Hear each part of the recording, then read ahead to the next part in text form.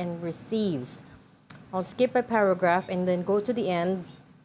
The second paragraph basically said that they, as a matter of policy, do not comment on operational matters with respect to the ongoing investigation. But Office of the Prosecutor activities are funded through the court's budget approved by the ICC Assembly of States Parties and subject to established oversight mechanisms. The costs related to OTP prosecutions and investigative activities, including mission expenses, are fully covered by this budget and managed strictly by the office in an independent and transparent manner and in accordance with ICC financial rules and regulations. So this is quite a serious response from the ICC, and as they said, they don't normally comment on operational matters. And in fact, remember, we also tried to get them on a lot of things to comment on the events leading up to the confirmation of charges hearing, but they declined us, saying, we do not comment on individual cases. But I guess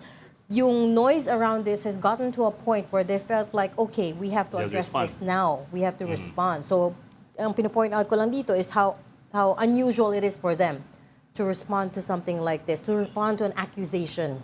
Kasi even before, nung hindi pa nagko-confirmation of charges hearing, they were already being accused of, no jurisdiction, being biased, and so on and so forth. And whenever we asked them to come and comment on that, they would turn us down. Kasi nga, it's their policy. But again, this is what it's gotten to, wherein they had to issue a statement. But let's bring in our woman from The Hague. She's now with us, joining us live. Woman sa Hague. Oh. Sa Hague. Ay, nahawa na siya. Nahawa na sa'yo. Okay, si Angela Gonzalo Castro. Angela, kamusta ka dyan? Hi, Ange. Nakamute ka, nakamute. Mute. Sorry, may entry din ako. Ano? Go. Anong entry mo? Sa Hague ng sa Hague ng magaling ang masipag. Tama ba 'yun? Ha? Gets mo ba? Corny. Daig. Daig. Sa Hague nga, sa Hague. Angela, I know Or hey girl. I know the Netherlands is a place of Hey very girl. lax rules with regard to certain chemicals, but You know what it is? I think the cold has gotten to her, no, Ange? Yes. Masyadong malimig dyan. It's in my brain already. Oh. But anyway, I'm here right now in front of the ICC, wherein people actually tapos na, no, people were lining up here a moment ago for of course, inside to watch the confirmation of charges of former President Rodrigo Duterte. This actually technically day 3 of the confirmation of charges. And today is the schedule of the defense to submit the merits on their case. So kanina, we were able to see Kaufman going inside, but nag-decline na siya to give an interview. We saw a lot of people here from different, from two sides of the coin, pro and anti. We're ready to get inside. Talagang aabangan na lang natin kung ano yung magiging laman ng depensa nito ni Attorney Nicholas Kaufman. And sabi nga natin, for context, this is the first time that we're going to see Kaufman in action, officially, because lagi na natin siya nakikita, nagpapa-interview lang, yung mga snippet, mga pocket interviews. And the first time that we saw him talk is during the opening statement. Pero ito talaga, titingnan natin kung gaano siya kagaling idepensa itong si Pangulong Rodrigo Duterte. Kasi sabi nga in this world, in his world, yung itong dati siyang former prosecutor, 'di ba? Before siya naging sa defense, and he was a rock star, sabi nga nila. So we will see kung paano niya gagawin itong kaso, itong mga ebidensya na to para to defend the former president. Of course, kanina napag-usapan niyo na nag-release na ang ICC ng Office of the Prosecutor ng kanilang pagde-deny nga nito mga allegations made back home in the Philippines. Yeah. And you've been there a few days, and I know that you've done some interviews with both the lawyers of the victims, pati na yung lawyers of the Duterte family. Mas klaro na ba at this point what the 6 lawyers of the Duterte family are there for and how they're helping the case? But by that, I'm talking about yung grupo nila, Attorney The Filipino Sal Panelo. Legal Counsel. Yeah. Okay, so I was with them yesterday for quite some time and then of course I asked them kung ano ba talaga yung role nila dito. Merely observing lang talaga sila. They had social with Kaufman the other night and sabi nga nila hindi naman nila masyado pinag-usapan yung case kasi social nga daw, but they were able to talk about the health of former President Rodrigo Duterte, and they said they're very worried about him because according to Kaufman talagang kumbaga sa salitang Pilipino, Reg, Ma'am Ami at saka Bok, nag-uulyanin na. Ganon Kasi pagka tinanong daw, sino tong kakakausap lang niya dun sa bumisita sa kanya, pag tinanong daw kung sino yung bumisita sa kanya, hindi na daw niya maalala. No? Pero, after the presentation, the first day of presentation ng prosecution, di ba, we were able to talk to Kaufman also. And he said, nag-update naman daw siya kay Pangulong Rodrigo Duterte. And tinanong namin kung anong comment ni Pangulong Duterte. Sabi naman daw happy siya. Kasi sabi naman ni Kaufman, hindi naman daw nag-monitor itong si Pangulong Rodrigo Duterte. As for the Filipino legal team, sabi nga ni Salpanelo, they're just observing. And sabi sa akin ni Attorney Salpanelo, off-air, nung nagkukwentuhan na kami, kasi sabi niya, kailangan talaga merong Filipino lawyer sa team ni Pangulong Rodrigo Duterte. Sabi ko, paano yun? Hindi naman kayo po pwede na pumunta lang doon kasi kailangan may accreditation. He said, nag-apply daw siya ng accreditation ng ICC, etong si Attorney Salpanelo, through his son, Paulo Salpanelo. Titingnan na lang natin kung ma-accredit siya. So, as of now, nakapag-file na siya ng accreditation para makasama siya sa legal team, supposedly nito ni Pangulong Rodrigo Duterte. At tinanong ko rin sila, Secretary Medellera yesterday, kasi sino ba? 'Di ba? Sino ba yung nagsabi sa inyo na kayo yung Filipino legal team? Family daw, mostly si Hanilet Avancenia. Pero kailan Kasi siya dapat nag-file? daw talaga Bok, ang plano nila is to go here lang in visit. Hoping to get a glimpse of the former president during the confirmation of charges. Biglang nag-wave ng right, 'di ba? To appear in front of the trial chamber. So sabi na sayang naman, pero yun na nga nung sinabing pupunta sila pala lahat diyan, di kayo na yung Filipino legal team na ni former president. Pero kailan lang siya nag-apply to be accredited by the Hindi ICC? niya na sa akin yung information, pero sabi niya nag-apply na yung anak ko para sa akin, sabi niya. So antayin na lang natin. And why is it through his son? Bakit kailangan sa anak? Oo nga sabi ko sa kanya kasi siya yung anak daw niya yung may alam doon. Siguro kailangan application. ng Online application. Hindi siya So marunong. actually habang nag-uusap tayo ngayon, kararating lang kakapasok lang ni Bello, former Dole Secretary Bello, at saka ni Delgra, former LTFRB what's his name, Martin Delgra and Panelo. Martin. Okay, so So nandito na sila, pumasok na sila. Approve na rin ng ICC yung request ni Yes po. President Opo. Duterte. He will also skip the hearing sa Yes. detention niya. Oo.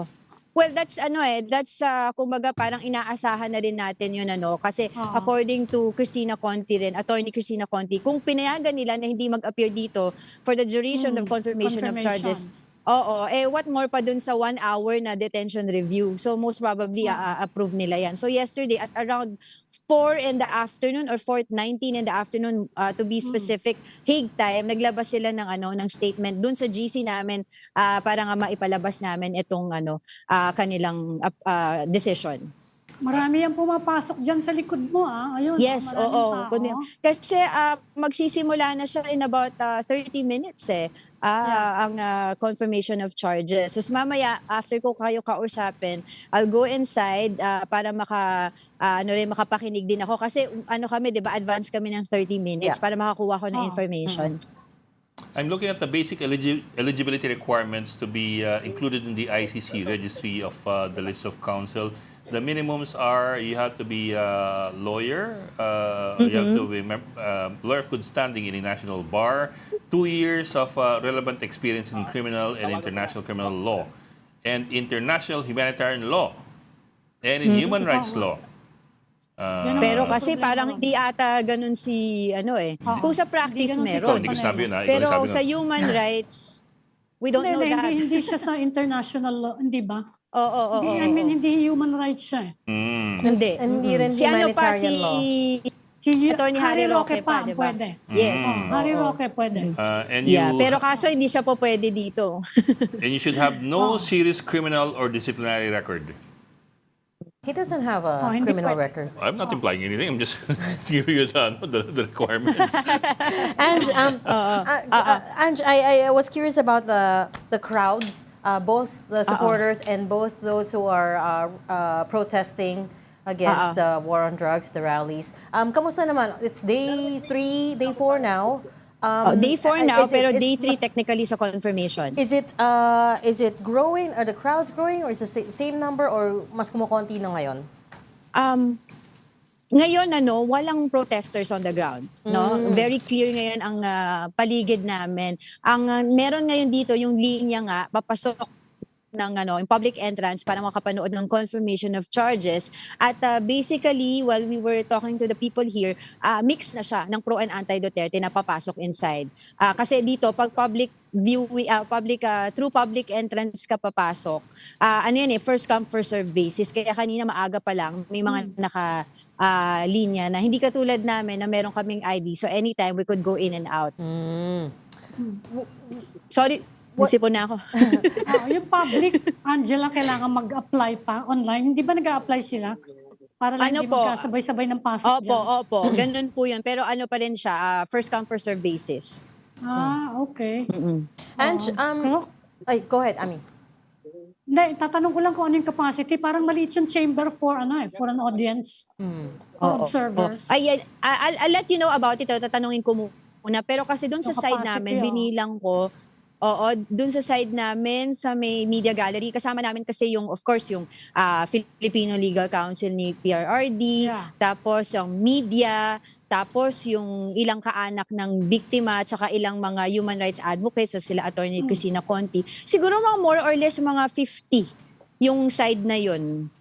Mga ganon. Doon sa side namin na, doon sa public entrance, hindi ko alam, hindi ko pa, I'll let you know, I'll get information regarding that and I'll get back to you. And so coming back to the statement that the ICC released about how they fund their investigations and how, all of this is covered by strict ethics rules.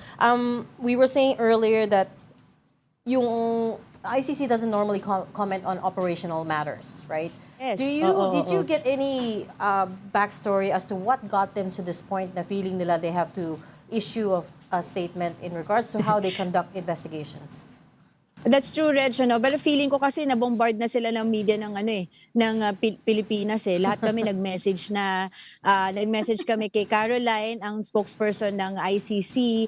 Tapos even si Miss Paulina Masida ng Office of the Public Counsel for the Victims, message na namin to get information So siguro kaya they needed to release statement.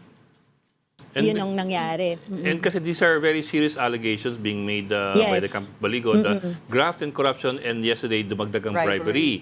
And then they also released photographs of what appears to be, or at least from that perspective,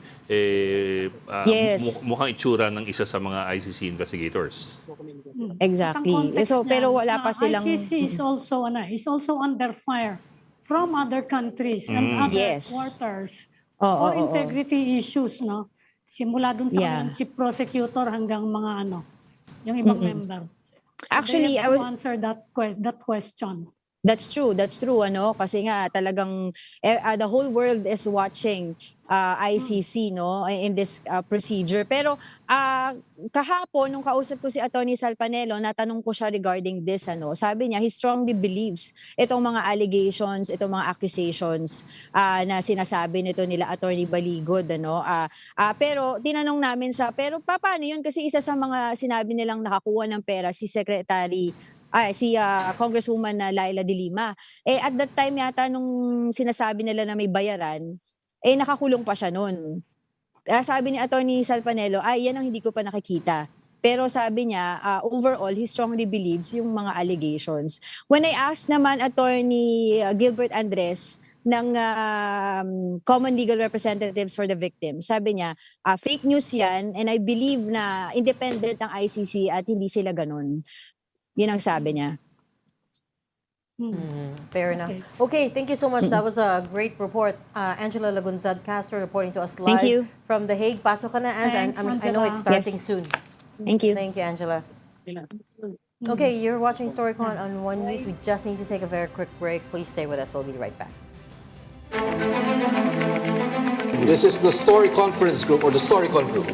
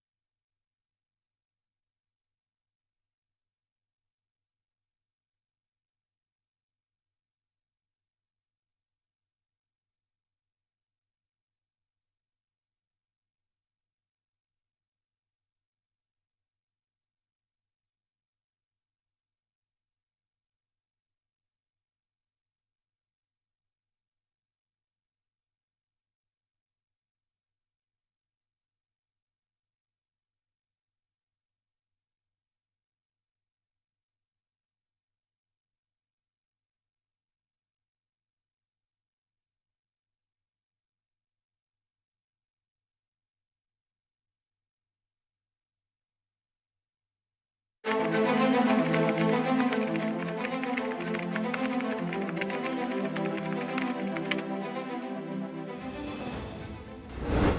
got developing news in the stories behind the headlines. Welcome back to Storycon, the Story Conference. I'm Ed Lingao. And I'm Regina Lay, still with us, Ami Pamintuan of the Philippine Star. Bok, I'm just going to the comments of remember kahapon kasi may storying lumabas sa One News sa TV5 tsaka sa Philippine Star. Yung edited photo. Oh, yung litrato ng tatlong I think mothers sa mga alleged victims ng EJK. Well, family members of the victims. Oo. Kasi lumabas dun sa page ni Cathy Binag na may dala sila mga bag na mukhang mamahalin. Ang sabi ni Angela, our reporter from The Hague, si Angela ang kumuha ng picture. So wala talaga silang dalang bag. So mukhang in-AI. Now, you have a lot of back and forth ngayon sa comment section of people claiming na hindi AI yan kasi inedit lang. Nag-iba daw yung picture ng konti yan. May pagbabago daw dun sa background, dun sa position ng mga kamay and all that. They tend to forget na when you AI a photo, an original photo, and ask AI to add something to it, nagbabago talaga yung ibang elements at kumikinis yung mga ano. I mean, I think the point is manipulated talaga yung photo. Yeah, but some, people are a lot of people are saying na hindi pareho yung totoo. No. Hawak lang yan ng mainstream media. So pati tayo dinamay. That's not new that we always get accused of being biased, but Na sensationalized, biased media. na bayaran daw, which we are not, but So and for people those of you- people believe what they want to believe. For those of you familiar with AI, if you ask AI to tinker with an original photo, it will add the elements that you want to add to it, but it will also tinker a bit with some parts of the image. Also, AI does a lot of enhancing. But yun nga, Kasi yun yung normally gusto ng mga tao. Pampaganda ng mga selfie. but some of the photo experts early on already said mukhang manipulated because the arm positions were different. If you zoom in and you look at it carefully, makita mo yung parang hindi ganun ka linis yung pagkakaayos. It's not that smooth. And remember the small scandal with Catherine, Princess of Wales, where she posted a photo of her family after she went quiet for a while. And then Yung hand niya, wrong position. Exactly. So a lot of photo experts, criticize it, saying this looks manipulated. It looks like it was already edited somehow. And then the British Palace was forced to admit na, okay, yes, she edited that photo. It's the same thing with this one. Before pa na this proved that this was a manipulated photo, a lot of people on my feed I saw were already saying na they touched that photo already. They edited that photo because if you look at, there are some elements of photography that you can use to compare something that's real with something that's been touched. Tsaka sa huli po, yung reporter na kumuha ng picture na yan, siya na nga nagsabi siya yung kumuha. Yung reporter ko sa natin kanina, siya na po nagsabing siya yung kumuha ng picture na yan. Pagpipilitan pa ninyo. Walang bag. Pagpipilitan pa ninyo na hindi, nag-post sila ng walang bag, tapos nag-post sila ng may bag. Yung mga ganun sa komento, parang, ha? Oh well, anyway. It'll never end. No, it will never end because people will believe what they want to believe, right? And polarized talaga. Of course, people, Yeah, but it's no excuse. It's no excuse, People of course, believe to be sharing fake news like this and to, inflame. To stand your ground because you want to believe what you want to believe. Okay, there you go. Yan yung mga AI, yan yung iniimbestigahan ng susunod na guest natin. Ay, wala pa yan. Ganun ba? AI altered information, misinformation, disinformation, nandiyan na siya. Oh, he's here na. But that's difficult to try to get ahead of the AI manipulation. It's just like Although, at the yung photo, matagal na yan ginagawa sa mga ibang Photoshop. It's just like the Panahon natin Photoshop eh. Photoshop, pinatatanggal yung mga wrinkles. panahon ko Canva na. Ano? Canva. Ano yun? Ang alam namin, Natatanggal yung mga ang alam namin wrinkles. ni Ami na Canva, yung canvas. Canvas, oo. Alam ni Ami yung Canva. It's a Ah. very useful tool for making presentations, Yeah, okay, I should learn notes, that. Okay. ganon. Okay. Okay, let's bring in our All right, next guest. let's bring in our first guest today. We're talking to, newly minted National Bureau of Investigation, or NBI, Director, Attorney Melvin Matibag. Welcome to Storycon, Attorney Matibag. Hi, Good Atty. afternoon. Salamat sa invitation nyo at sa inyo rin po mga televiewers. Good afternoon po. Good afternoon, sir. Thank you for joining us. I know you're very busy, especially nakaupo lang ninyo at I'm sure you're catching up with a lot of things. Pero I guess we can start with what we were just discussing now, which is yung AI. fake news na photo na nag-viral. I wonder what you guys are planning to do about the proliferation of fake news, fake images like this, or doctored images like this. Well, that's a very timely question kasi just this morning I had a meeting with the Executive Committee of CICC together with Secretary Henry Aguda of the ICT. And we are partnering with private entities for us to address that problem. Sabi nga, yung biro nga kanina sa ni Secretary Aguda, tulungan mo kami, marami tayo ipapakulong. So we will go after them.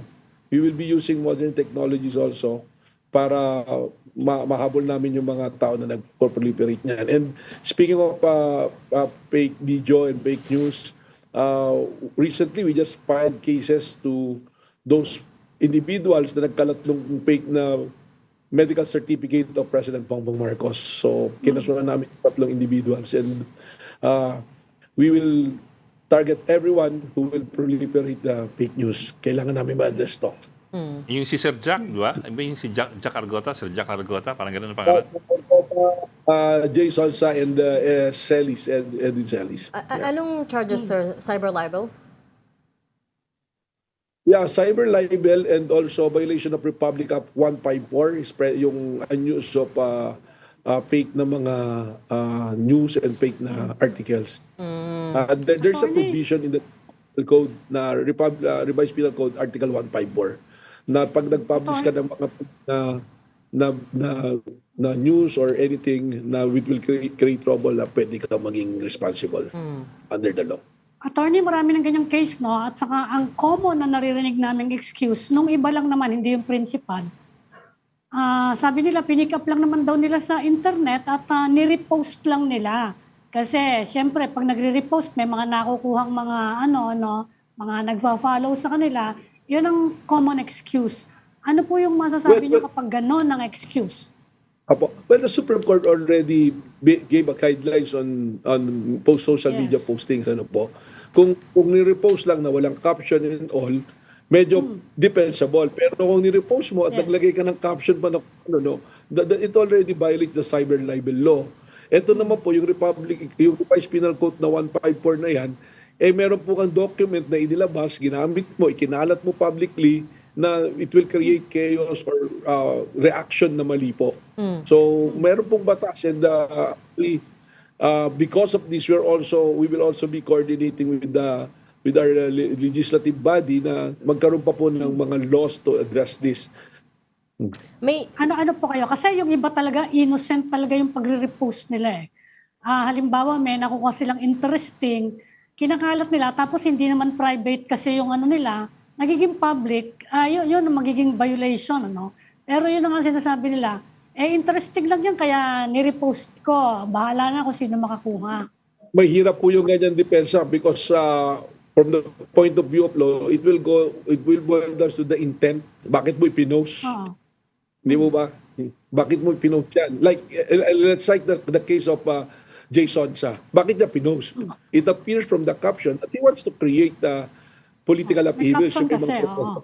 Di po ba? So, ang lesson po dito is let's be responsible in using social media platform. And kung hindi po sigurado, huwag tayong mag-post. Huwag po tayong mag-caption ng mga sasabihin natin. Huwag tayong mag-comment. Because there is a law that will make you answerable po sa mga ganyan po pagkakayari. You know, sir, there's another loophole here, which is I foresee that a lot of people will say in defense na Well, I'm just asking. I'll give you a very concrete recent example. When Attorney Harry Roque posted that photo of President Marcos and insinuated that he had a colostomy bag, nakausap namin si Attorney Roque after that, and he said, hindi ko siya inakusa. I was asking. And it is a matter of national interest. So, if you add just one question mark at the end, apparently, that's a way out. What do you think? Well, that will be his defense. But you have to go to the law for the court to determine what is your real intent. So series of events po yan, series of documents, pieces of evidence that will be collated. Tapos pag kinasuhan ka, then the court will be the one to process kung ano ba yung intent mo. Kung totoo ba yung sinasabi mo na question. Kasi by just putting a question mark, it doesn't mean that you're asking a question. Doon ko na nga po ibabalik na the court will look on the intent. Kami rin po, sa law enforcement, from the National Bureau of Investigation, we will look into the intent for us to determine if there is a probable cause for us to indict you in court. Kasi sir, some people would use a question mark to avoid the appearance of imputing malice. On the other hand, the fact that you have reposted something and just include the question mark may already be malicious imputation. But how do you strike that balance? Yung kasi sa huli, di ba? Yung paano pagbabalanse na gusto ko talaga magtanong versus gusto kong magtanim ng malisyosong pananaw.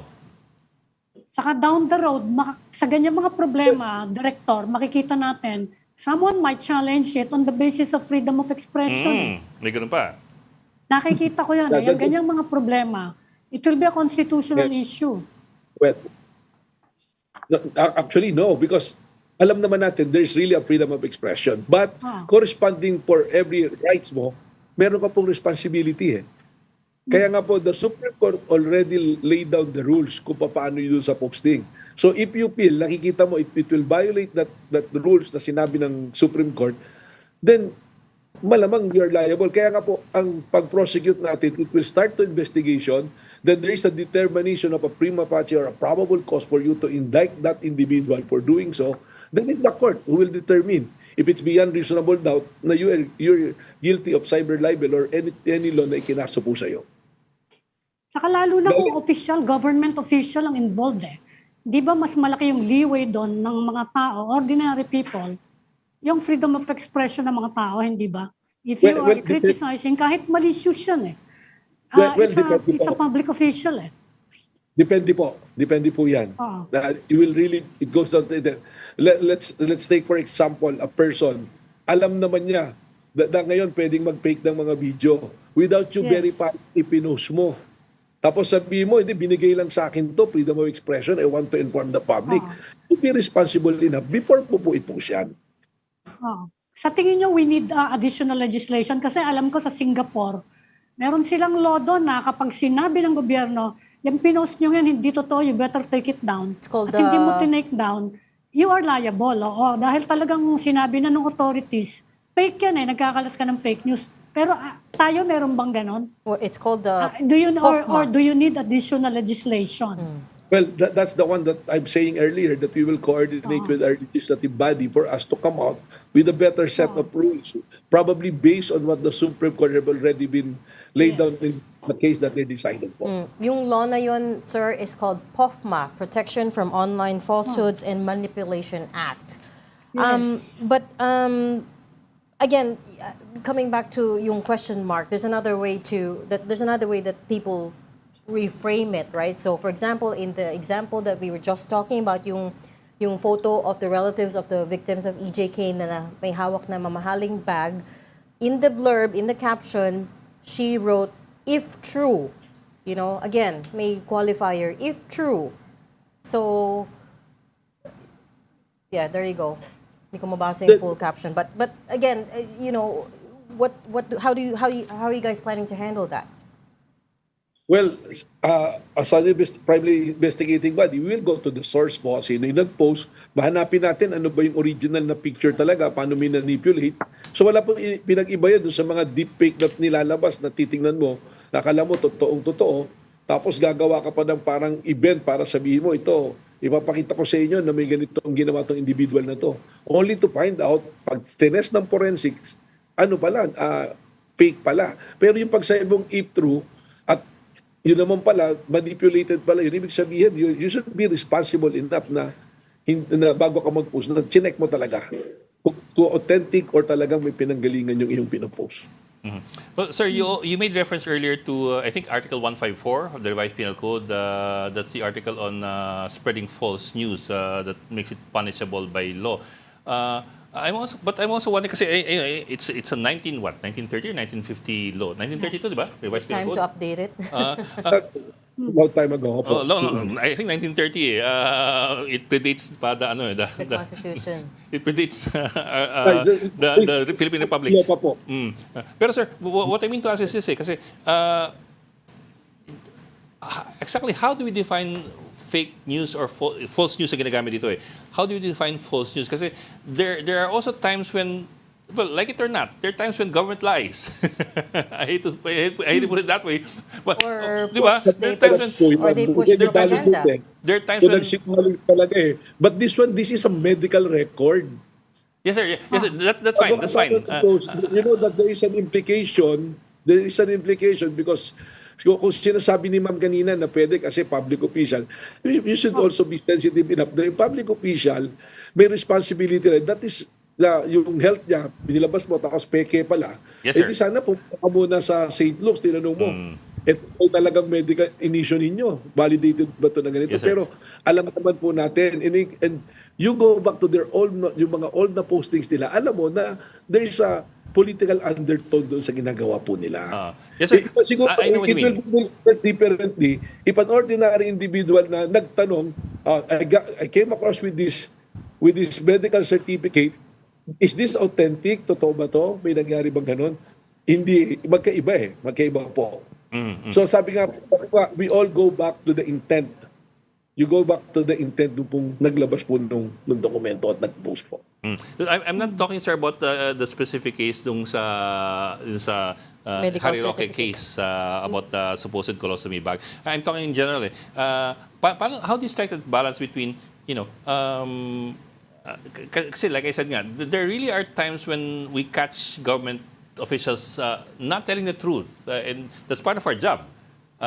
And sometimes government officials will also challenge us by saying na that's not true. I am innocent. Sometimes may ganung banggaan eh. So, pag umabot sa korte at ginamit yung 154, paano yung pagtitimbang nun?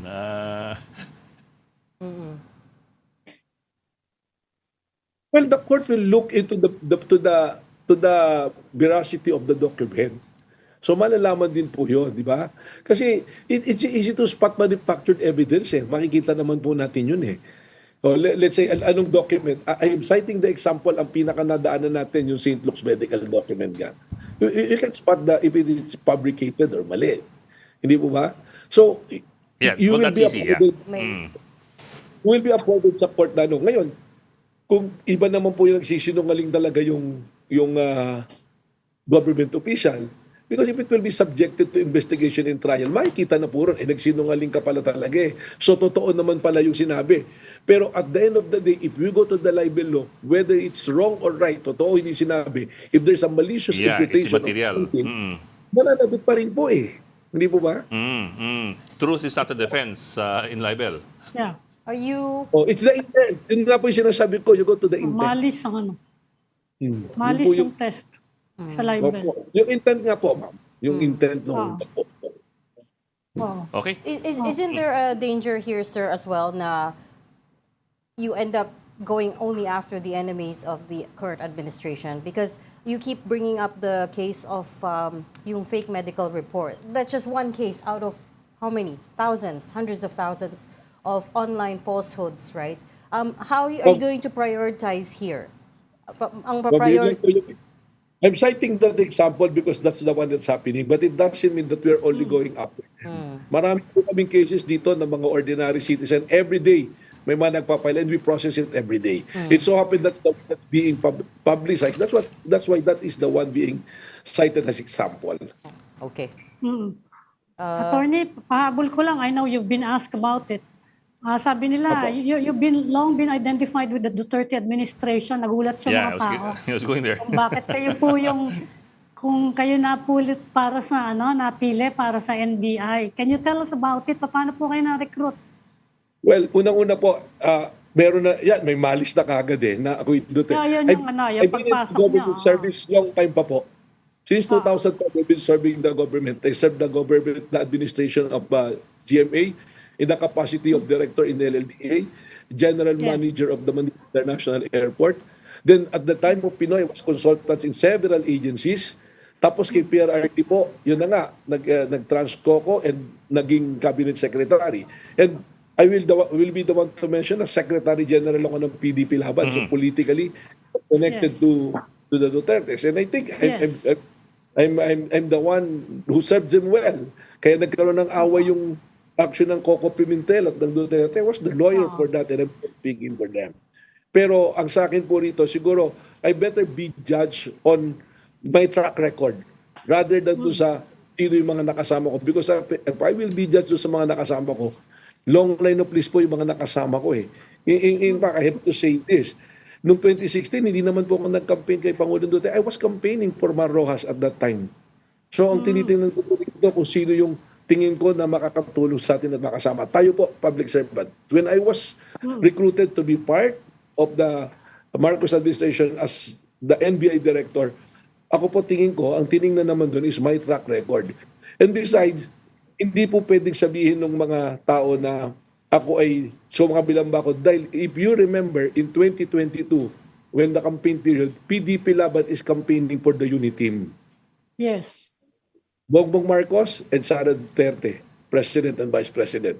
Kami po yung nag-campaign. And I've been longing to serve the government from the time that the President Bongbong Marcos assumed office. In fact, I will not deny it. I applied for a position. It's only now that I've been recruited. Sir, okay. to be very clear to all the people who are seeing the chatter online, you would not classify yourself as a Duterte ally. Is that correct?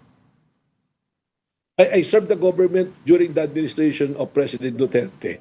So at that time, if they will define it that I'm an ally, then that's their definition. Yes. But siguro, I'd rather be defined from what I did and what I'm doing and what will I do as the director of NBI. Director, if I may ask, ano po yung in-applyan nyo noong 2022? You said you applied for a position? I'd rather say not, pero marami po. And kasama po dito yung Marami. Lord. Opo. So okay. did this appointment come as a surprise, sir? Well, I will not say na surprise kasi mahabang process naman po yung pinagdaanan ko. I was so before I came into the position po. Okay. Okay. We'll leave that there. Okay. Thank you so much for talking to us. Ami, malicious ka.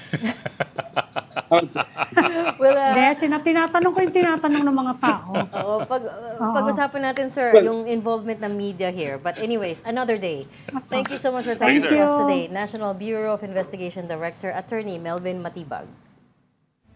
And you. we're on until 5:30 p.m. Storycon will be right back after a quick break. Please stay tuned. This is the Story Conference Group or the Storycon Group.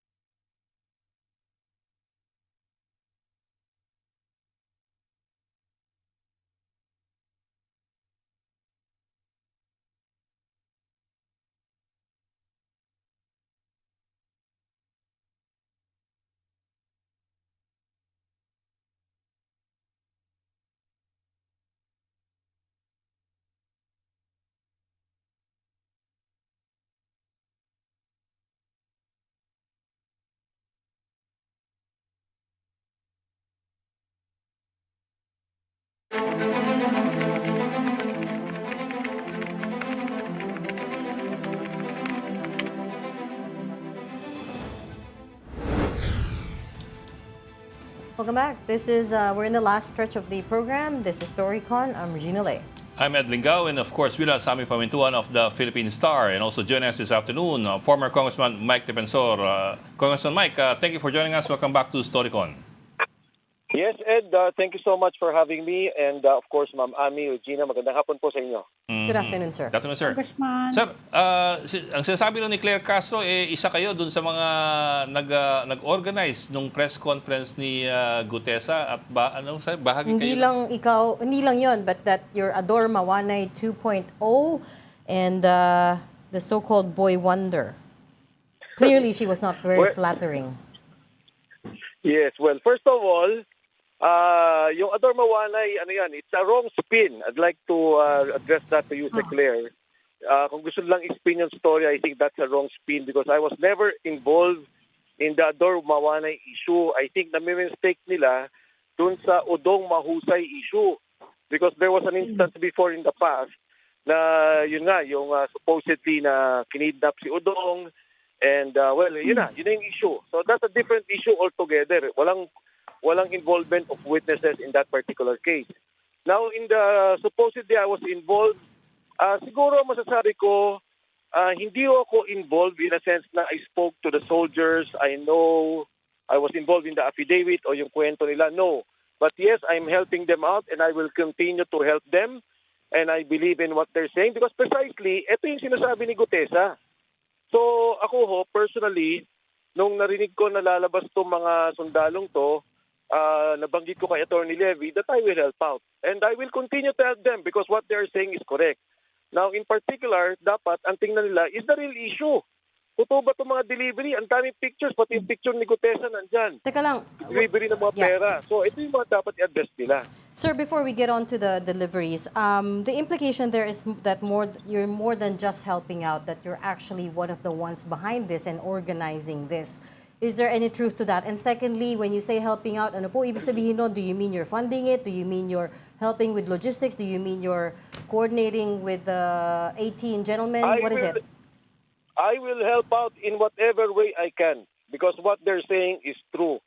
But that the government should address the issue, Bongbong Marcos should address the issue, the senators and the congressmen, ano yung perang dinideliver.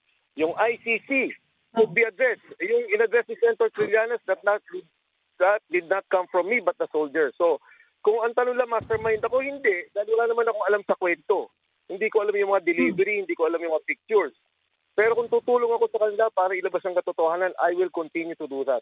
Ikaw ba ang former GMA cabinet official that Claire Castro was referring to? Do you think that was an operator and every time daw this person gets involved, something is fishy?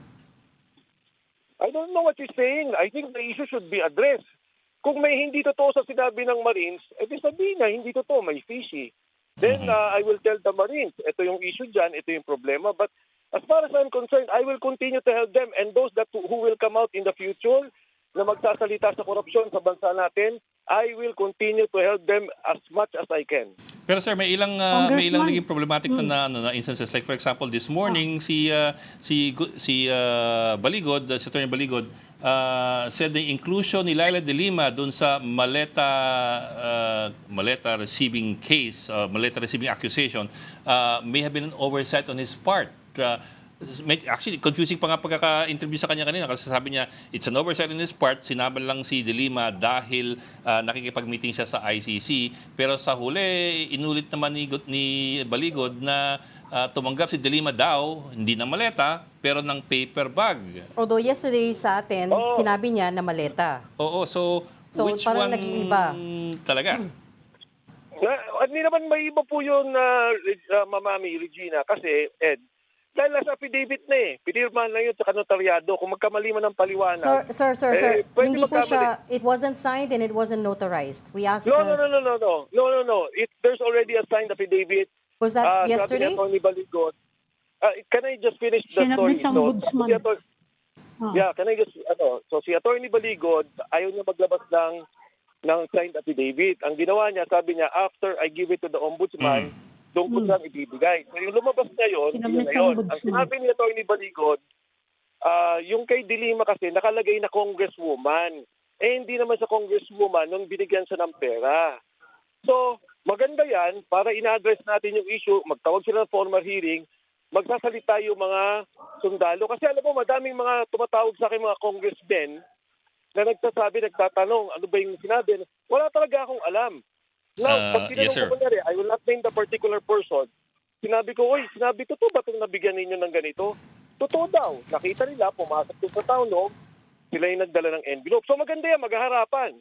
So sasabihin nila, nakita ka namin, nung araw na to, ikaw nagbigay. Pero sir, yun pa lang Congressman. meron kayong sinasabing may alam kayo na wala doon sa affidavit. Kasi ito, sinasabi nyo, binigyan ng pera si De Lima nung hindi pa siya congressman. That's not even in the, affidavit. No. I'm clarifying. Ang sabi kasi na Attorney Levy, ang mistake niya doon ng oversight, inilista niya na yung mga congressmen na binigyan. Aha. So sabi niya, nung panahon doon na binigyan, hindi congresswoman si Attorney De Lima. That's why he was saying, na totoo yun. Pero nagkamali ang oversight ko na Hindi inilista siya ko siya as congresswoman pa. congresswomen. Oo. At hindi rin maleta. Yes. I can check the affidavit now. I have a copy, but I don't think na maleta yung sinabi kundi envelope. No, sir, sa affidavit paano maleta, naging sir, envelope? nakalagay. Hindi, una it She's was, in teka lang. the list of the maleta people. Una sabi niya maleta, then naging paper bag, and now you're saying it's envelope. Ano po ba talaga, sir? No. There's walang debate sa mga yan because this is not coming from me nor Attorney Levy. So I'm opening my cell phone now. I have here the files. I will particularly read yung instance kay Dima. So wala akong ano yan eh. Walang ibig ko sabihin hindi kailangan mag-debate dyan dahil nakapirma na yan, na-notarize na po yan. Okay, so if you could just let us know, ano ba? Congressman, Go ahead, Ami. Congressman, itatanong ko lang kasi naguguluhan din kami. Ito bang mga payoff na to are linked to the ICC or to the flood control issue, yung mga payoff na yan? Kasi nabanggit nyo rin na continuation to ng testimony ni Orly Gutesa na nawawala ngayon, di natin alam kung nasan. But Orly Gutesa was testifying about flood control. He was not testifying about the ICC. Ano ba tong pinagte-testify ng mga etong latest na to, tong press conference? Are we talking about the flood control o yung ICC investigation kay President Duterte? Yes, ma'am. Ma'am, thank you for the question. Actually, ma'am, nung nandun po si Gutesa, wala naman po siya, ma'am, na banggit. It was the flood control scandal yung investigation, but he mentioned the delivery of money. Ngayon po, dito sa mga skandalo, hindi ko nga po alam particularly kung anong issue po dito, kung ito po ay particularly linked to a particular project, linked to a particular, kunyari po, ICC.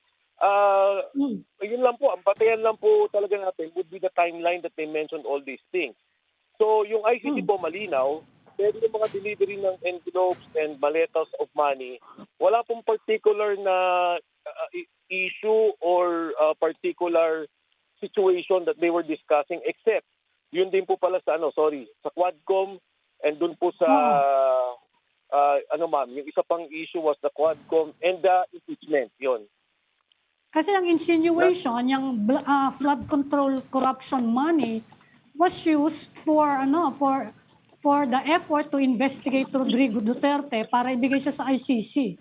Yun yung insinuation eh. So pero hindi malinaw yun. Yung ba yung ini-insinuate dyan sa testimony ng mga yan? I would think, ma'am, ang klaro dun sa issue nila is the three issues of the ICC, the Quadcom, at yung pong impeachment hearing. Yung pong mga delivery ng pera na iba, ma'am, ang sinabi nung sundalong isa, sabi niya, na-realize lang namin na kasi ma'am, ang kwento nila, 100 times po silang nagdi-deliver ng pera if they will add it all up. So it would be all of these issues, ma'am. It can be flood control, it can be the irrigation, ganun po. So lahat na ng Sa issues. belated realization na yung palang binibigay nilang mga mali-maletang pera na sabit dyan sa flood control corruption, ginamit din doon sa pag-iimbestiga ng ICC. Ganun ba yung takbo noon? Kasi hindi malinaw yung context ng press conference na yun eh. Well, actually, ma'am, kasi ang problema, ma'am, sa mga sundalo, and to be fair to them, nagdi-deliver po sila ng pera. Taga-deliver lang sila. Opo. Ang mga kaalam po talaga would be Saldico, Mark Texay, and Paul Estrada because they're the ones who know where the money came from at kung sino ang didibira ng pera. So I would think, ma'am, na talagang kailangan magdikit-dikit yung issue niya because hindi naman po eksakto na alam na sundalo kung sino at saan ang galing yung mga perang ito. Okay. I just have to say at this point, Ed Lingao has to step out because he's doing another show. Pero Yeah. there's still a lot of things that are not clear to us, Congressman. But you know, many of the people that that was named in the affidavit, that were named in the affidavit, have all vehemently denied it. Chief of them, yung Marines, na nagsabi na actually two of the gentlemen presented were not even part of the Marines, and most of them were dishonorably discharged. And then pati na rin yung ICC at this point has issued a statement saying they conduct investigations independently using their own budget, and it's all very transparent. And you know, it's not usual. We were saying earlier, it's not usual for the ICC to go so far as to issue a statement. But sabi nga ng reporter namin doon, they've been bombarded by questions from the Filipino journalists. Ako, Regina, napakaganda niyan. Kasi kung i-confront nila yung mga issue, maganda nga imbestigahan nila na lalong malalim. That's why Attorney Baligod went to the Ombudsman. Ito, the soldiers are the ones who have personal knowledge of money being delivered. Thousands, billions of money. Sorry, not thousands. Billions of money being delivered. Ang sabi nila nung nakausap ko yung isa, minimum is 500 million, maximum is about 3 to 4 billion per delivery. And that's about 3 times a week. Paano itong perang to galing kay Saldico, saan ang galing? Now you have the flood control ghost deliveries na nakita natin. Sir, they you're were not talking about delivery. Yeah. No, let me just finish about it. So if we cannot blame the soldiers and say, anong issue mo? No, Galing we're not. ba yan sa quad Okay, hearing? we're Galing not ba yan sa- blaming. let me just There's no one blaming the soldiers. All these questions that are being asked should be addressed. No, Kasi sir. Sabi dito, Okay. sabi ng sindikato, kami yung mga nagnanakaw kami, akyat bahay kami. Ngayon, itong pera na to, kinukuha namin, dinideliver namin dito. So, hindi sila yung mastermind. Okay, They're sir. not part of the actual thing. No one, to be Yeah. very clear, no one is accusing the soldiers at this point. All I'm saying is they are being discredited. Okay, the Philippine Marines themselves said most of them are dishonorably discharged. So it speaks to their credibility. Just like last time that you guessed it on our show, you said Orly Guteza was at the Marines compound, and the next day the Marines told us that that is 100% not true. That he was never there. I would still insist, Regina. You see, you're taking their side. You're not interviewing me. No, it's. I'm still insisting. Oh, okay, let me explain. I'm still insisting that Gutesa is with the Marines. Now he's not anymore. At the time, when I said he was with the Marines, he was with the Marines. I'm saying now that these soldiers are telling the truth. It is a corroboration of Gutesa. It is a corroboration of Saldico. May delivery ng pera. Now, the Navy, I don't even think should react.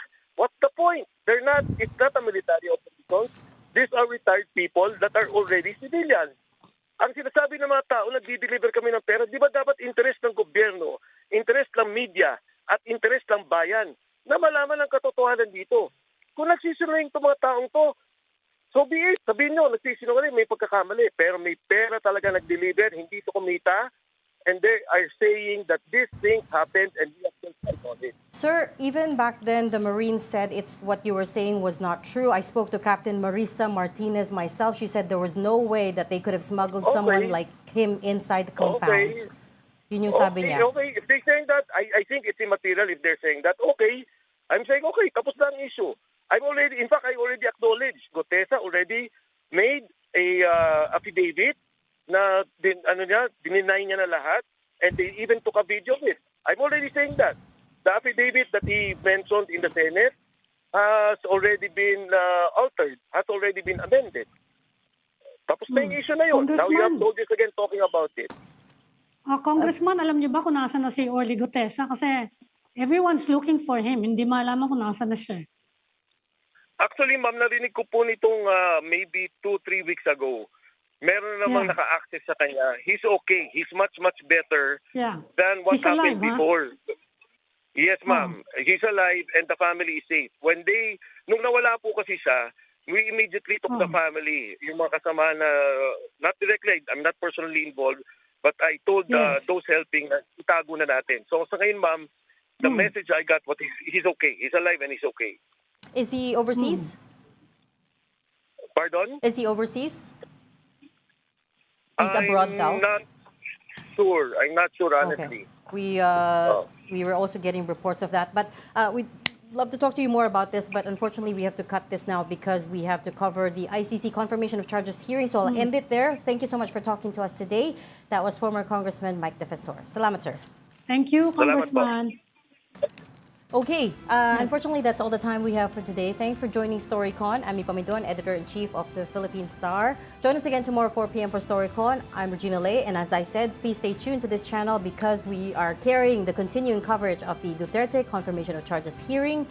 Kapatid, we are one news, all sides, all the time. Thanks for watching. This is the Story Conference Group or the Storycon Group.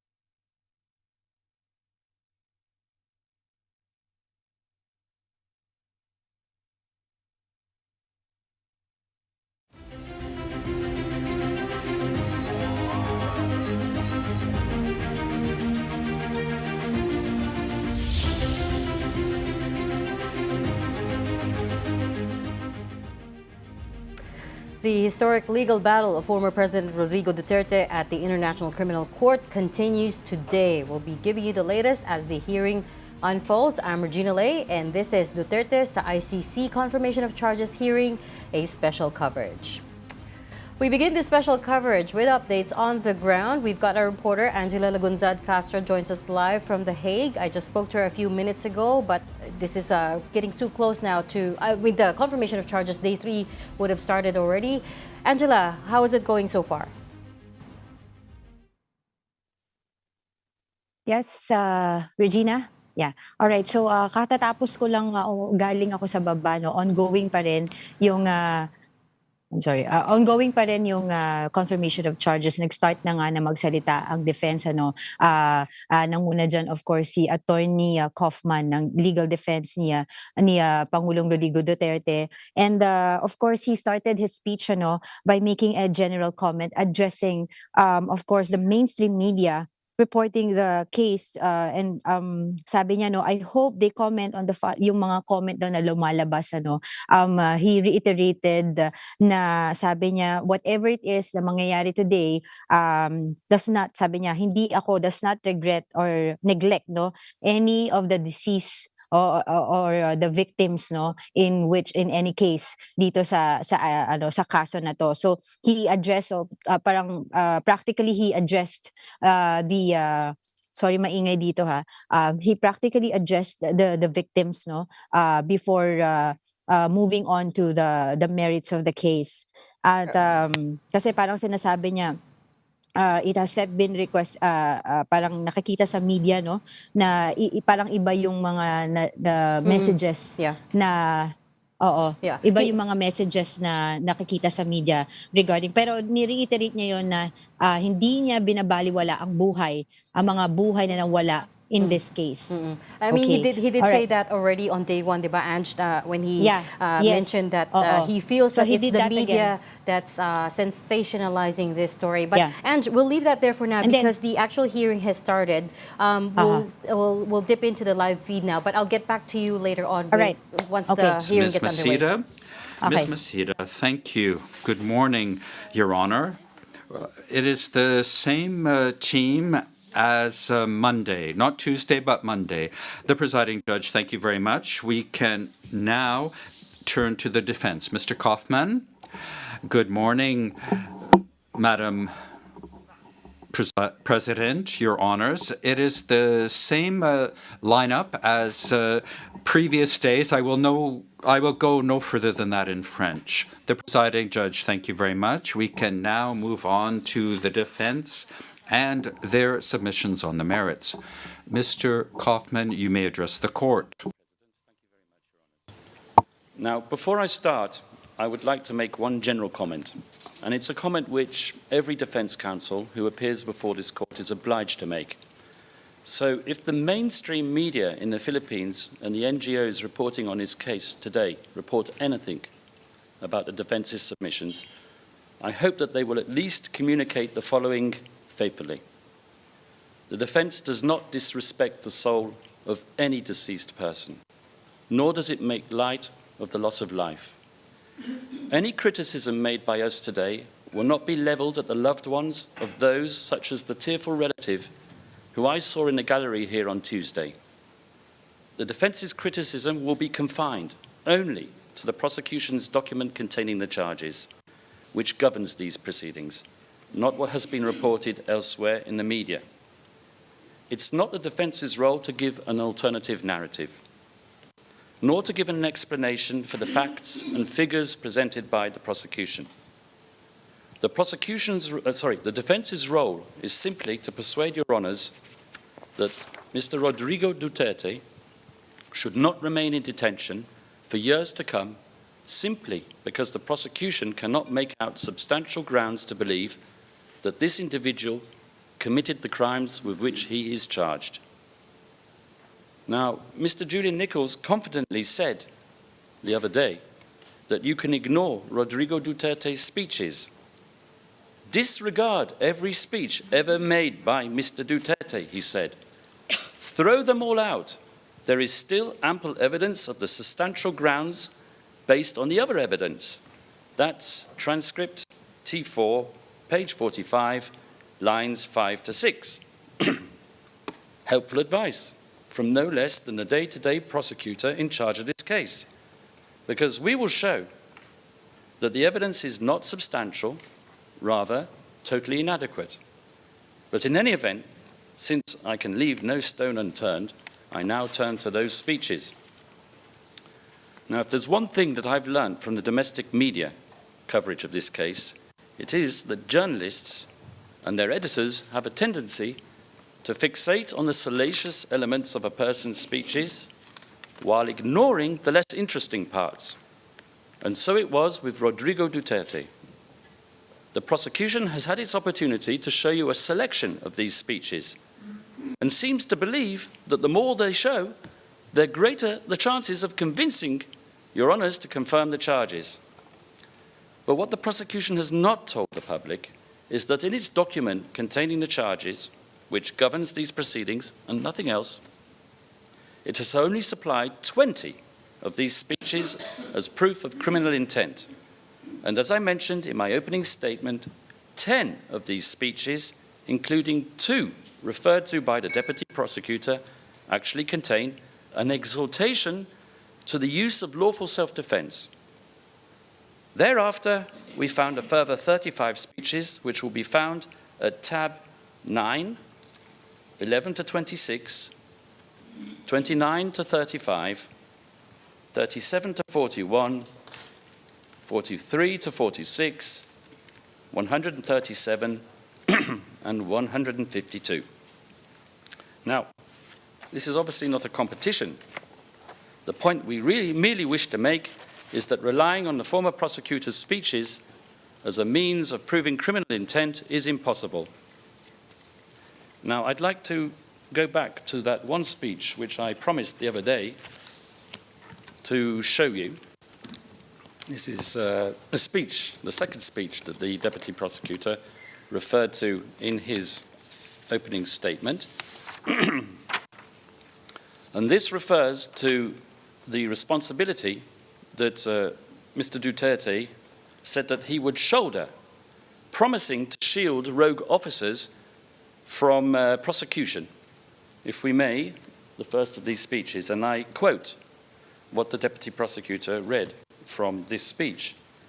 So the police is under the DILG, so I have to believe the story of the police, for simply they are my subordinates and I am ultimately responsible for their deeds. Now let's look at what the deputy prosecutor didn't state from the same speech.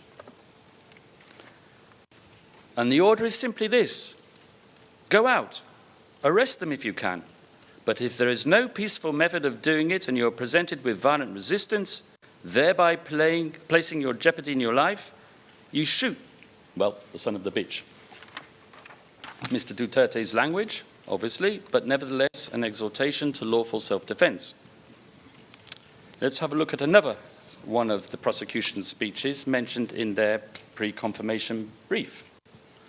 Once again, on shielding criminal agents from prosecution.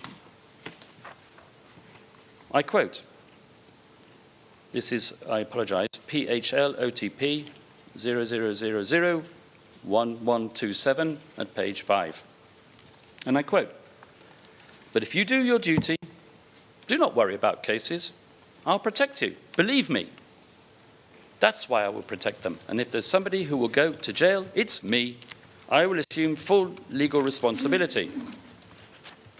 Now let's have a look at the exonerating element, which comes right underneath the allegedly incriminating element. He said, just do it right. We have our trainings that you can only kill if your life is in danger. And you are there performing the duty of a law enforcer. That's about it. Now I will turn to one of our speeches that we found in our research, one of the 35 that the prosecution didn't find. And I will terminate there because we have the rest, which we've referred you to in the tabs. So this is an exonerating speech which the prosecution either missed or ignored because it doesn't suit its case. And it was a speech which was made right at the start of the presidency, which could be seen as setting out the standard for his presidency. Mr. Duterte said this: "I promised them I will suppress crime and take control of the drug situation, which was really running wild in our country today. Make no mistake about it. I repeat again for all and for everybody's consumption. Do not kill if you are not in danger of losing your life." Well, it goes on. You can see it there on the screen.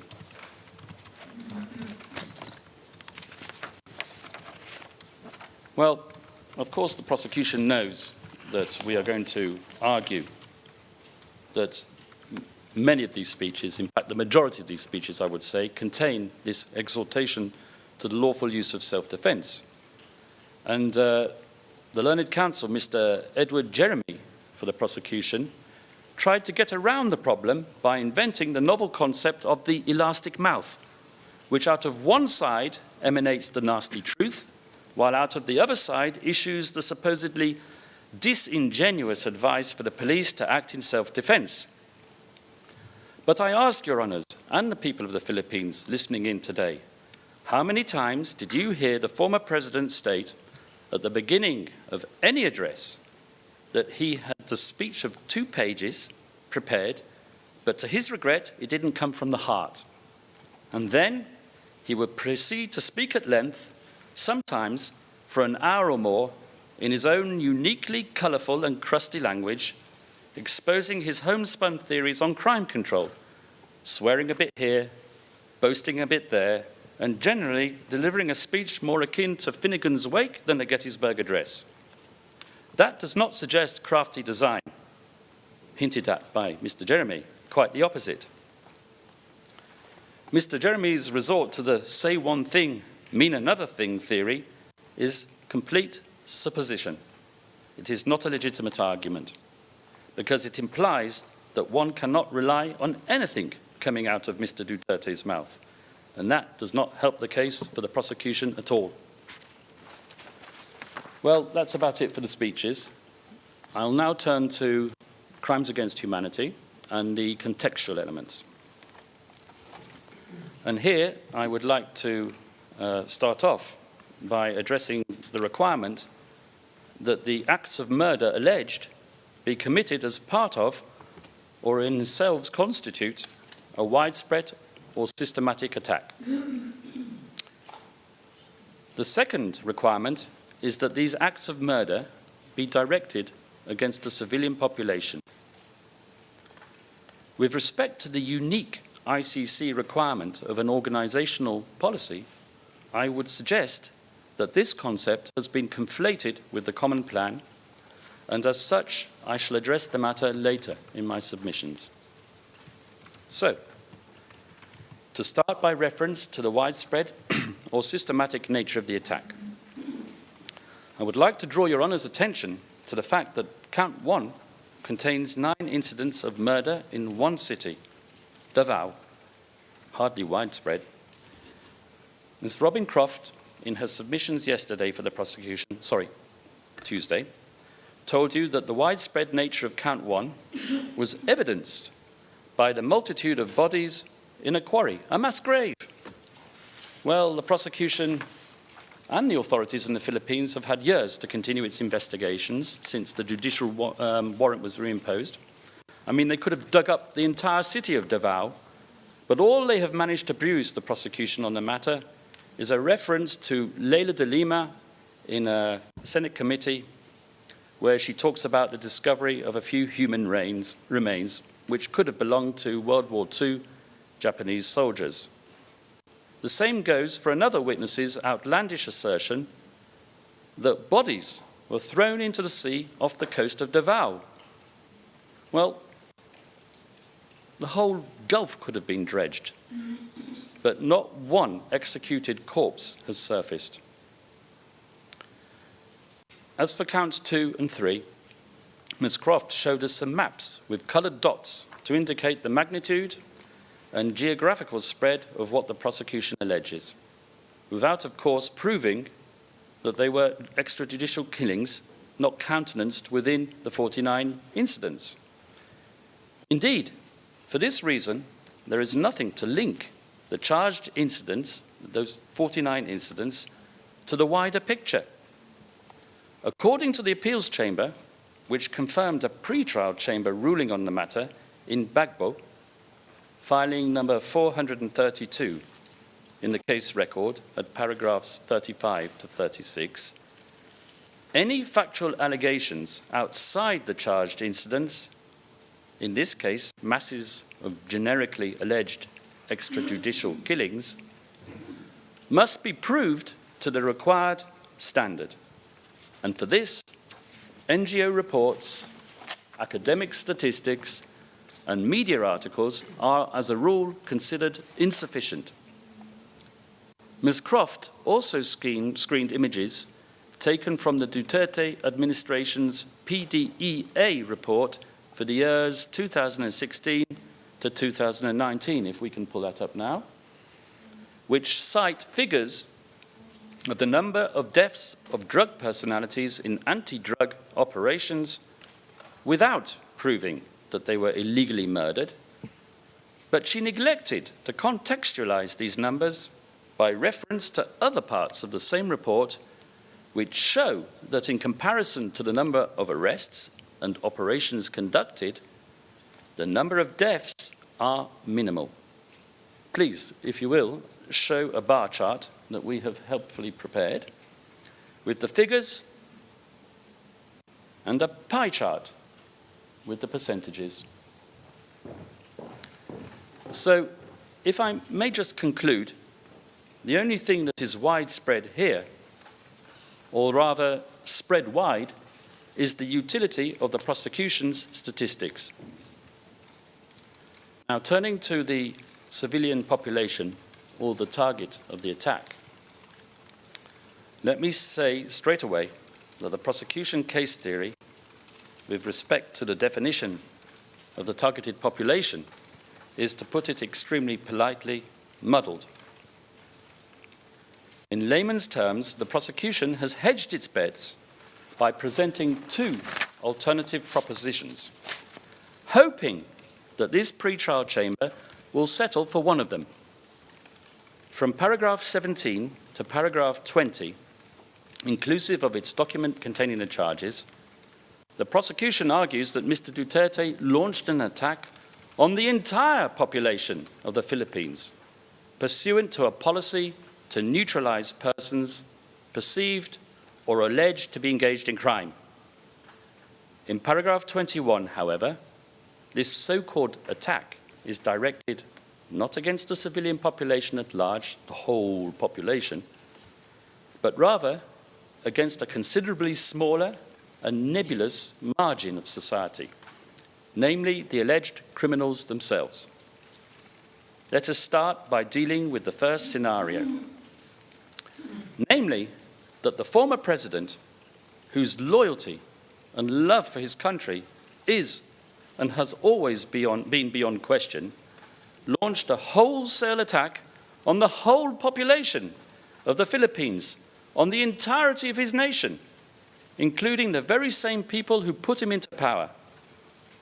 Such a suggestion is not just incomprehensible, it is quite bizarre.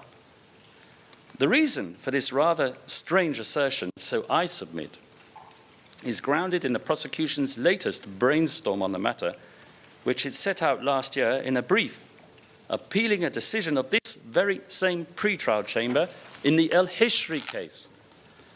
And I do apologize in advance for the rather dull expose which will follow, but I do find it instructive to illustrate the chameleon-like nature of the prosecution's case theory. In this instance, Your Honours found that the civilian population attacked by El Hishri comprised prison detainees professing a certain political ideology.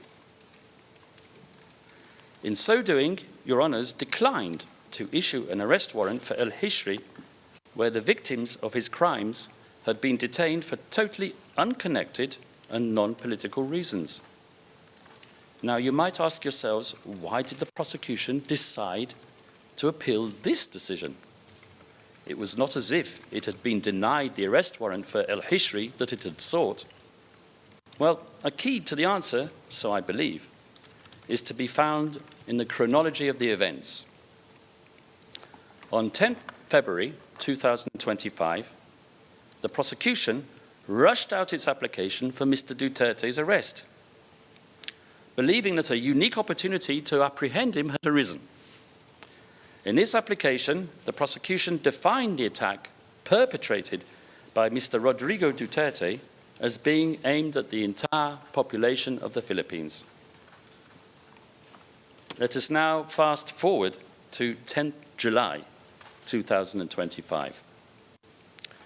The pretrial chamber, this same pretrial chamber, ordered the arrest of Khalid al-Hishri for an attack on an objectively identifiable civilian population of detainees, while finding no justification to suspect him of crimes committed against a discrete subsector of that population, exhibiting characteristics distinct from those of the general population. Well, as you can guess, the prosecution didn't like that decision and hastened to appeal it. Not, I would suggest, out of any true concern for the purity of international humanitarian law, but rather because it put a spanner into the works of the Duterte case. That is, the only other active case that it is prosecuting before this court. After all, if we apply the resulting logic of Your Honour's decision in al-Hishri to the prosecution's case theory in the Duterte case, at least as it stood as of 10 July 2025, then alleged drug pushers and alleged criminals would be deemed a separate, subjectively defined subgroup of the general Filipino civilian population, displaying different characteristics and, as a result, excluded as targets of the attack. So, 8 days passed between this decision of yours, Your Honours, and the notification of the confidential version of the prosecution's pre-confirmation brief on 18 July last year. And I'm prepared to wager that while beavering away with their attempt to appeal the al-Hishri decision, the gurus on the top floor of the Office of the Prosecutor were also frantically discussing how to deal with this inconvenient fly in their conceptual ointment. They had to think of a way to accommodate this pretrial chamber's ruling while not compromising their appeal. So, lo and behold, and rather unsurprisingly, the pre-confirmation brief contained a new feature, namely the second scenario to which I referred earlier, that the target of the attack was not the Filipino as a whole, but the suspected drug pushers and criminals. Now, even if the former president did promulgate an organizational policy of eliminating suspected criminals and drug pushers, which he most definitely did not, this policy did not and could not constitute an attack directed against a clearly definable civilian population. Firstly, the segment of society victimized cannot be said to display objective characteristics distinguishing them from other members of society and thus rendering them susceptible to an attack. After all, how does one define a suspected drug pusher or suspected criminal for the purposes, let us say, of count 1, where there were no HVTs or high-value targets or PRD lists or kill lists or what have you? It is not as if criminals have identifying features such as a shifty look or a 5 o'clock shadow or a sack marked swag. In other words, the definition suspected drug pusher or suspected criminal entails the exercise of discretion on the part of the perpetrator implementing the organizational policy. It is a shifting and mutable concept. It is a subjective determination. In our submission, there has to be, at the very least, an objectively discernible characteristic which unites the members of the targeted group such that they can be deemed a civilian population for the purposes of the attack. Leaving the determination of membership of a civilian population to the people who pulled the trigger introduces a degree of random selection, and as cited quite clearly in the Al-Hassan confirmation decision at paragraph 149, the prosecution must prove that the attack was not directed against a limited group of randomly selected persons. This ruling, Your Honours, was the expression of the law as it had stood for many years, ever since the decision authorising an investigation in the Kenya situation, where at paragraph 81, the pre-trial chamber defined a civilian population as a group sharing, and I quote, distinguishing features, and added as follows, and I quote again, the prosecutor will need to demonstrate to the standard of proof applicable that the attack was directed against the civilian population as a whole and not merely against randomly selected individuals. So let us ask ourselves whether the alleged attack in this case was directed at the population as a whole or at a subjectively defined subgroup of perceived or alleged criminal offenders.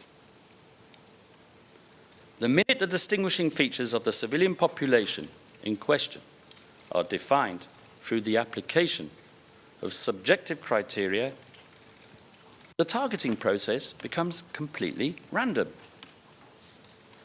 The targeted civilians are perceived criminals, but perceived to be so by whom? Is it not the case that one man's despicable criminal is another person's righteous saint? In fact, have we not heard from the civil society that many of the victims were not drug pushers or criminals, but innocent members of the local community? To me, and as a matter of logic, it would appear that the targeted population in the Duterte case was selected randomly, even according to the prosecution's own witnesses, who talk about quotas of neutralization that had to be met, and their motives for target selection, which had frequently nothing to do with suspected criminality, but rather personal vendetta, or on one occasion, just because the victim had cheated at cards.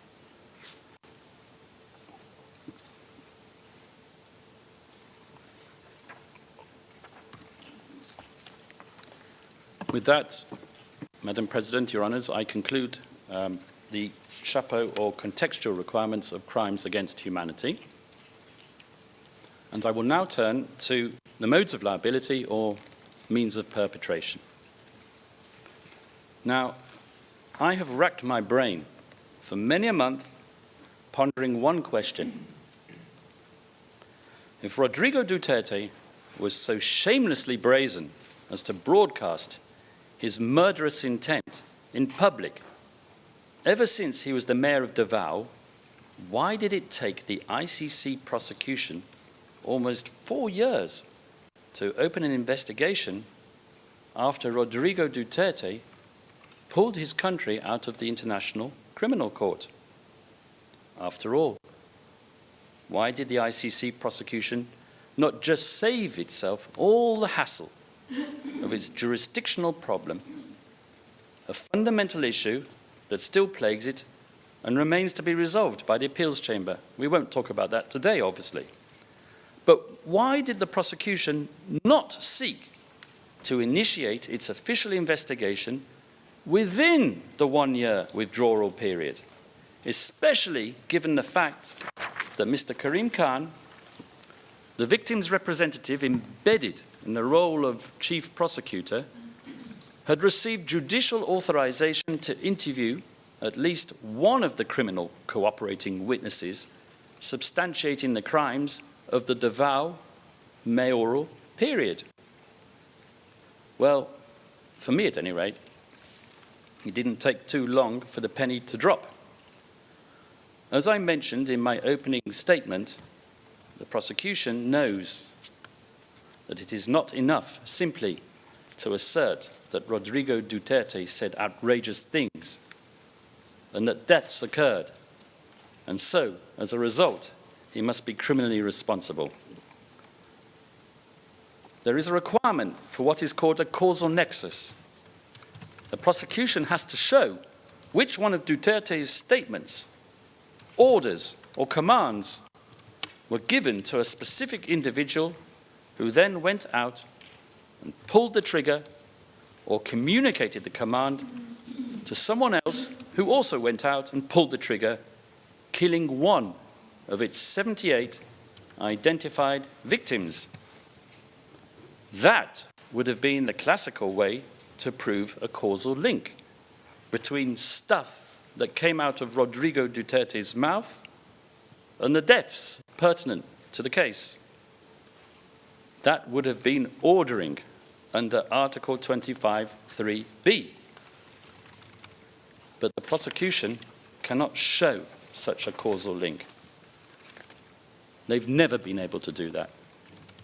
They show you a lovely pyramid. It's on the screen, with Duterte at the top, the co-perpetrators underneath, the DDS handlers underneath them, and the hitmen perpetrators at the very bottom. To quote Mr. Julian Nichols, how cute. But what the learned prosecutors can't show you is the connecting line between Duterte at the top and the next level down, comprising the so-called co-perpetrators. I hope Ms. Croft will forgive me for vandalizing her screenshot, but there you have it. That is where the apex slips off the pyramid of Giza.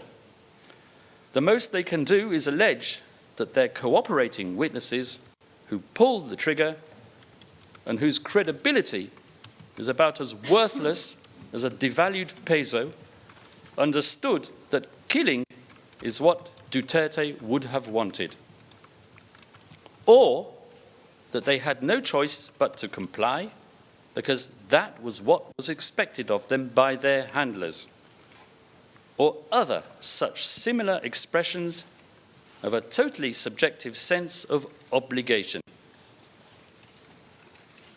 But as they know, not one of the 49 incidents mentioned in the document containing the charges manifests such a causal link between a speech, an order, and one of the charged incidents.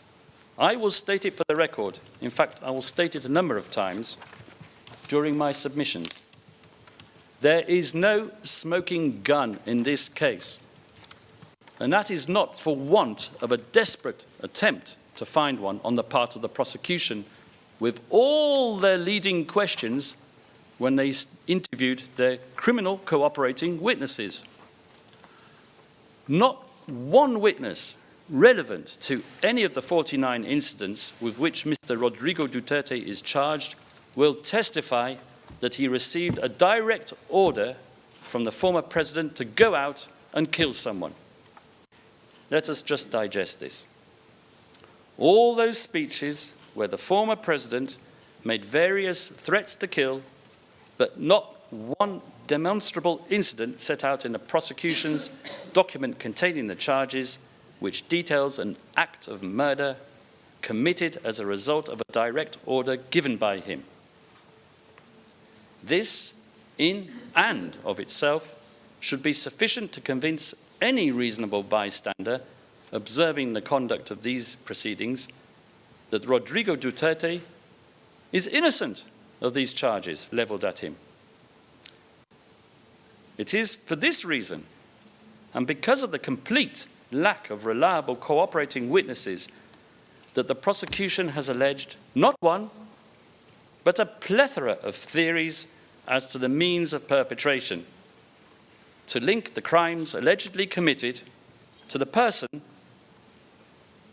who is far removed from the incidents of murder and who has been targeted for prosecution. And I say targeted for prosecution. Normally, I would say that such a multiplicity of legal theories speaks to a lack of clarity and prosecutorial uncertainty. Indeed, some of these modes of liability, as pleaded, contradict each other as a matter of logic. Nonetheless, I would like to make the following general observation. As the defense has progressively reviewed the massive databases of evidence disclosed, it has become increasingly apparent that given the absence of direct evidence directly implicating Rodrigo Duterte or even indicating his participation in or control over any one of the 49 incidents alleged in the document containing the charges, the prosecution has resorted to papering over the cracks with human rights reports, press statements, hearsay, and of course, Mr. Duterte's bluster and political hyperbole. And where these documents are not suffice, the prosecution has resorted to the time-worn theory of indirect co-perpetration, Article 25(3)(a), of which the parameters, I would respectfully submit, are still subject to dispute. So I will now turn to this mode of liability, which is the principal mode of liability levelled at Rodrigo Duterte.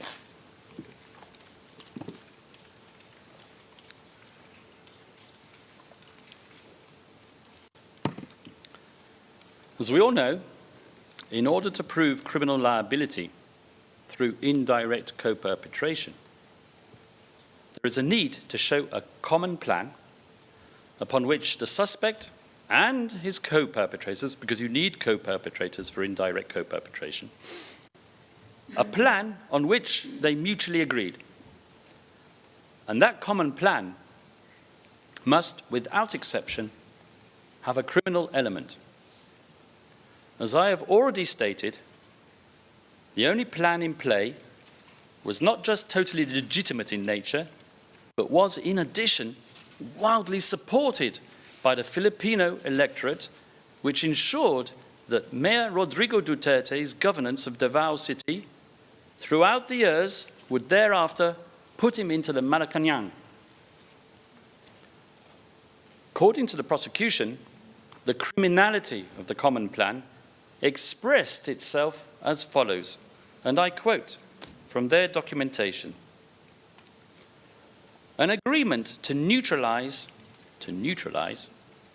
alleged criminals in the Philippines, including those associated with drugs, through violent crimes, including murder.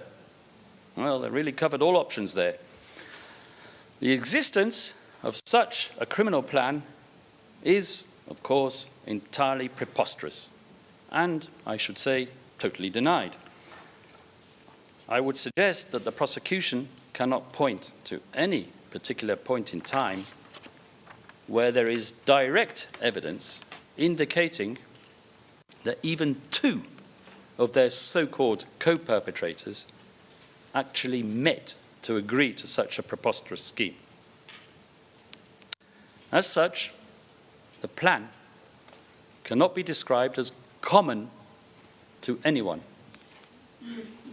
If anything, it's an artificial construct derived from the 10 assertions which are set out in paragraphs 24 to 33, inclusive of the prosecution's pre-confirmation brief, all of which comprise circumstantial evidence of the lowest quality, pointing to a mutually agreed design which exists in the prosecution's mind and nowhere else.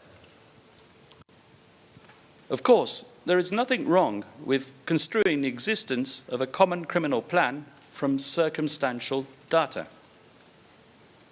But the cardinal rule of such a category of evidence is that the incriminating facts derived therefrom must be the only reasonable inference in the circumstances.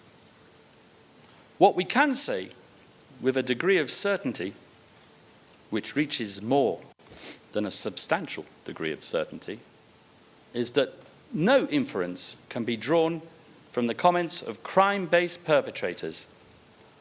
And to hammer the point home, I would like to screen you just a selection of excerpts taken from the interviews of a number of the prosecution's criminal cooperating witnesses. Or witnesses.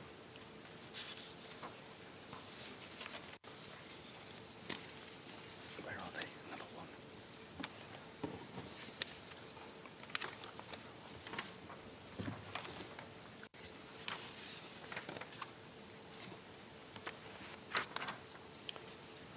Interviewee, at least more or less than 10 buy-bust operations. Where somebody was shot, asked the interviewer. Yes, sir. Interviewer 1. Okay. And on those 10 occasions, was the shooting justified? Interviewee. Yes, sir. Number 2. So, if he shot at us, we would also shoot back. But if he were to stab at us with a knife, then we wouldn't. We wouldn't shoot a person that was holding a knife. And the third one, witnesses who said, the PNP never said kill those people.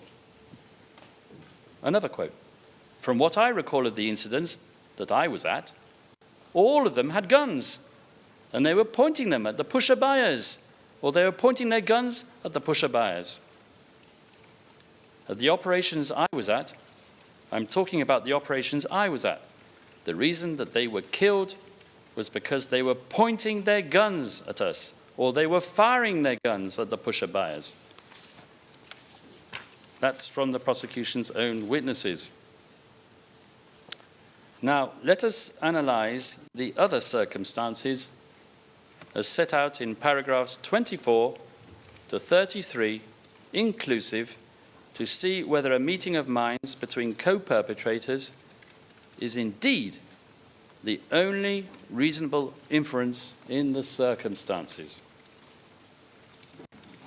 The first indication, and that is that in the late 1980s, in other words, 20 years before the charges in this case, Mayor Duterte allegedly instructed civilian confidants and local police to neutralize. And I stress to neutralize and not to kill criminals. That's what's stated in the PCB. And that he provided weapons and funds for this purpose. Now, I would say that there is nothing untoward in providing policemen or civil volunteers with weapons to carry out their lawful duties. That's what happens in my country. The prosecution has not shown us how arming civilian volunteers is actually illegal. And the burden of proof rests on it. After all, one does not fight crime with kind words and gentle admonishments. The fact that these conscripted civilians understood the words to neutralize to mean to murder is not something for which Rodrigo Duterte must be held responsible. Trust me, had any one of the unreliable, insider, criminal cooperating witnesses substantiating the assertions made in paragraph 24 of the pre-confirmation brief said that Rodrigo Duterte gave a direct order to murder one of the 78 victims, the prosecution's lawyers would have written it into their charges, point blank. But they did not. And furthermore, any false allegation made by cooperating criminal witnesses made years before the charged incidents and without the time frame of the case does not constitute pattern or similar fact evidence indicating a predisposition to murder criminals. Accordingly, the allegations concerning the activities of the so-called Davao Dev Squad, formerly the so-called Lambada Boys, are irrelevant both to proving a criminal plan and that such a plan, more importantly, was common to any of the so-called co-perpetrators mentioned in the document containing the charges and released a few days before the confirmation hearing in a lesser redacted version of the PCB. Now, thinking like a prosecutor, I would say that the reason why the prosecution has fixated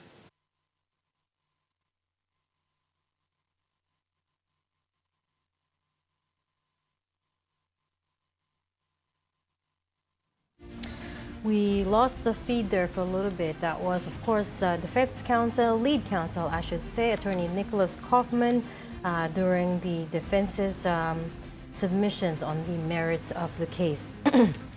Just to quickly recap, Attorney Kaufman opened with a personal appeal, which is to say that he asked the Philippine journalists, all the media that's covering this case from the Philippines, to not focus on to make sure that we make clear that they are not making light of the loss of life in the war on drugs, and to focus instead on the case itself. Attorney Kaufman had said that the suggestion that the president, that Duterte, was the one who was responsible for all of these crimes was incomprehensible. He said the suggestion that that is possible is incomprehensible because this is a president that loved the people, including the majority that voted him into power. He said that the prosecutor's defense can't show that there is a single connecting line from the top down to the co-perpetrators down to the victims on the ground, and that is the crux of this confirmation of charges hearing. Attorney Kaufman said that there is no smoking gun in this case, not one demonstrable incident showing that there was a direct order in any of the 49 incidents that the prosecution has presented. We lost the feed for just a little bit there, so what we're showing you right now is a file, but there is about 12 minutes to go still for this session for the defense to make its argument in the submission of the on the merits of the case, to make its submissions on the merits of the case. Going back to what Attorney Kaufman said earlier in his opening remarks, he said that insinuated that part of the problem may have been Philippine media, wherein journalists, he said, have a tendency to fixate on the salacious parts of a person's speech while ignoring the more boring parts. Relying on Duterte's speeches to prove criminal intent is impossible, he says. So he's basically discrediting much of the backbone of the argument of the prosecution, that because Duterte had said to neutralize suspects so many times in his speeches that translated to actual killings on the ground.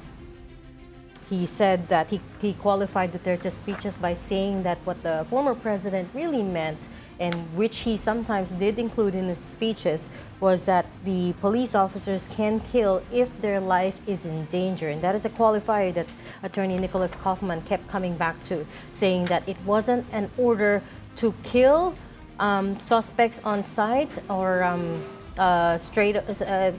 right off the bat, but it was an order to kill if the police officers' lives were in danger, were ever put in danger.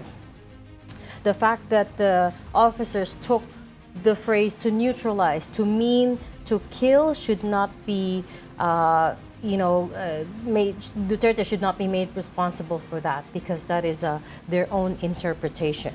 And basically, again, we are watching the first part of Attorney Kaufman, the lead counsel for Duterte, give his arguments on the submission of the merits of the case. This is just the first part. Tonight, there will be three parts to this. And I think we have the line now, so let's tune back in. Ronald De La Rosa, Bato, as the Chief of Philippine National Police, De La Rosa issued a pre-drafted command circular number 16 of 2016 on 1st of July of that year, formally launching the anti-illegal drugs campaign nationwide in express pursuance of Duterte's campaign promises. There is no dispute that CMC number 16 of 2016 mentions Project Double Barrel, which was indeed modelled after Davao City's policing strategy and was directed at the neutralisation of illegal drug personalities nationwide.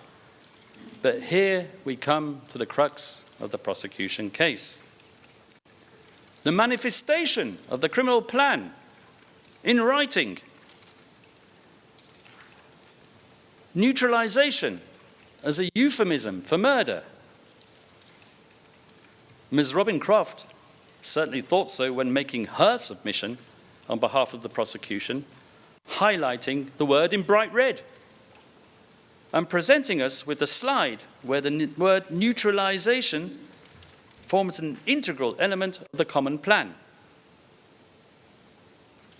To import an element of criminality into what would otherwise be a perfectly anodyne legal document, the prosecution resorts to relying on speeches and interviews given by Ronald De La Rosa, Bato, within a day or two of him being appointed the Chief of Philippine National Police. For example,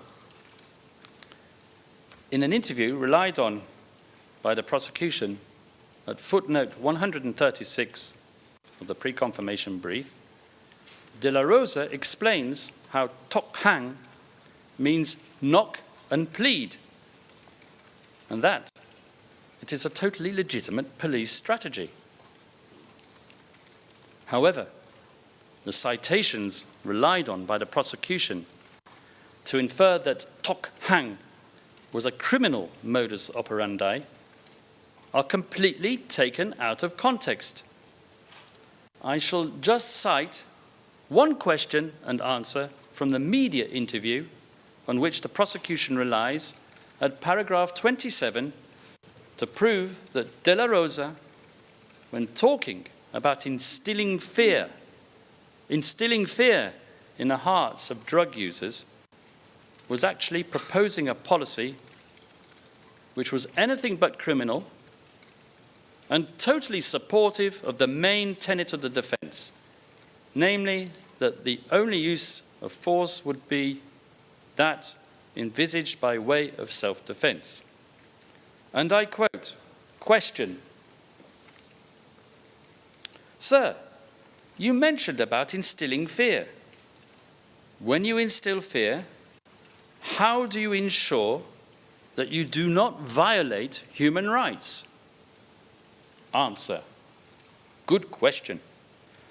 We will see to it that the police operational procedures are being followed in every legitimate police operations. When they see that the police are really determined to go for them legally, he stresses the word, and many of them go down, maybe they'll get scared. That's PHL OTP 000-16403 at page 13. In any event, what the prosecution has not told you, and what it has not shown you by way of its opulent images on the video screen, is that the supposed criminal blueprint set out in Command Circular 2016, number 16 of 2016, is totally negated by the content of the document itself.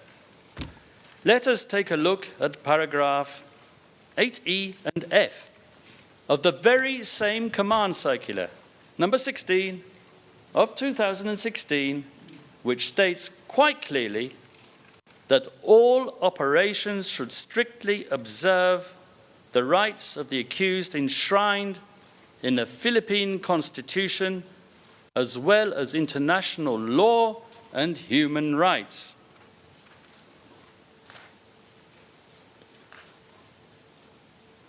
Why, I ask you, did Mr. Edward Jeremy, counsel for the prosecution, in his very eloquent and gilded address, not screen this part of the Command Circular? After all, this Command Circular, as elaborated by Ms. Robin Croft, was the very essence of his criminal common plan, in writing. This is the basis, so Mr. Jeremy stated, for the criminal agreement to kill high-value targets. And if that were not enough,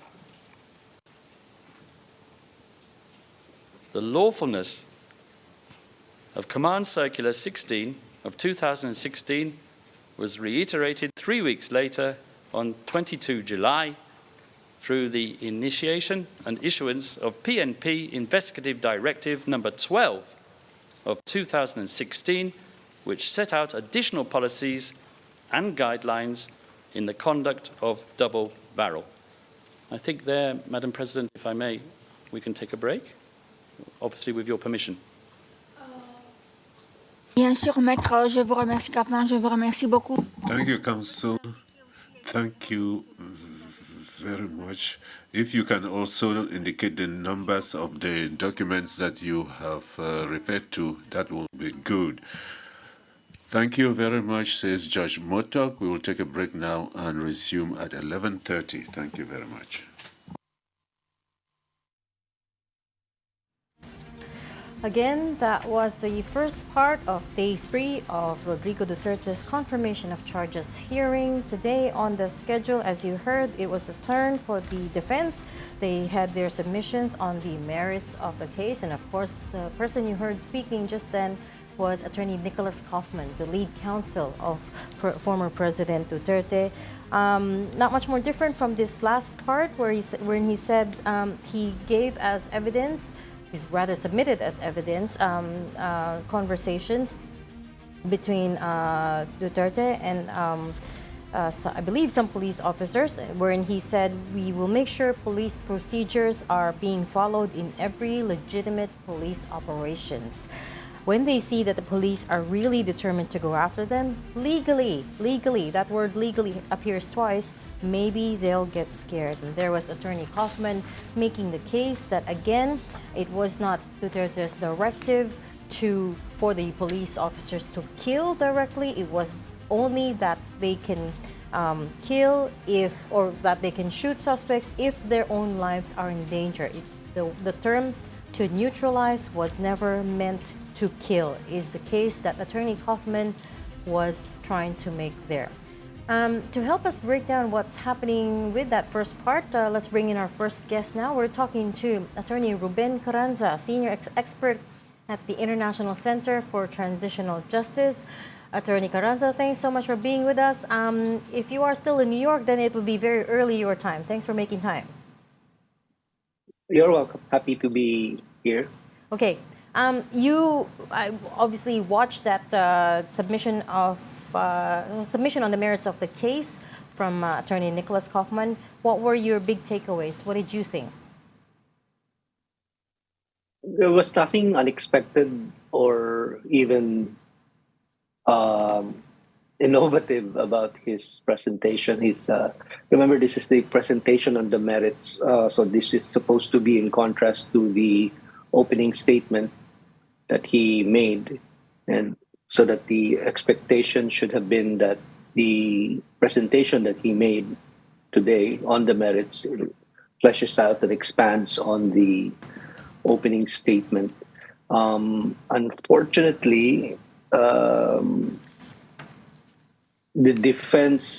defenses he raises are predictably the excuses that Rodrigo Duterte and his co-perpetrators have already stated elsewhere outside of the ICC. But on the other hand, that is understandable because the presumption of innocence means that he need not lay out an explanation for why thousands of people died.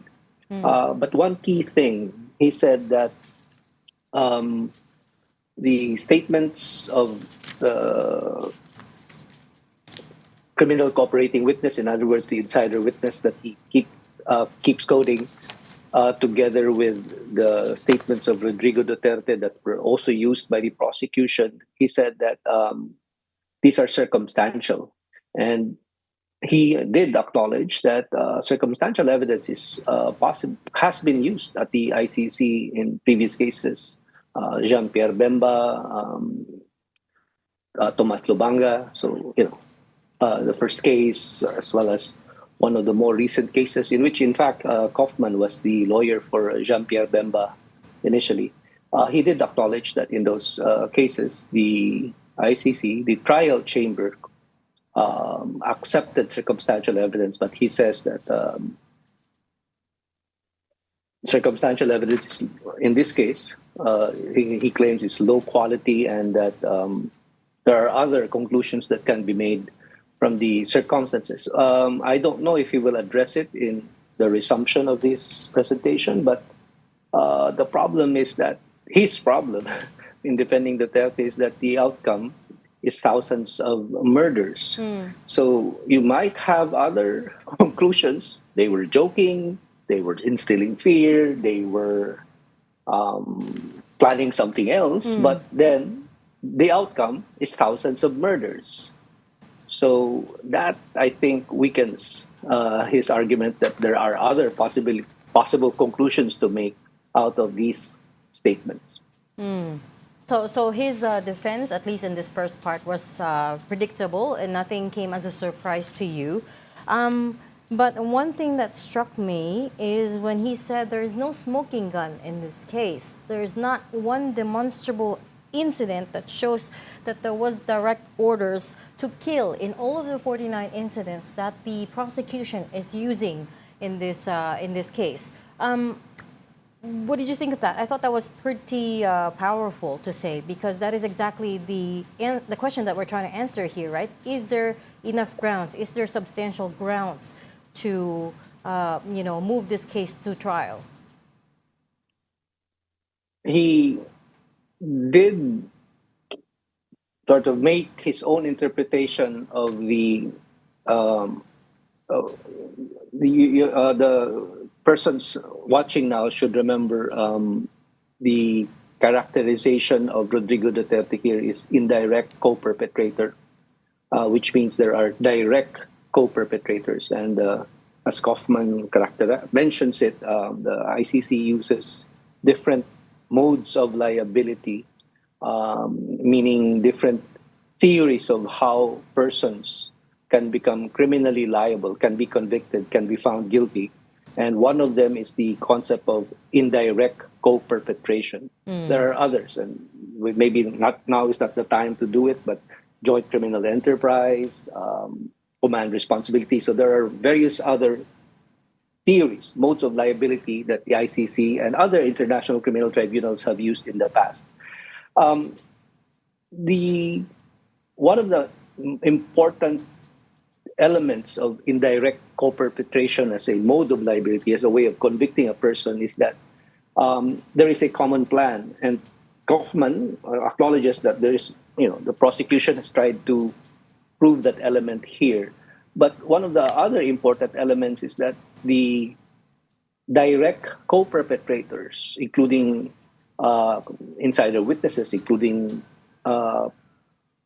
policemen below the other co-perpetrators, the other indirect co-perpetrators, that these are tools, they are weapons, they are ways of accomplishing the criminal common plan. And that's the problem here when he says that that there is no smoking gun. There is no smoking gun with respect to Rodrigo Duterte. Why? Because he is an indirect co-perpetrator. There is a smoking gun with respect to those who actually carried out the killings. There is a literal gun in many of these instances, and he then cites statements that say, we found guns, for instance, according to an insider witness.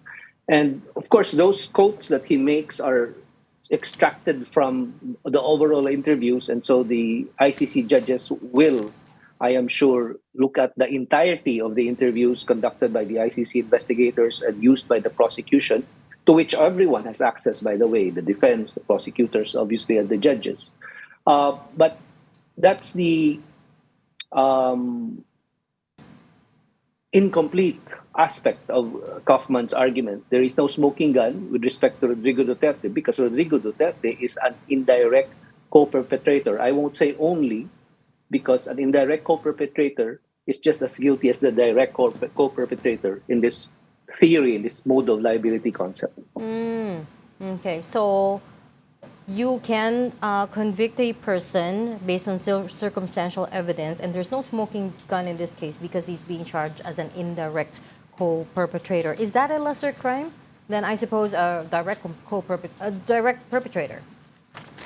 No, it's the same level of liability. He's a principal. I'm trying as hard as I can not to be a lawyer in terms of the language I use here. So he is as guilty as those who shoot and kill. He is as guilty as those who ride motorcycles in tandem and assassinate people who were killed in the drug war. Let us not be misled by the term indirect, because indirect does not lessen liability. Indirect, the use of the word does not mean he is less guilty. If there were to be a hierarchy of guilt, then you could even argue that it should be from the top going down. But the value of this concept of indirect co-perpetrator and direct co-perpetrators executing a common plan is that it's both the conduct, even words, even statements made by the indirect co-perpetrator linked to the outcome, to the conduct, actions, not necessarily words of the direct co-perpetrators, that manifests, that shows that there existed or exists a common plan, and in this case, a common plan to commit crimes against humanity of murder. So like I said, when Kaufman denies that they had a common plan, when Kaufman denies that there is a smoking gun that can be traced to Rodrigo Duterte, he doesn't account for the fact that thousands of people were then murdered by... If these elements were not connected, Duterte's statements, Bato de la Rosa's own statements, the actions of police, some of them identified, some of them unidentified, that then results in thousands of murders, are they random? Are they unorganized killings that only happen to take place within a span of a few months to 2 years? They have never happened before in the Philippines. And if they did happen before, they happened in Davao, which, by the way, is part of the initial set of charges. Yeah. So there's only one inference you can make from that. Well, I'll leave that to the judge, sir. Pero the point that he was trying to drive at, I guess, is clear. He was trying to cast doubt on that causal link between the speeches and the killings. In his opening remarks, he said, part of the problem, and I'm paraphrasing here, part of the problem is that the Philippine media, the journalists here tend to fixate on the salacious parts of a person's speech and leave out the boring parts. That was pretty accurate in terms of the wording. And he says that relying on the speeches to prove criminal intent is impossible here. What did you think? No one will ever, unless there's somebody perhaps as convinced of his impunity as Rodrigo Duterte, no one ever comes close to saying, I will, as a government official, I will now order other government officials to commit crimes. That isn't not only not normal, but that isn't how crimes are committed. And even if, as I said, in the case of Rodrigo Duterte, he came close, and not even close, but sometimes actually crossed the boundary between saying something and commanding the commission of the crime. The excuse that he also, in some of his statements, qualified those words with words such as "but follow the rules," or as Kaufman cites here, the memo that was issued by Rodrigo Duterte's government says respect human rights. Yes. Those qualifications don't even have to be said. The fact that you say them in a document, even if you did not have to say them, because obviously government officials, the police, are supposed to follow human rights. If you have to put that in a document, if you have to put that in a memorandum called Oplan Double Barrel, that means you are trying to cover up their violations of human rights, because there is no reason, unless you're the Commission of Human Rights, in which case that's your mandate.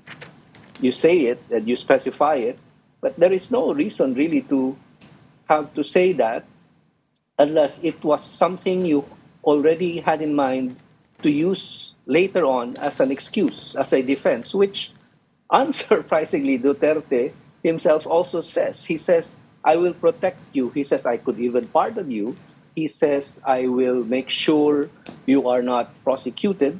And that's how he does it, by coming up, for example, with a memorandum that says, you do this. He doesn't say kill. He says neutralize. He doesn't say commit mass murder. He says carry out operations. Because nobody will say in a memo carry out mass murder. Nobody says in a memo kill 1,000, 2,000, 5,000 persons. And again, it goes back to the same question that Kaufman did not address. Why did all of these memos, all of these statements, then were followed by thousands of people killed? But yun nga, sir, towards the latter part of his argument, Attorney Kaufman was saying the fact that some police officers took to neutralize to mean to kill should not be on Duterte, because he didn't actually say that explicitly. But I guess what you're saying is, there is some sort of a causality there as well, and it's up to the prosecution to prove. And something to also link to this defense. Neutralize did not mean kill. Duterte did not say that for policemen to interpret it as killing. It's a similar question, really. How does he explain why thousands of people were killed after the word neutralize was used?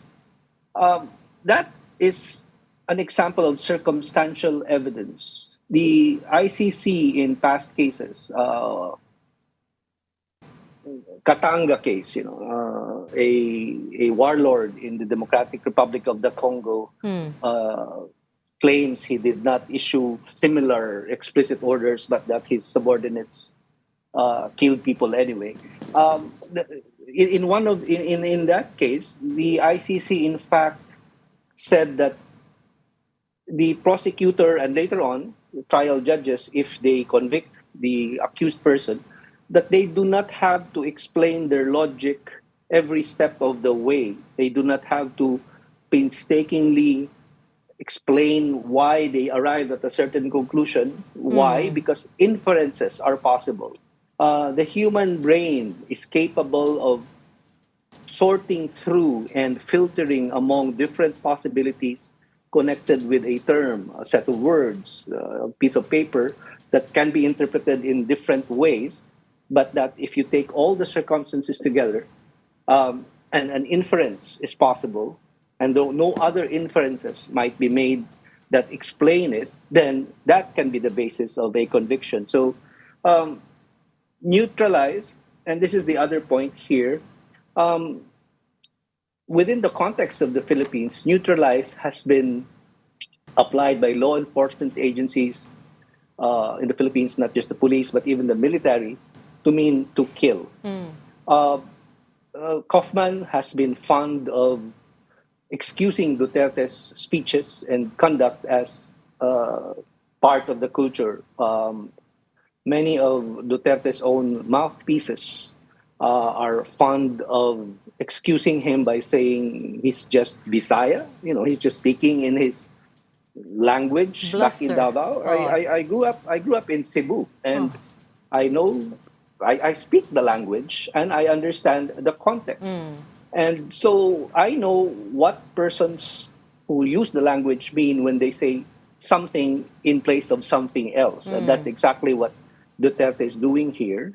The swagger, the language, both the body language and the actual words, including in Bisaya, are meant to neutralize the term that policemen in Davao, not just later on, not just nationwide, but in Davao, who understand the same language, who literally speak the same language, they knew neutralize in Bisaya would be pumatay.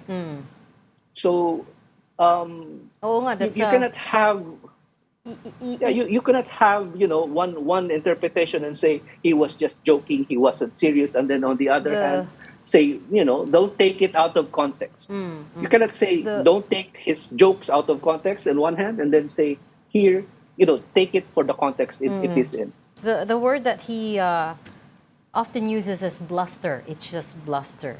And you're right, in local context, the word neutralize has always been used in police operations, even way before the war on drugs. But I get your point. Inferences are what it's going to come down to. Inferences are possible. We'll leave that there for now. We'll circle back to you a bit later on in the program. We do have a 4-hour stretch here. But thank you so much for talking to me, Attorney Ruben Carranza, Senior Expert at the International Center for Transitional Justice.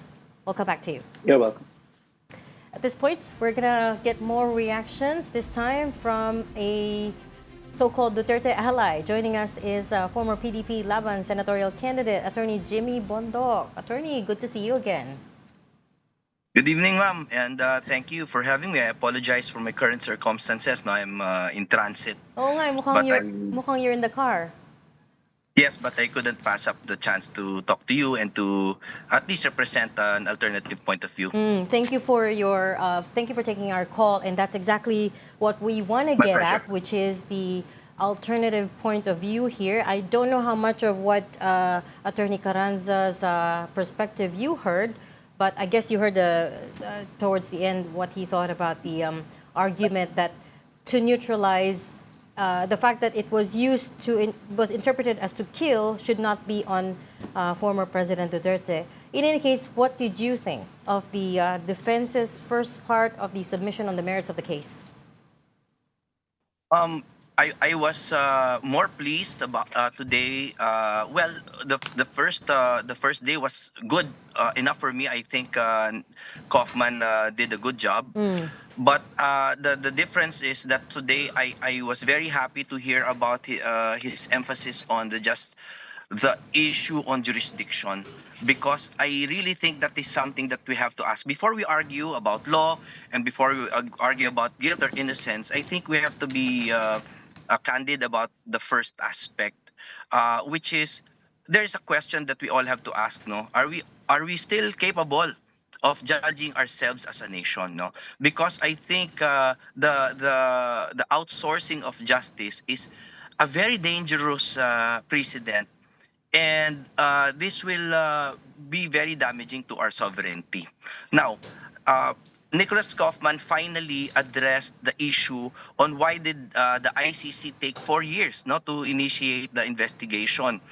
And I think that is something that is worth waiting for an answer towards, no, because they did the Nicholas Kaufman astutely points out that the prosecution did not initiate within the 1 year withdrawal period. So aside from that, I think the other arguments of Nicholas Kaufman were expounding on in his initial arguments that they do not have direct evidence. Yeah. And he was finally he is looking for a causal nexus, which I think all lawyers and even laymen should be able to appreciate. No? Because we if we talk about Duterte only, this would be very polarizing. But we should be talking about the basic tenets of the law. Attorney Bondok, pasensya na, but I have to counter you a bit there. They did not talk about jurisdiction today. In fact, Attorney Nicholas Kaufman basically spent most of his time in this first part of day 3 of the confirmation of charges hearing trying to cast doubt on the direct causal link between Duterte's speeches and the killing. So wala pong napag-usapan na jurisdiction today. No, that was in previous days. I beg to disagree, ma'am. No, they did not mention the word jurisdiction, but he finally brought up the fact that the ICC took 4 years before initiating. Yung delay. And according to the Rome Statute, no, if it is not initiated and referred to the office of the prosecutor within that year and within the time that we are still parties to the Rome Statutes, then they do not have jurisdiction. So the lack of or the absence of the mention of the word jurisdiction does not mean that he did not bring it up.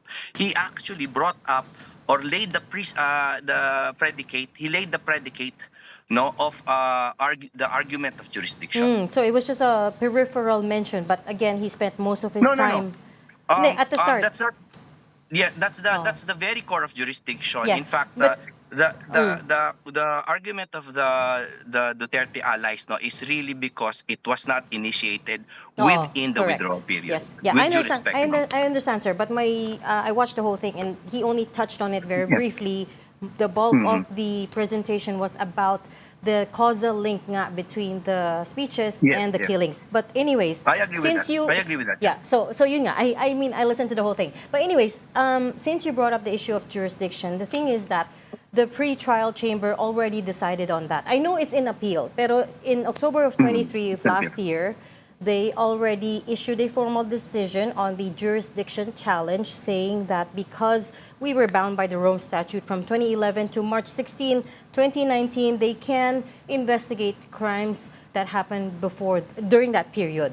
Of course, after March 17, 2019, they couldn't anymore, but they already issued a decision on that. And I know that the defense is filing an appeal, but the appeals court hasn't issued a stay on the confirmation of charges hearing, which people are taking to mean that, okay, proceed with the confirmation of charges, proceed with the timeline, right? What would you have to say to that? Well, of course, we are powerless against that. No, the Latin maxim comes to mind. No, yung who will police the police, or qui custodiet ipsos custodes. No, kasi there is I don't think there is any court or a foreign court in this world that will say, oo nga, no, wala kaming jurisdiction. Because that is something that our nation should be fighting for. No, that we should be creating global awareness about. Which is why I started with a question that are we still capable of judging ourselves as a nation? Do we have a functioning judiciary, or are we beginning to outsource even our judicial processes? Now, I know this really sounds like a Duterte fanatic. I know the bashers will be, chomping at the bits, no? But this is a true, sincere question from me because it will really set a bad precedent. I have been placed on record as stating that even after this administration, if someone from our side, let's just call it our side, no? If someone from our side tries to outsource justice to the ICC or to another foreign body for a local perpetrator, I will be against it. I will go against it because I think Filipinos accused abroad or wherever should be tried here on the basis of territoriality. Attorney, did you watch the whole session kanina? Yes, I think I caught most of Kaufman's defense. Okay. All of it. He showed Kaufman. a slide kasi that the title is Anti-Drug Operations from, I don't know if we have that, but if we have, let's flash it. Anti-Drug Operations from July 1, 2016 to February 8, 2019. Three bars. First bar, drug personalities arrested, 176,021. Second bar, anti-drug operations conducted, 123,441. And finally, third bar, deaths in operation, which is 5,281. Ito na yung medyo confusing because, of course, people have different numbers. Yung official police record was about 6,000 deaths during that time. Amnesty International and other human rights organizations peg it at closer to 30,000. But here is another number today, 5,281. Even though it's smaller than some of the figures being thrown around, that is still 5,000 deaths, no? How do we argue around that? Two things, no? First of all, we're talking about 49 incidents right here that are mentioned in this case. 49 incidents are the ones that they are showing direct proof for. So we should lay down the parameters to be fair. We are talking about 49 incidents, meaning they have perhaps not enough evidence or even probable cause to even talk about the 5,000. So why are we mentioning the 5,000? No, but I think Kaufman made a good argument, stating that there is no smoking gun. No? That they are not citing any direct evidence that PRRD or former President Duterte by direct order asked for these killings to occur. No, so the numbers get confusing only if we mention statistics when it is convenient, no? But the numbers are already here. It's 49, and the reason why I like this is because Attorney Kaufman finally mentioned the elements of crimes against humanity, and the two basic ones are there should be a widespread systematic attack and that it's directed at the civilian population. Now, I don't want to bore your viewers, ma'am, but it's good that he finally defined the legal international definition of what a civilian population is, as opposed to a subjective subgroup. And in this case, and he cited the El Hisri case, no, the Khaled Mohammed El Hisri precedent, that there an attack on a clearly defined civilian population versus a subjective subgroup, no, and that the attack, so-called attack or the enforcement against the drug pushers were not considered a civilian population, but rather a subgroup that was perceived by expert police or with expertise to separate them from the population. So there's no attack on a civilian population. And again, this is just clarifying what Attorney Kaufman argued. I'm not sure if he's disputing that there was an attack on the civilian population. He doesn't dispute the deaths. He disputes the common plan that the prosecution said. Prosecution said there was a common plan to attack the civilian population. But he acknowledges that there were deaths. And also, Attorney, let me just set the record straight. 49 incidents doesn't mean 49 people dead. It means 49... there were 76 victims of murder and 2 of attempted murder. And of course, we know that this figure, 49, is just a representative sample of the cases. The trial court has also approved 539 other witnesses for this case. So, of course, in 49, I know what you're saying, but 49 here is not the extent of all the victims. Considered, and I did not mean that. I'm just saying that the numbers are not clear because we're relying on multiple sources, and some media reports are still being quoted even though they are not part of the incidents mentioned. So I think we should even us, just among us, we should finally come to a certain number so that we can pursue the argument of whether it was a widespread attack and systemic attack against a civilian population. So the breakdown of 49 is 14. Well, I'll get to it later, but there were, for 49 incidents, again, let me just repeat for those watching. 49 incidents doesn't mean 49 victims. 49 incidents covers 78 victims, 76 for murder, 2 of attempted murder. But at this point, Attorney Bondok, what are you hoping the outcome will be? I mean, of course, I know you're hoping that he will be exonerated and that this does not proceed to trial. But after having seen days 1 and 2, where the prosecution laid out a strong case, complete with pictures, videos, and so on, what are you just hoping for, best case scenario at this point? Well, we can always hope against hope. Hope is different from what I predict, no? Of course, what I hope for is very obvious. We want the president here. And in fact, I'm not opposed to him being tried here because I would like his innocence or guilt to be tried by a local court. That's my hope, no? But my prediction is very bleak.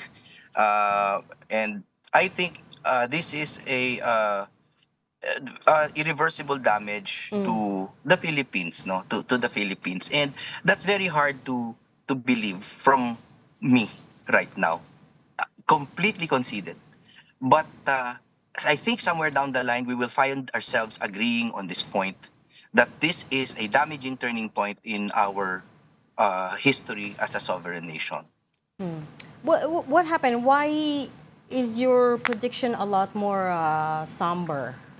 Bakit? Anong nangyari, sir, that made you change? It has always been that, no? Ever since he was taken to the Hague, I have been placed on record to have always predicted that we will be very lucky, fortunate if he is ever sent back here. Are you by any chance in touch with any of the 6 Filipino lawyers that went there on behalf of the Duterte family? Baka may update ka din, sir. Not currently. They're all my friends though, but not currently. Okay, because we're also wondering. Our reporter there was had spent a bit of time with them yesterday, and we understand that Attorney Sal Panelo is applying to become ICC accredited. Yes, accredited through his son. But we're not sure when that application was filed, and when that outcome might be decided on. But let me pivot a little bit right now, since you said, okay, you're not very hopeful that this will that he will be sent back home. But can I just ask you a little bit about the impeachment, since yun nga, you are identified as a so-called Duterte ally? I'm sure you have thoughts as well on what's going on right now. It has taken on so many new facets. Ronnie Puno, of course, we've all heard about that, the NUP, no? And aside from that, this affidavit of the 18 ex-employees of Zaldico is sort of tied into this supposed quid pro quo undercurrents, no?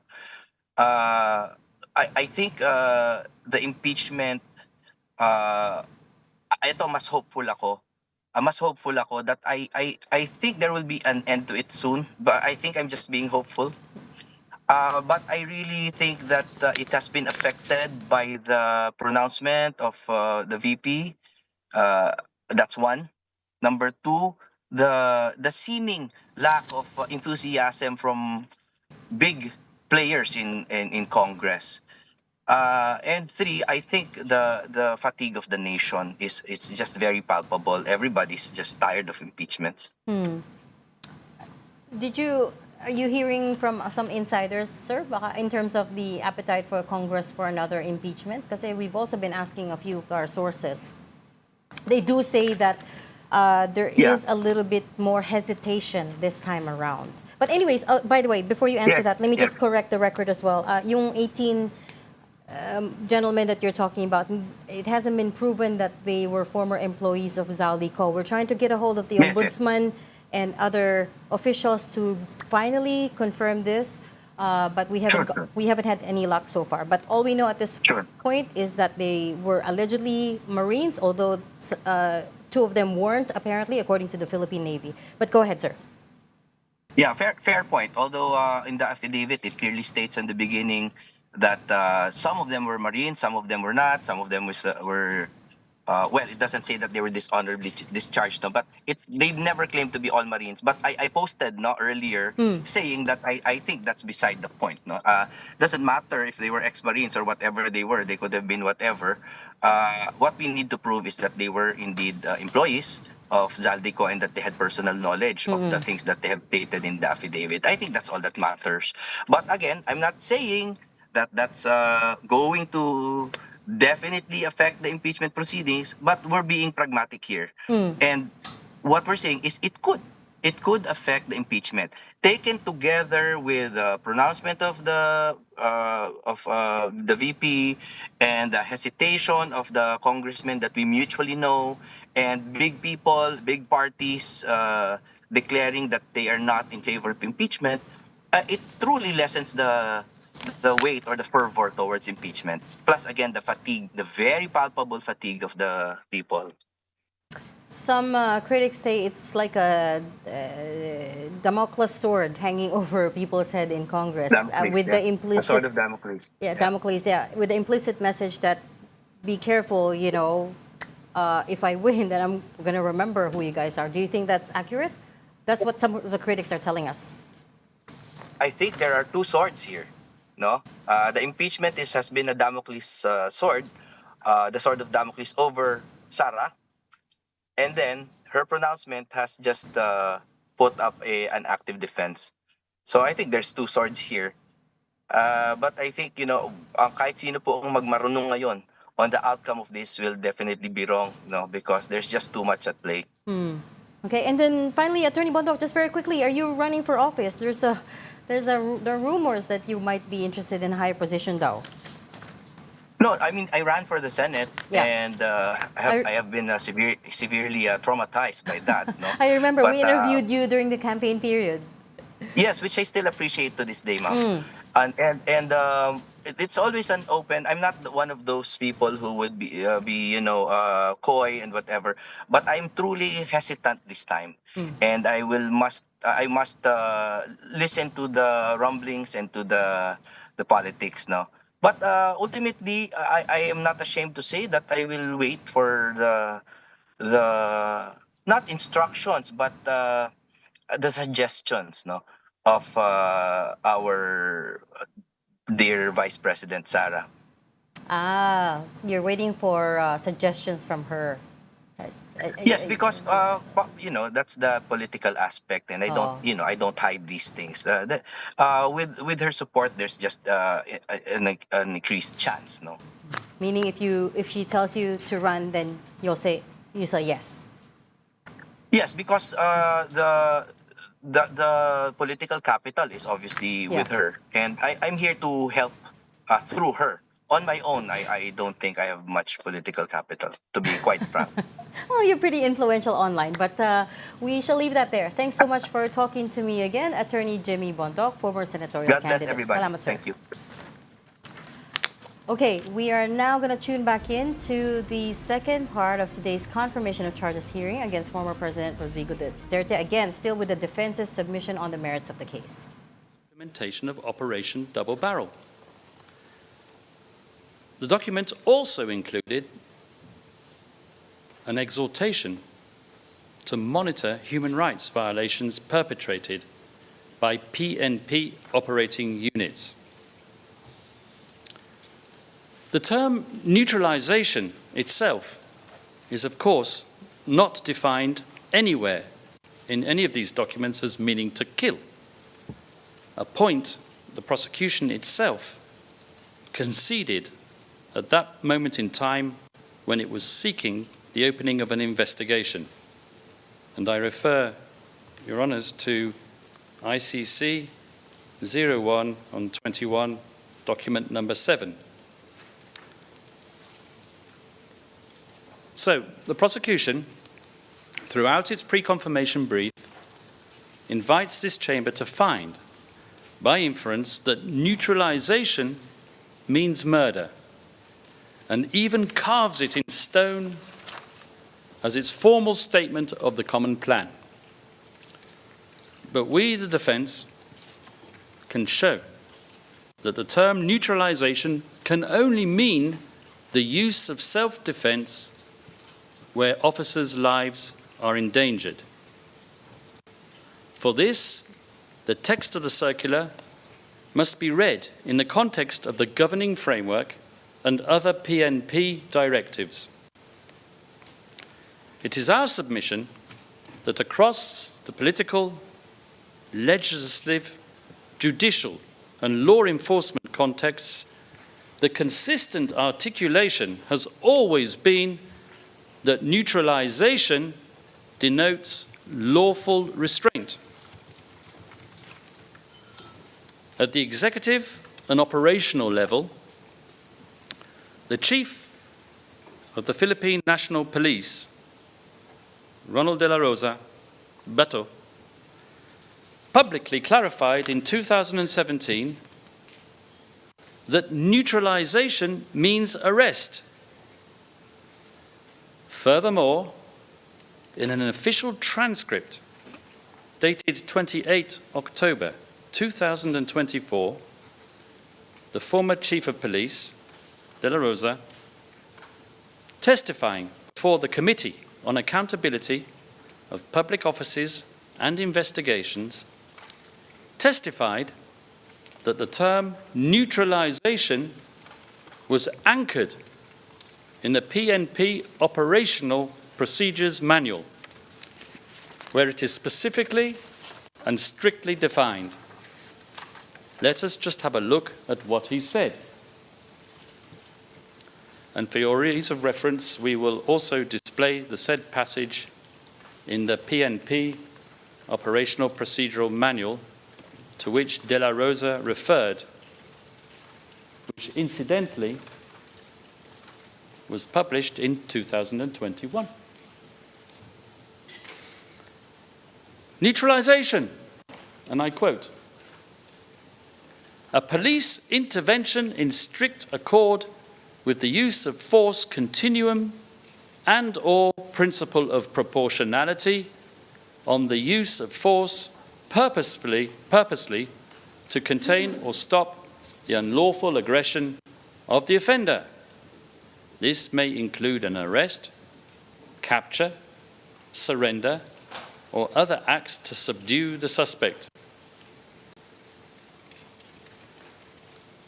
It strikes us as rather mind-boggling that the prosecution should have failed to appreciate the significance of this. It was aware of De La Rosa's speech because they disclosed it to us. But the prosecution's investigators clearly never bothered to read the procedural manual to which De La Rosa was referring. In fact, we know that they didn't, because it's not on their list of evidence.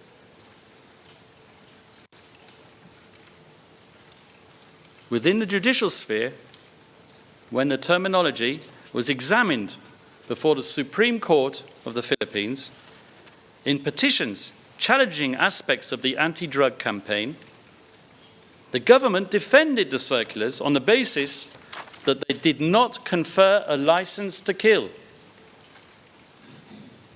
The Supreme Court of the Philippines, however, to date, has declined to issue any ruling declaring the campaign unconstitutional, has declined to invalidate circulars, and has declined to rule to date that neutralize or neutralization means to kill. The Supreme Court's treatment of the issue is particularly instructive. The court observed that the wording was neither novel nor introduced during the Duterte administration. It had already appeared, for example, in the 2014 revised PNP manual on anti-illegal drugs operations and investigation. In other words, the term formed part of the existing police vocabulary. The court further clarified that the mere inclusion of the term in a circular does not render that instrument unconstitutional, especially where the circular expressly mandates compliance with internationally accepted legal principles, public policy, and the full observance of human rights, as we showed you earlier. No circular has been invalidated on this basis, nor has it ever been established at the highest level of domestic judiciary that to neutralize means to kill. The judicial record does not sustain such an equation. In each institutional setting, therefore, the term has been situated within ordinary policing powers and constrained by the lawful use of force framework. The testimonies of those operating within that framework, the prosecution's witnesses no less, are aligned with this documentary record.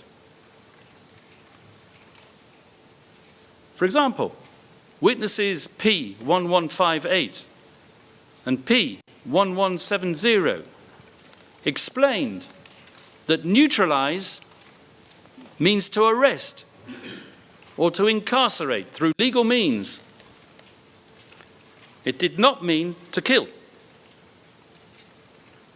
Witnesses P1050 and P1174 confirmed that lethal force arose only where a suspect's resistance placed an officer's life at risk, reflecting the ordinary doctrine of self-defense and consistent with Mr. Duterte's repeated public declarations that force was justified only in such circumstances. P1214 further indicates that operational decisions were made by officers on the ground within established protocols. So, I'm sorry to interrupt, Counsel, but once again, you need to be specific and provide the document reference number. You must specify the document number, the reference number for us. if I may, Madam President, of course. Thank you very much. I thought we had an understanding with the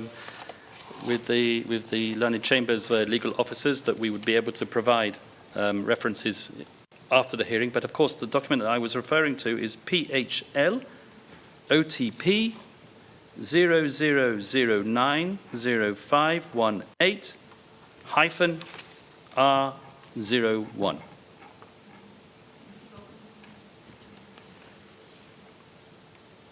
So, Madam President, Your Honours, taken together, the manual, the public clarifications by police leadership, the state's position before the highest court in the Philippines, and even the prosecution's own corroborative witness testimony, all of this material demonstrates a coherent and consistent understanding that neutralization was articulated as lawful incapacitation through arrest and related measures, not as a policy of killing.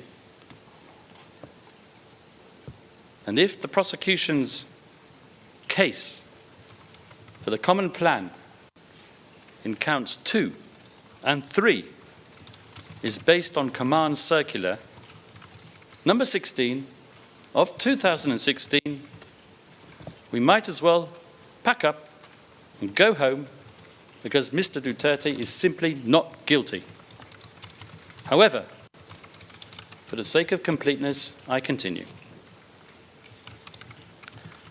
The fifth indicator of a common criminal plan, as alleged by the prosecution in paragraph 28 of the pre-confirmation brief, appears to be the concerted broadcasting of inflammatory speech. Here the prosecution once again selectively cites excerpts from 2016 media interviews with Ronald de la Rosa, Bato, and Vitaliano Aguirre, which suit its purpose and case theory, while totally ignoring the more unequivocal comments in those interviews which destroy its case. Regarding the interview with De La Rosa, mentioned in paragraph 28, after supposedly inciting a crowd of drug addicts to cause criminal damage to the properties of their narcotics suppliers, the newly elected chief of police states, "It's either you will die from police gunfire," and he adds, "if you resist."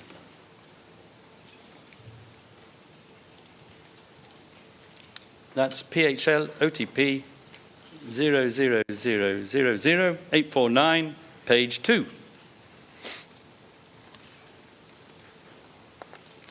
Likewise, with the comments in an Al Jazeera interview, PHL OTP 00090340, comments attributed to Aguirre, from which the prosecution imputes criminality to Rodrigo Duterte by citing Aguirre's comment that the administration's policy was to stop crime and kill drug lords.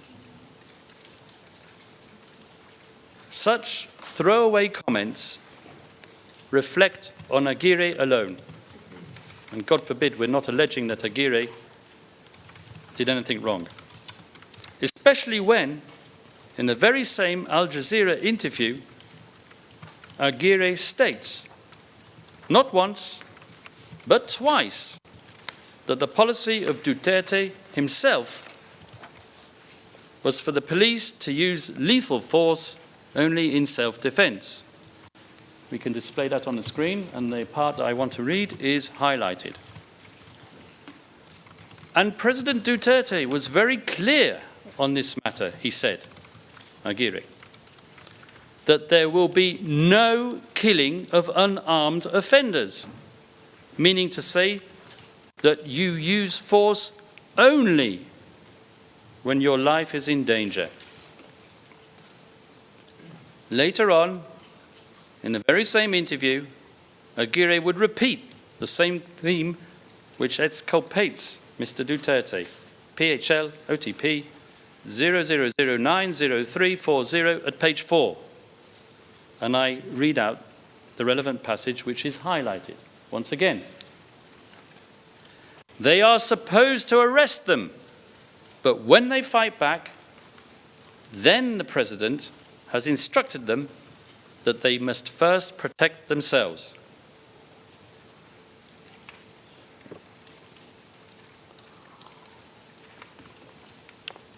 So much for Mr. Jeremy's elastic mouth theory. Even he thought that Duterte's speech was bifurcated, and even if he did think so, his so-called perpetrators did not. So why does the prosecution cite the excerpts which support its case so selectively? Well, I'm not going to impute any malfeasance, but I can hazard a wild guess. I would suggest that the people reviewing the prosecution's massive databases for suitable evidence are performing keyword searches.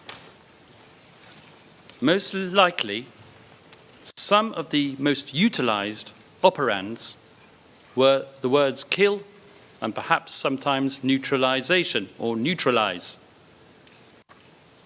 Once the member of the prosecutor's staff has his hit, he excises the excerpt, rejoices that he can slot it into the predetermined case theory, and does not bother to read the rest of the item of the evidence, where the exonerating evidence is unequivocal.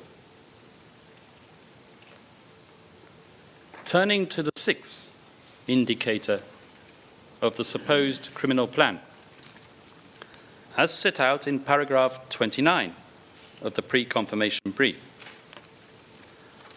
None of the speeches imputed to the former president, nor the use of what the prosecution calls dehumanizing language, dehumanizing language by the alleged co-perpetrators suggests criminality. I would suggest that it is within the bounds of acceptable, albeit extreme political discourse, to refer to drug users in such a way as beasts, animals, or to the barangays as being plagued by the drug menace. Well, the last one is true. You can hardly expect populist politicians and law enforcement officers to refer to drug pushers and criminals as upstanding pillars of the local community. I really do feel that the prosecution is at a loss if this is its circumstantial evidence for proving the existence of a common criminal plan. The same goes for the seventh supposed indicator of criminality, which is based on the names created for the two police operations Double Barrel and Tokhang, along with their supposed evocation of firearms metaphors.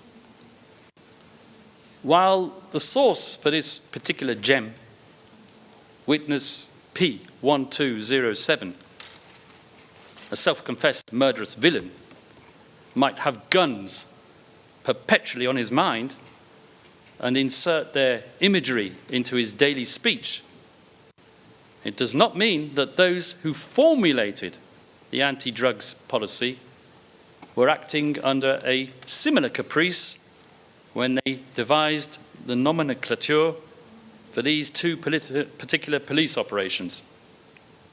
And of course, there were other police operations with completely different imagery, such as the one-time, big-time operation referred to by a few prosecution witnesses, and the riding in tandem operation. The mind can only boggle as to what type of nefarious imagery the prosecution believes that last title evokes. None of the indicators I have mentioned up until now have shown in any way a mutual meeting of minds between alleged co-perpetrators, evincing a communality of purpose or an agreement to act in an illegal fashion. Of course, the prosecution has shown us pictures of the alleged co-perpetrators uttering comments similar to those issuing from Rodrigo Duterte.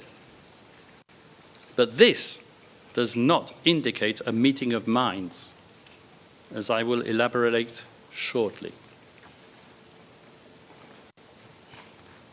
The eighth factor, purportedly evincing a plan of agreed criminality, is set out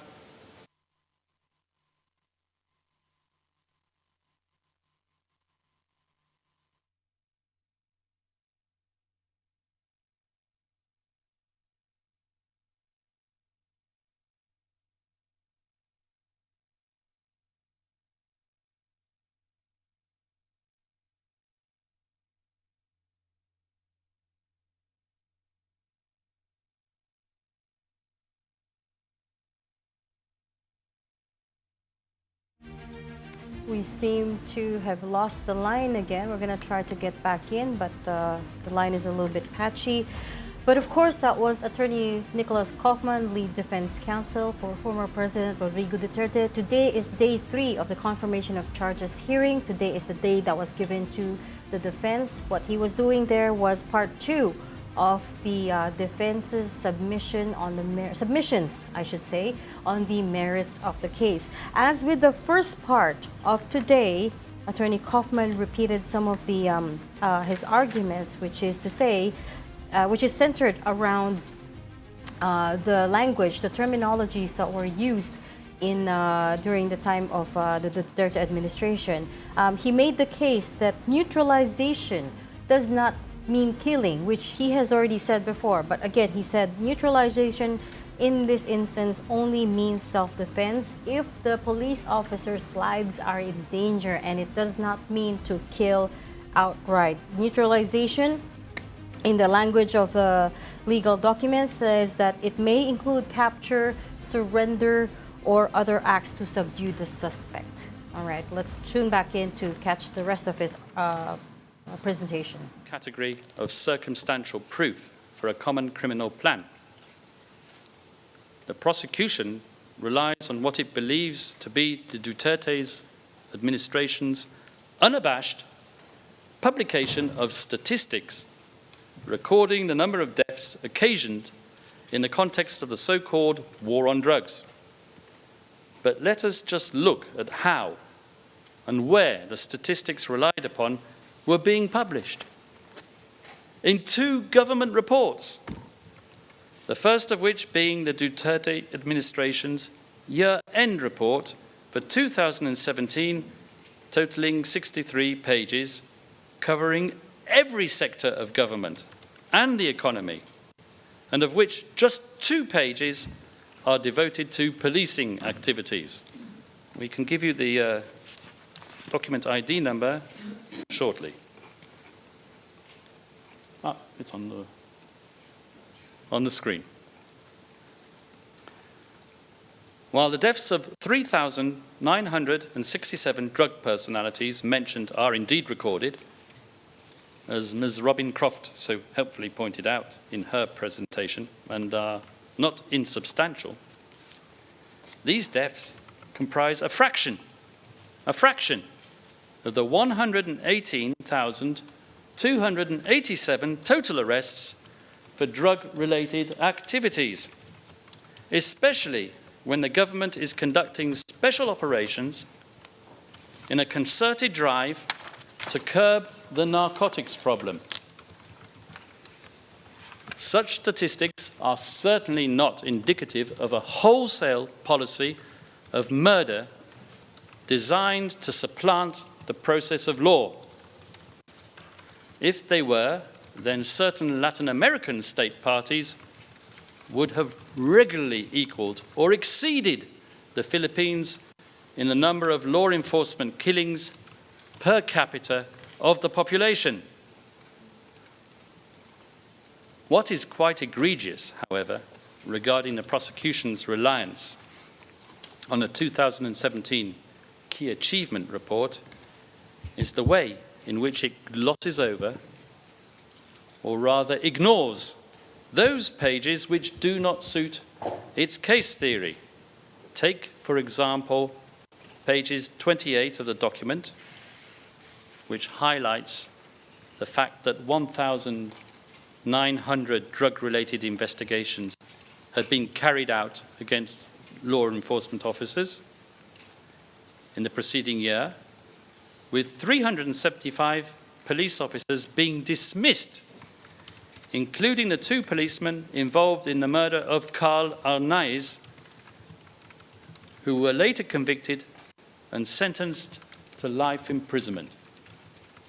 These policemen were affiliated with the Caloocan City Police Station, and where, so the report mentions, 1,000 personnel belonging to that station were sent for retraining.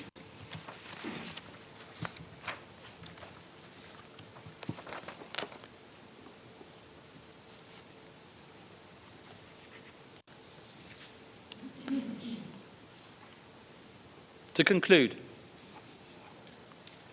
this document, far from being evidence of a conspiracy hatched between co-perpetrators, is in fact a testament to the Duterte administration's respect for the rule of law and written proof of its intolerance for rotten apple police officers.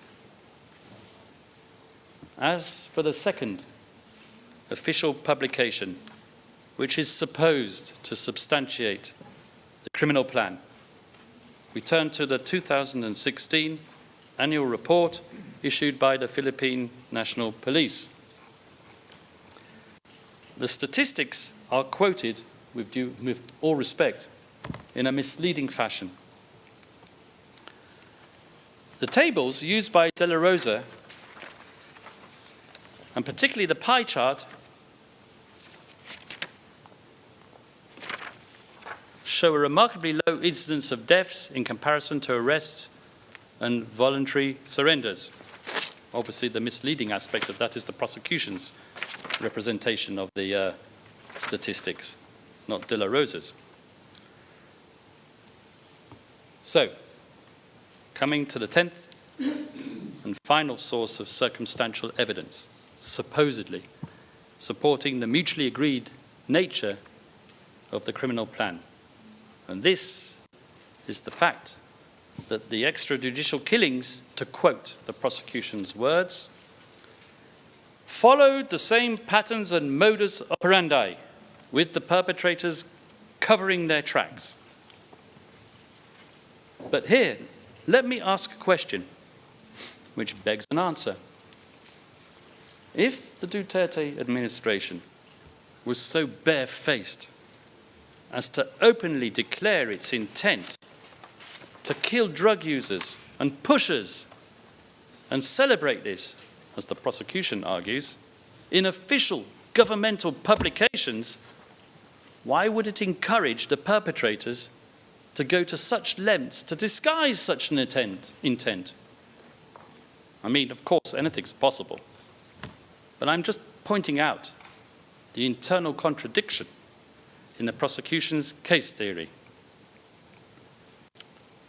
In any event, as they say in English, there is more than one way to skin a cat. And the differing types of modus operandi that we have encountered in the prosecution's 49 incidents of murder involve all conceivable modes of butchery, ranging from strangulation, suffocation, to stabbing and shooting.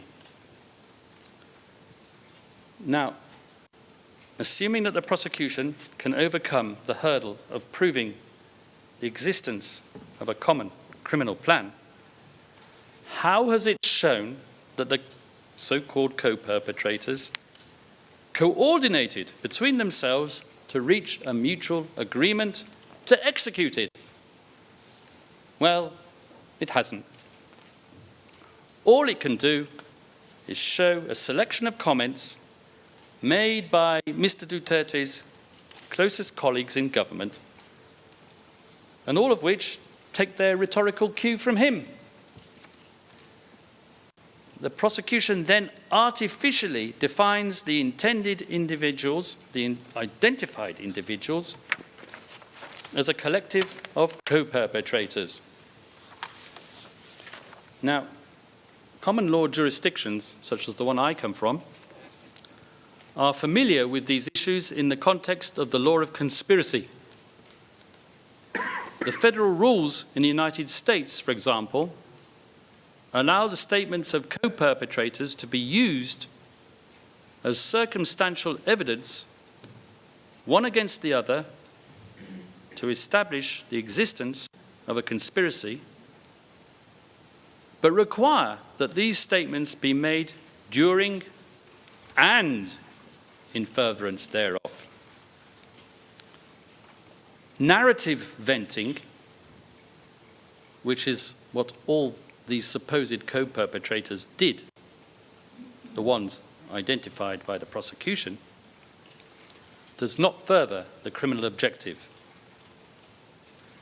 in furtherance thereof means that the statement relied on must advance the objectives of the conspiracy, such as through reassurances, updates, or actions taken to avoid detection.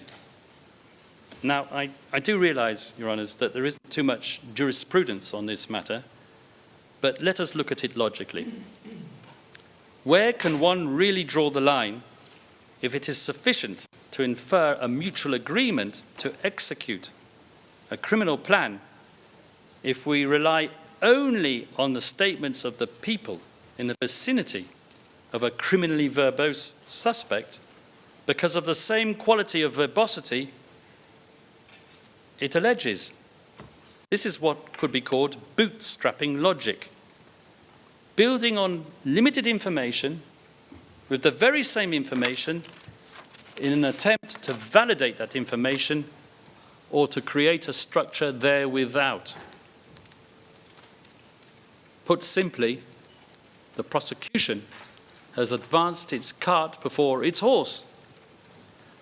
It has merely selected a number of individuals working alongside the former president who made similarly offensive comments and has then called them co-perpetrators. Instead of seeking evidence which might shed light on the interactions of these individuals between one and another, and construing a criminal conspiracy therefrom, should the evidence even support such a hypothesis, the prosecution has taken its preconceived and predetermined premise of a criminal plan and forcibly superimposed it on these individuals. The artifice of the prosecution's working methodology in conjuring up this criminal collusion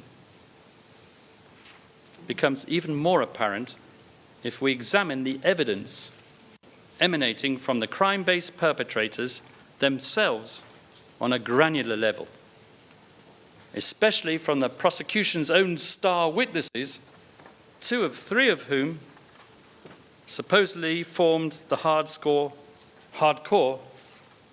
of a more limited organisation referred to earlier in my submissions.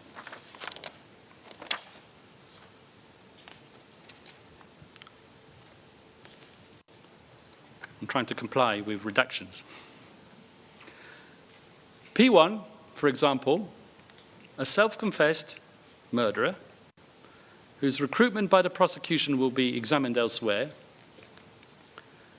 was asked about the common criminal plan of his associates up to 2017. And this is what he had to say. Every time somebody was at fault against the government of Rodrigo Duterte, we didn't bother to send them to prison. We would just kill them. That's PHL OTP 0001 2584 at lines 248 to 250. Okay, and that was the audio which I just quoted, and here we have the transcript. PHL OTP 0001 2376 hyphen R02, lines 248 to 250. So, having given you that quote from P1, I would say that as far as this witness was concerned, the common plan was not a refined policy of cleaning up the streets, but rather a killing frenzy of the political opposition. Obviously, no such policy existed, and no such policy is alleged. P3, whose evidence relates to the presidential period, describes a similar orgy of killing without rhyme and without reason, but not drug addicts, nor alleged criminals, but rather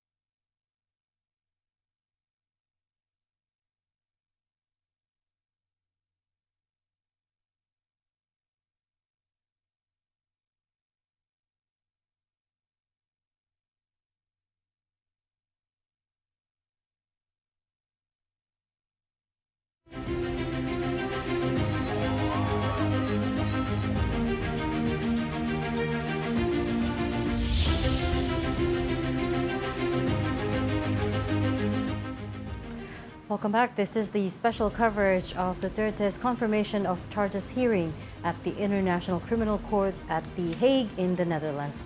Let us now... Okay, let's now tune back into the session. They just paused for a quick break, but we've got them back online operating now. Please take a listen. Under a clear criminal direction to target drug users for murder, criminals for murder, when he states that on occasion he would perform so-called clean arrests. Prosecution's witness, P3. He's not clear when he's actually following their supposed criminal theory or when he's is. What are clean arrests? These are arrests subsequent to which the apprehended criminal would be handed over for a judicial process. And so with that, I believe, I have exhausted the first limb of the objective requirement for indirect co-perpetration and have shown conclusively that there was no mutually agreed common criminal plan. Madam President, there are 10 minutes to go. I will start with the concept of essential contribution, which is indeed the second limb that I want to talk about with respect to this mode of liability, which requires the prosecution to show objectively that Mr. Duterte himself made an essential contribution to the furtherance of this scheme of criminality, and what is more, that subjectively he was aware that he was making such a contribution.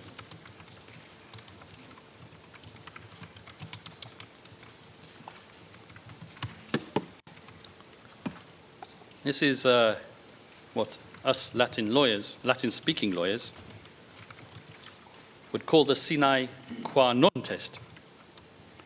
Or to put it another way, did these 49 murders, which the prosecution has identified, occur specifically because of Rodrigo Duterte's involvement? Or, to make the logic a whole lot simpler, would Rodrigo Duterte's withdrawal from this criminal scheme to target suspected criminals, as alleged by the prosecution, have led to the avoidance of these 78 deaths?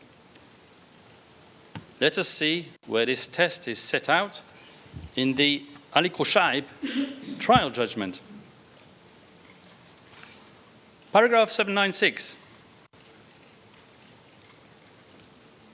And I'm going to quote the essential part for the purpose of the essential contribution. The accused must make an essential contribution without which the commission of the offence would not be possible.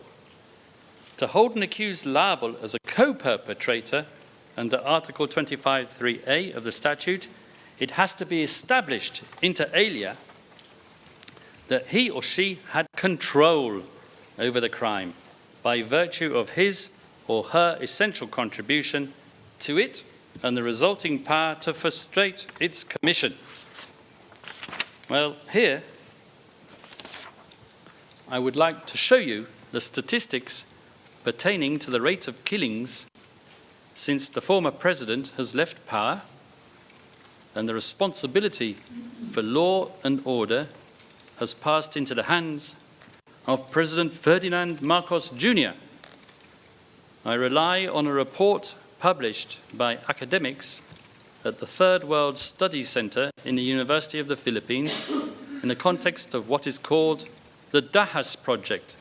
And trust me, the authors of this report, comprising weekly statistics on the first year of the Marcos administration, from 2022 to 2023, are no great friends of the former president, Mr. Duterte. This report was even cited, I remember, in a Rappler article, but it's to be found on our list of evidence at PHL D36 0006 0001, pages 006 to 0010. The report for the first year of the Marcos administration showed that out of 342 killings, 160 were at the hands of state agents.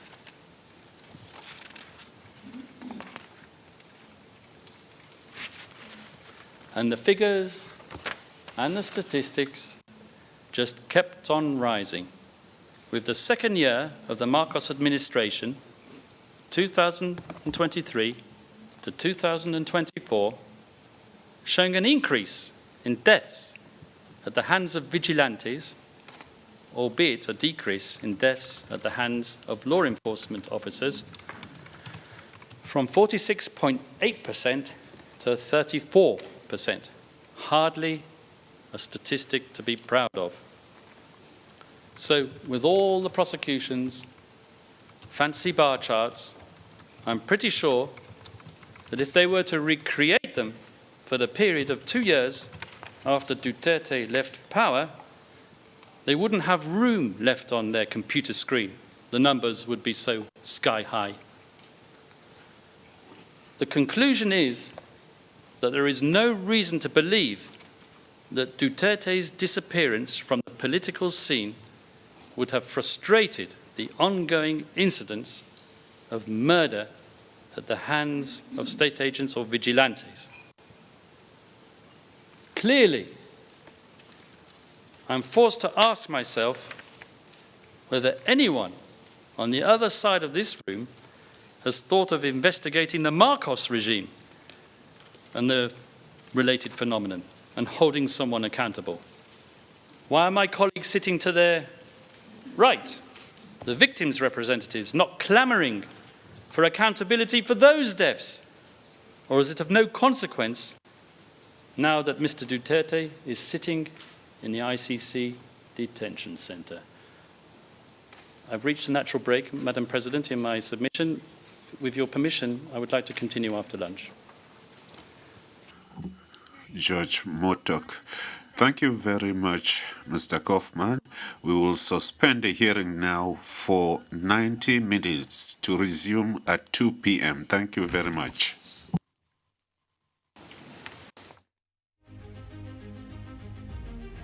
There you have it. The second part of today's confirmation of charges hearing is over. That was Attorney Nicholas Kaufman, lead defense for the counsel, on his submission on his submissions, I should say, it's plural, on the merits of the case. As with the first part of today, he had made the argument that prosecutors were cherry-picking speeches done by former President Duterte, ignoring the ones of him, stressing that police officers need to act within the bounds of law. There were a few more slides and charts that he showed in the second part of the agenda. He, in fact, towards the end of this session, said that if prosecutors had also recreated the bar charts in the 2 years after former President Duterte stepped down, they would see that the number of killings remained high. And in fact, he said somewhat facetiously that they would run out of space on their computers. He ended by asking a question: has anyone thought to investigate the Marcos regime over these drug killings, these alleged drug killings as well, and why the victims are not clamoring for justice over those deaths, is what he said. Similar to this, that was the second part of his argument, but similar to the first part of today's session, he continued to poke holes at the causal nexus, what they call the causal nexus between Duterte's speeches and the killings on the ground. At one point in the first part, in the first session of today, Attorney Kaufman gave what I feel is the strongest argument yet by saying that there is no smoking gun in this case, and argued that there was not one demonstrable incident that will prove any of the 49 incidents that have been brought before them to this pre-trial chamber.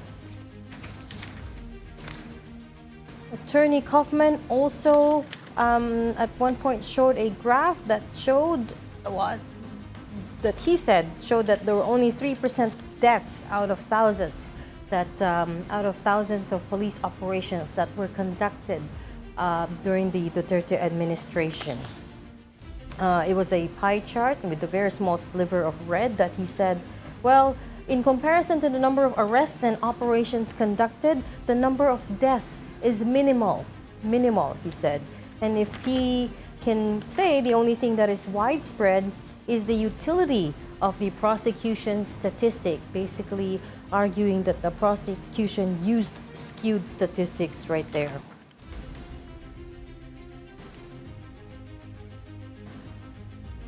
Out of over 1,900 cases investigated, Kaufman said there were 300 police officers dismissed, some of whom were later convicted and sentenced to life. And he was decrying why the prosecution failed to mention those statistics in their submission on the merits of the case earlier this week. He said there were thousands of cases that were investigated, thousands of killings that were investigated under the Duterte administration, but were not mentioned by the prosecution. And that, he says, is far from being evidence to his evidence of his guilt here.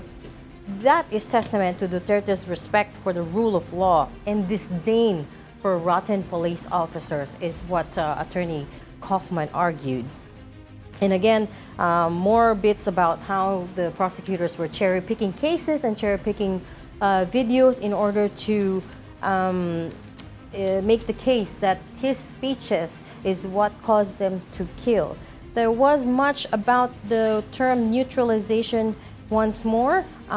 Attorney Kaufman once more made the case that it only means self-defense if the police officers' lives are in danger. He cited a legal document that said it may include capture, surrender, or other acts to subdue the suspect, but nowhere does it say that it means killing directly.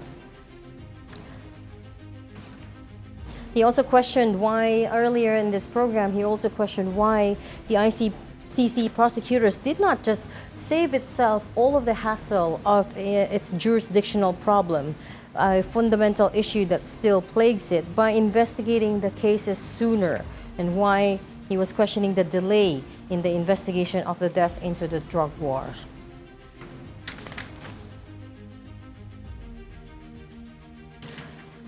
At this point, let us check in with News 5 Vigilante, Mac Ortiz, who's reporting to us live from The Hague. Mac, kamusta dyan? Anong reaction ng mga Duterte supporters dyan? Nakita ko nasa labas ka. Mac, naka-mute ka yata. Yeah, thank you. Hindi na, andito tayo ngayon sa labas ng ICC compound, yung tinatawag nila na ICC steps. Andito rin nagtipon-tipon yung mga supporter ni former President Rodrigo Duterte. Tapos, ito ang bago dito ngayon, papakita ko lang sa'yo. Meron sila dito mga bagong painting. I-flip ko lang yung camera para makita nyo. Yan. Ito yung mga bagong painting yan dito. Yan. Standing the President. Then, okay. Then, ito yung mga supporters nila. Actually, maglalakad ako kasi alam ko, nakita ko si Atty. Salpanelo kumakain. Baka actually halos araw-araw na lang natin tinatanong si Atty. Sa ganitong oras habang kumakain. Sabi ko kumakausap ko siya ngayon Wait lang. Ayun, mukhang maraming... Ayan si Atty. Ayun, mukhang maraming tao gusto makausap din siya. Attorney Sal, Victor Bedulit kita. Si Regina po from Hi. One News. Good afternoon, Attorney. Hello, good afternoon, Attorney. Just very quickly, kamusta naman po? What did you think of that of today so far? Tinatanong ni Regina kung kumusta naman po daw today yung ganyan. Maganda. the Attorney Kaufman studied this case. Yeah, the thorough research on the speeches of the president, Leon, and as well as the documents. Kaya he was able to use it to rebut all the prosecution. Sir, we heard that you're applying for ICC accreditation. Bakit po? Attorney, pinapatanong ni ako, you're applying daw for ano? ICC accreditation. ICC accreditation po. Yeah. Bakit po, sir? Bakit daw po, sir, you're applying for it? Makahanap tayo dyan para makatama makatulong kay Presidente. Is there a plan to make you the lead counsel just in case ma-accredit po kayo? Just daw, sir, ma-accredit kayo. Are you applying for the lead counsel daw po, sir? No. I'm just applying to be accredited so that I can appear. Okay, salamat, sir. We'll leave you alone. Again, more importantly, not to appear but to visit the president. Inside. You're not an accredited lawyer and member of the defense team. You can't visit him. Inside the detention center. Primary reason. Okay, salamat, sir. Pangatlong beses ko siya dinistorbo habang kumakain. Okay, Kaya, thank you, Mac.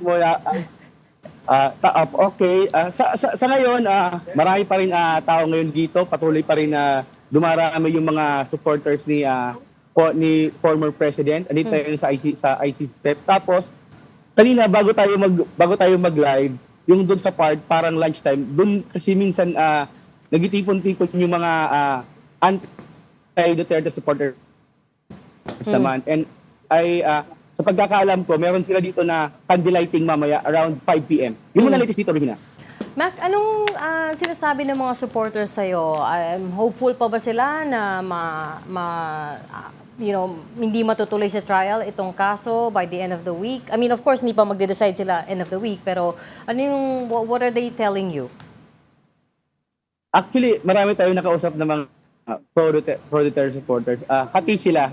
Yung iba parang they're preparing for the worst daw, na just in case matuloy yung trial. Yung iba naman, hopeful pa rin na kumbaga, mapauwi si former president daw sa Pilipinas at doon daw litisin. Yun ang thoughts nila. Meron pa rin, some of them are bracing for the worst, preparing for the worst. And then, Mac, lastly, kamusta naman yung crowds? Ngayon, mukhang ilan lang yung mga nasa likod mo. Kumunti ba today o mas marami ba noong Monday? Or pareho lang? Nung Monday dito sa ICC, so mas marami sila. Yesterday, dahil walang ganap dito sa ICC, andun sila sa detention, doon sa tinatawag na Duterte Street. Yesterday, andun si former Executive Secretary Mijaldea, si former LTO Delegra, and si Attorney Sal Panelo. Marami dun kahapon dun sa may Duterte Street na tinatawag, like very festive kasi kumain sila ng gelato, flavored ata, pistachio and salted cream ice cream yun ang kinakain nila. Ang sarap naman. Mac, nakausap mo ba this buong linggong to, may chance ba na nakausap mo si ES Mijaldea? Because siya naman talaga yung constant dito, yung kasama ni Duterte, simula pa lang na pinadala siya sa Hague, di ba? Nakausap mo ba si ES Mijaldea about it?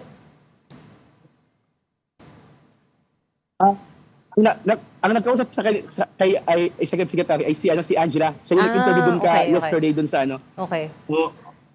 So tawagan na lang namin si Angela mamaya. But and finally, kamusta naman dyan? Kamusta naman kayo dyan? I mean, dire-diretso kayo, no? Monday, simula ng Monday, Tuesday, tapos ngayon Thursday. Yes. Paano kayo, I mean, nakabantay lang kayo dyan sa labas, dire-diretso, no? Until matapos. 7 hours na backwards yung oras dyan sa Pilipinas. Kaya pag nag-morning show dyan, dito is like mga madaling araw. Medyo malamig. Yun yung struggle namin dito dahil nga Pilipino, di naman sanay sa malamig na klima. Kailangan namin magbalot talaga. Like, kahit pirik yung araw, talagang malamig talaga dito. Oo nga, mukhang ginawa ka ba? Nakailang layers ka, Mac? Okay. tatlong layers ako. Pag humahangin talagang malamig. Hindi pwede magpalipad ng drone, no? Mac? Ayaw kong subukan. Baka kasi pag nagpalipad ako, yun na yung last na day ko dito. Baka i-deport agad ako sa Pilipinas. Oo nga naman. Oo nga naman. You need a permit for that. Okay, iwan na natin na. Salamat. Thank you so much for your reporting. News 5 Vigilante, Mac Ortiz.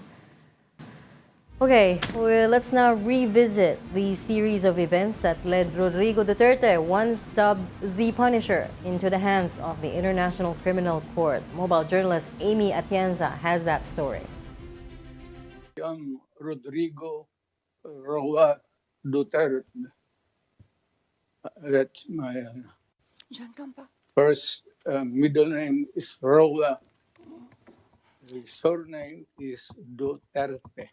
Now that Rodrigo Duterte is facing proceedings at the International Criminal Court, the question is, how did it all begin? The trail leads back to April 2017 at the height of his administration's war on drugs. Late lawyer Jude Josue Sabio filed a communication before the High Tribunal, accusing Duterte and several officials of crimes against humanity over alleged extrajudicial killings. Sabio represented self-confessed Davao Death Squad hitman Edgar Matobato. The filing relied on insider testimonies, human rights reports from Amnesty International and Human Rights Watch, documentation from church sources, as well as the media. In his letter to then ICC prosecutor Fatou Bensouda, Sabio argued that when a state fails to prosecute crimes against humanity within its own territory, the ICC must intervene. The complaint did not name Duterte alone. Several senior officials of his administration were also cited. More than a year after Sabio's complaint, families of drug war victims and activists brought their own complaint before the court, amplifying the call for international scrutiny. By then, ICC prosecutor Bensouda had already launched a preliminary examination into killings linked to Duterte's anti-drug campaign. But Duterte pushed back. In 2018, he announced the Philippines would withdraw from the Rome Statute, the treaty that established the ICC. The withdrawal took effect in March 2019. However, the High Tribunal retained jurisdiction over alleged crimes committed while the country was still a member, from November 1, 2011 to March 16, 2019. That period covered Duterte's final years as Davao mayor and his presidency. But even as the legal process moved forward, the former president publicly criticized the ICC. For the things that I have said, ordered, and done, I am willing to put my neck dito sa mga bagay na to. Baka balang araw, itong ICC na itong bugok na to, if they decide to hang me, I would be very glad to go. Still, the case advanced. In September 2021, ICC judges authorized a full investigation. The Philippine government appealed, arguing the court no longer had authority. But in July 2023, the appeals chamber rejected that argument, allowing the probe to resume. Then came the turning point. In early March 2025, ICC judges issued an arrest warrant under seal, accusing Duterte of crimes against humanity, specifically murder, linked to drug war killings. On March 11, after returning from Hong Kong, Duterte was arrested in Manila and flown to The Hague. He was formally turned over to the ICC the following day. The charges later evolved. What began as one count of murder covering 43 incidents was revised to 3 counts of murder involving 49 incidents and 78 alleged victims. Among them was teenager Kian de los Santos, whose killing sparked nationwide outrage, along with several individuals tagged as high-value targets. At the core of the case is a fundamental question, not simply whether individual killings occurred, but whether there was a policy behind them. Now, nearly a year after his arrest, and even as he opted not to personally attend the hearings, Duterte remains under ICC detention, awaiting the judge's decision on whether the case will proceed to trial. Kapatid Amy Atienza, we are One News. Which brings us to today, day 3 of the confirmation of charges hearing for former President Rodrigo Duterte. Let's now get some more reactions This time back to the side of Duterte's supporters. Joining us right now is former chairman of the Presidential Anti-Corruption Commissioner, PAOK, Greco Belica. Good evening to you, sir. Hi, good evening, ma'am, and good evening to all our viewers and listener. It's PACC, ma'am, not PAOK. I'm Ay, sorry. oo nga pala, sorry. I'm thinking of a different PAOK. Yeah.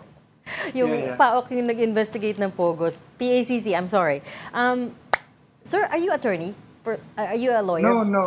Okay, I No, was about to no. call you attorney Belica, pero Yeah. it's not. Thank Okay. you. Anyway, sir, first things first, I'm sure nakinig po kayo, you listened to the whole part 1 and part 2 of today's confirmation of charges hearing. What do you think so far?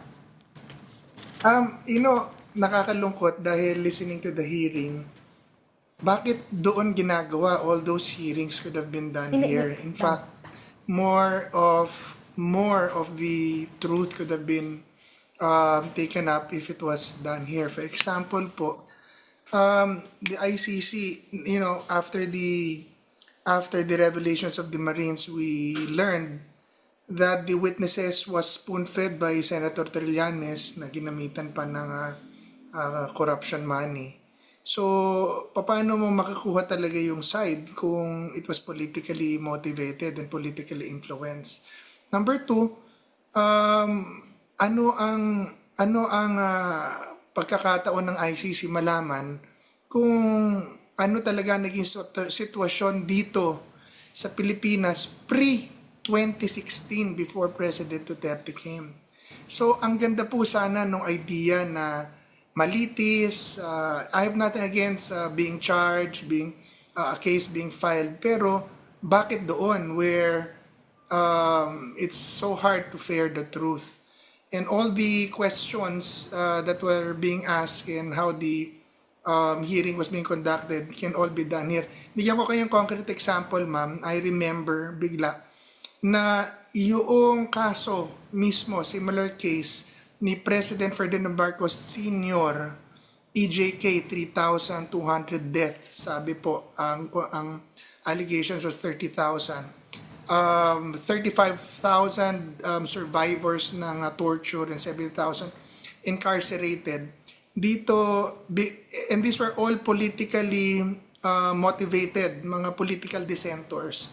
Na-solve po lahat dito. In fact, gumawa pa ang Pilipinas ng batas para mabayaran yung 11,000 victims na nirecognize na nakuha from the 10 billion pesos na na-recover. Comparing it to the case of President Duterte, 6,000 death na officially na inadmit, 160,000 na pinakulong. Bakit yung kay Marcos na resolve naman dito, nabayaran pa, yung kay Duterte nandun sa ICC? And in fact, recent history tells us na the Philippines is capable of handling high-profile cases. As it did, it sent to jail 2 presidents, President Arroyo and President Estrada. It sent to jail 4 senators, Senator Bong Revilla, nakakulong na naman, Senator Estrada, and Senator Juan Ponce Enrile, house arrest, and Senator De Lima.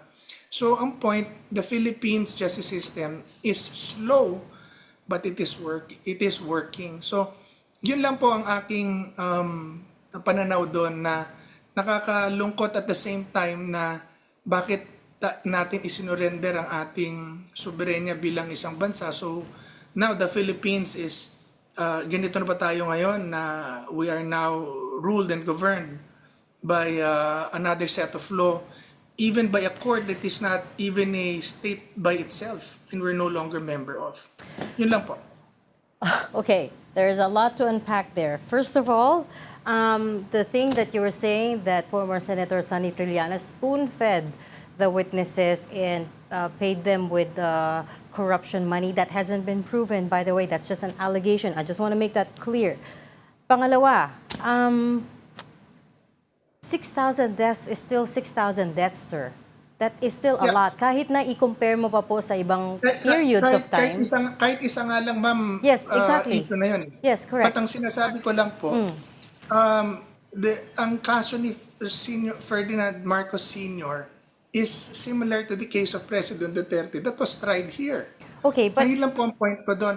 Ibig sabihin, sana dito na lang. Ngayon, kay Sunny Trillanes, ang point ko lang po doon, there are allegations that Sunny Trillanes received 100 million pesos and spoon-fed the witnesses. Yun nga po so how will the ICC treat that now? So those yun are... nga po, if it was here, then mas malinaw. Pwede mong patawag si Sunny, pwede mong patawag yung mga yung mga yun lang po ang point ko. Kaya sana dito ginawa. Right, but those are mere allegations which former Senator Trillanes has denied.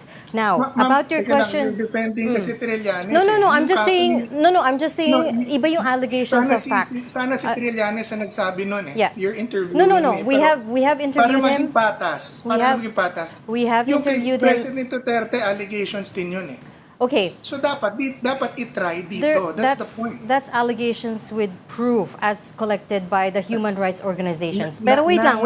Let me move on to the next point. No, you brought it there. Now, let me move on to the next point. Ferdinand Marcos Sr. was in power 1965 to 1986. May ICC, may International Criminal Court na back then, but the Philippines didn't ratify the Rome Statute until August 30, 2011. So that answers your question, why Ferdinand Marcos Sr. wasn't brought to the Hague, because we weren't part of the ICC the Philippines is capable of handling high-profile cases. Right. The very reason na ginagamit po ng mga nagpadala sa kanya sa Hague. But during his time... Ma'am, I thought it was an interview. Why are you asking for the opposition? No, I'm not asking for the opposition. Yung mga points ko,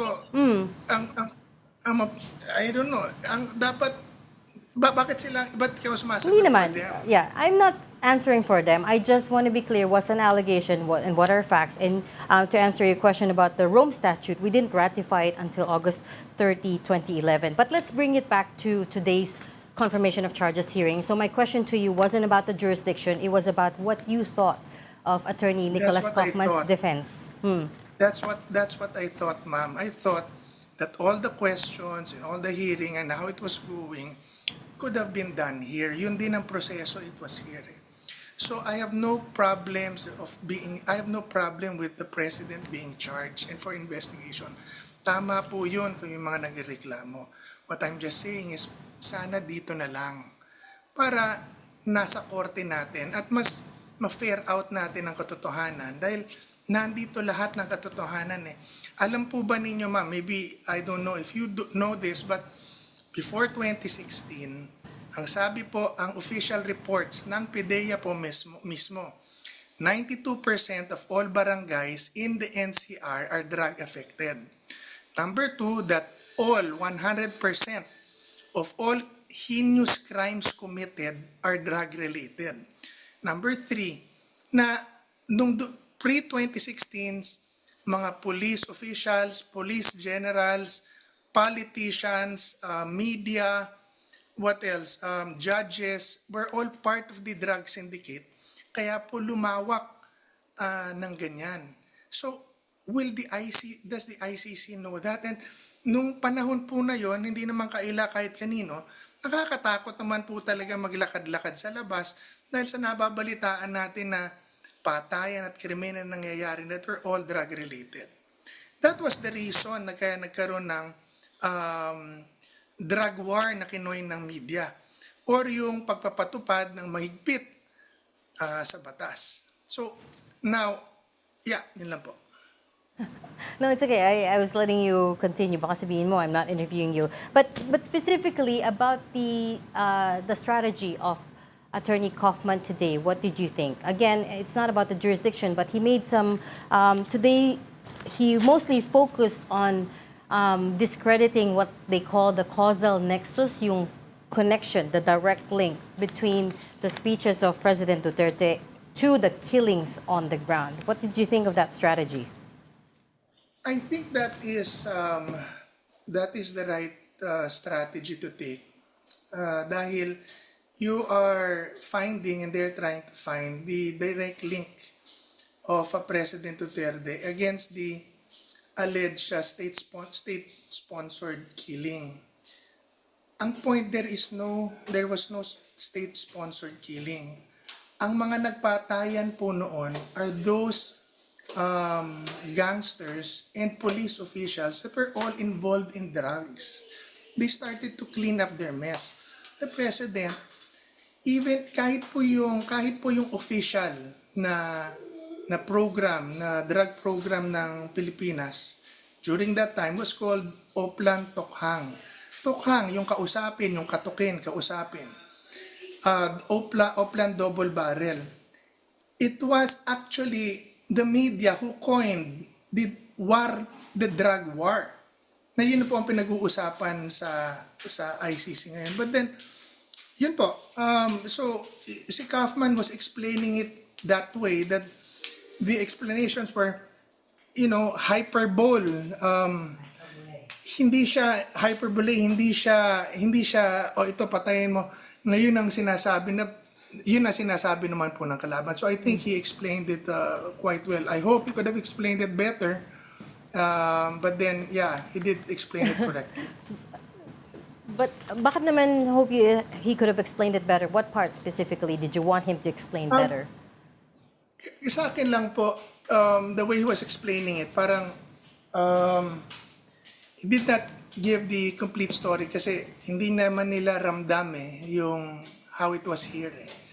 When, gaya po ako I know the streets.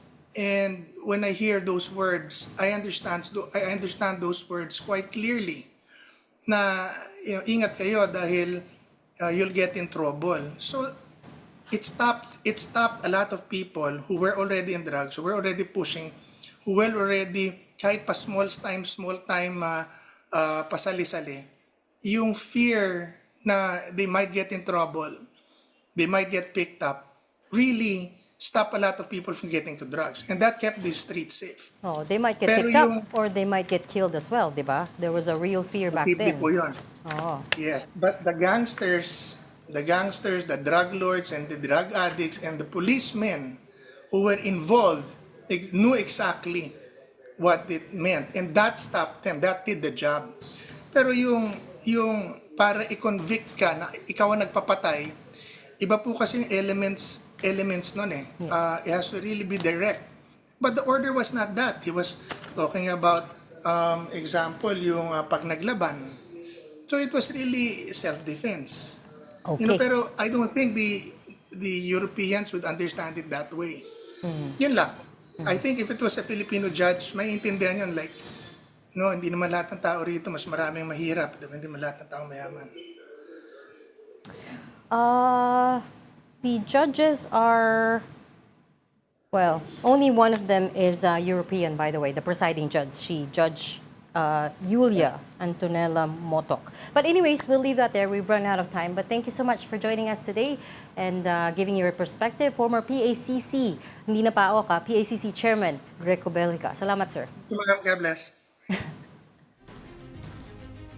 We'll give you more updates when we return. We just need to take a very quick break. This is, of course, Duterte's ICC confirmation of charges, a special coverage. Please stay with us.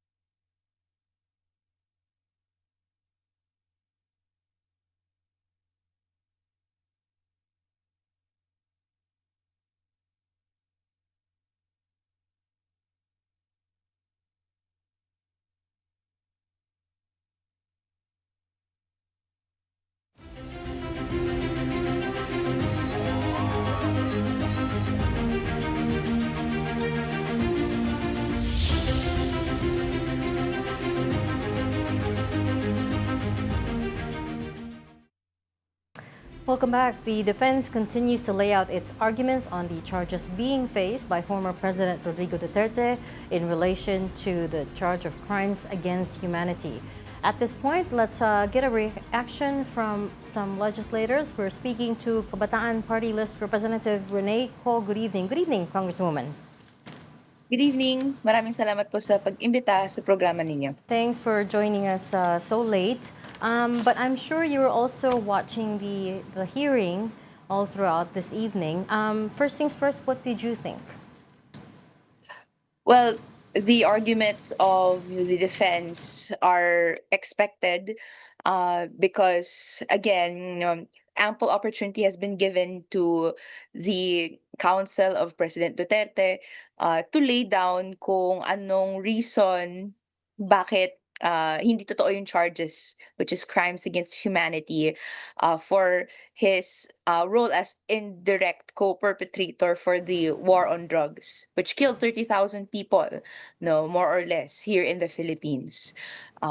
As we notice, no, full of cherry-picking arguments, full of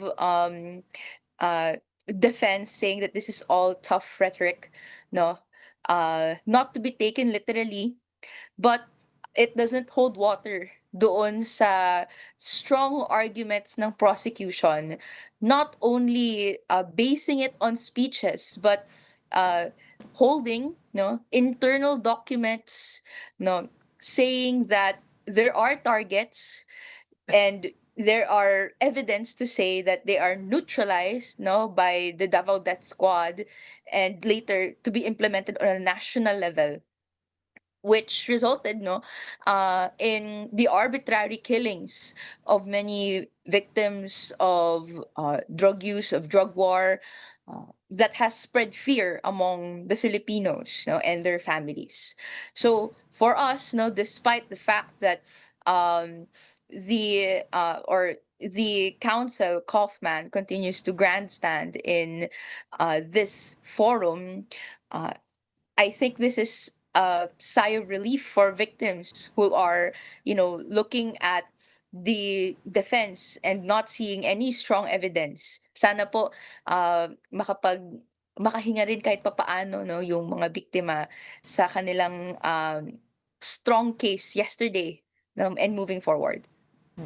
Congresswoman, let me just set the record straight. The 30,000 that you cited is, of course, the figure from human rights organizations. The official figure from the administration, from the government, was closer to 6,000.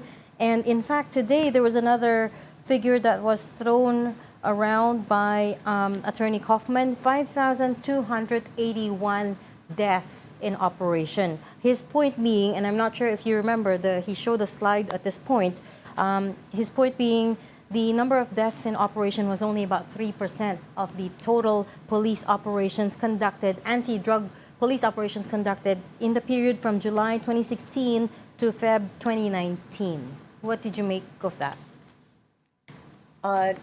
We give strong credence to the findings of human rights organizations that provide that number, yung 30,000. The Kaufman and his counsel and his team can put forward that number, and they should be able to explain how the internal processes led to that tally. But when it comes to human rights organizations who document the killings left and right that happened since President Duterte entered his term, a lot of these police operations either happened using a different category or declared deaths that resulted in a different manner or used different weapons, etc. That can lead still to the number of 30,000. So I think because na-veto ng matagal ng human rights organizations, and ito yung naramdaman ng mamamayan na especially when kinonsider natin yung pambansa or the national scale of these operations. That's why ito ngayon yung kailangang sagutin, no, ng defense ng maayos, no, how they're able to arrive at that tally. One thing that I thought came across quite powerful in terms of the defense's arguments is that when when Attorney Nicholas Kaufman said that there's no smoking gun, that there's not one demonstrable incident that shows direct order as far as the killings of these 49 incidents that were presented to the pretrial chamber. He also, I guess, was casting doubt on the causal link between Duterte's speeches as well as the killings on the ground.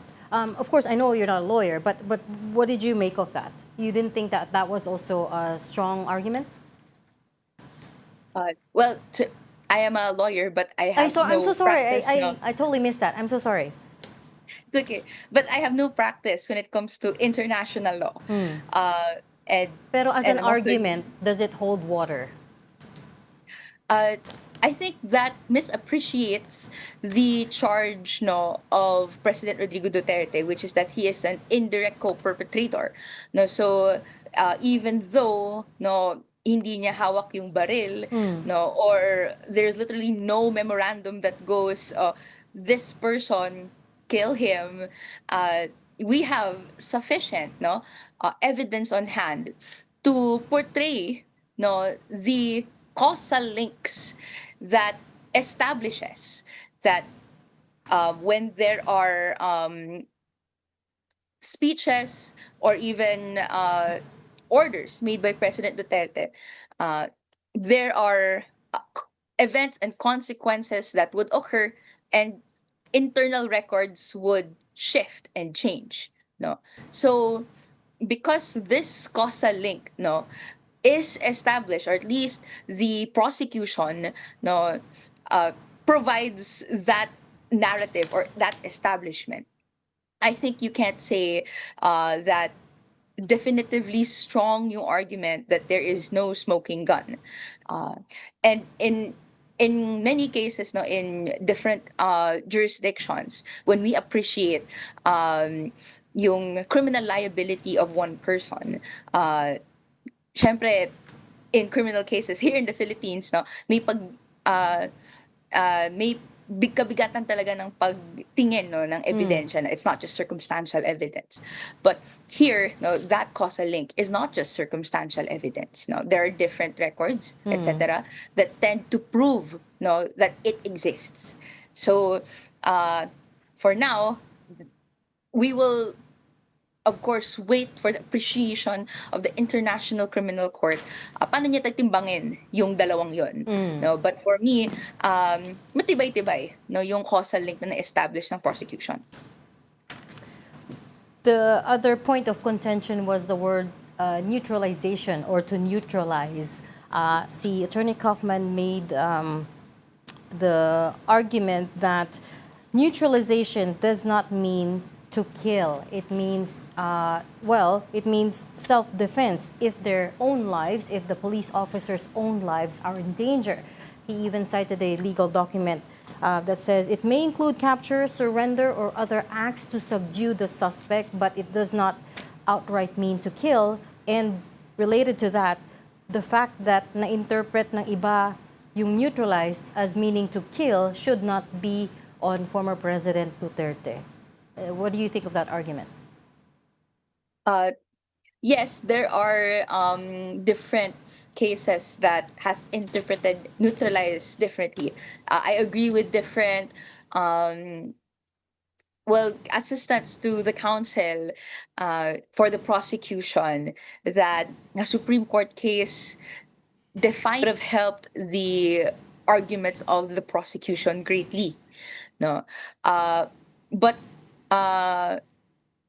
if you look at the documents, no, there are there's evidence to say that neutralize is meant literally, no, kapag na-dispose na yung tao or if they're killed. One such instance is between the two government officials that was in the PRRD list. One was arrested prior to the death. And that arrest and also their subsequent detention did not change that tag to neutralized na siya. No?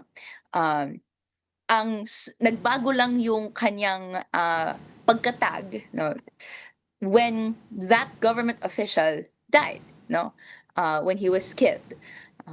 So that argument was put forward with the prosecution din kahapon, and even though may ganyang argument, and I think in the opening or in the statements of the defense, ginamit din niya against the or ginamit niya for the client, which is PRRD, na neutralized quote unquote daw ni President Marcos Jr. si former President Rodrigo Duterte. In the evidence submitted, and how police operations appreciated that word and used it in internal records, it is meant to dispose of that person or to kill. So, despite yung ganong argument na may difference in treatment, kailangan pa rin tumbahin yung nakalagay and yung change doon sa records that only happened noong May namatay na.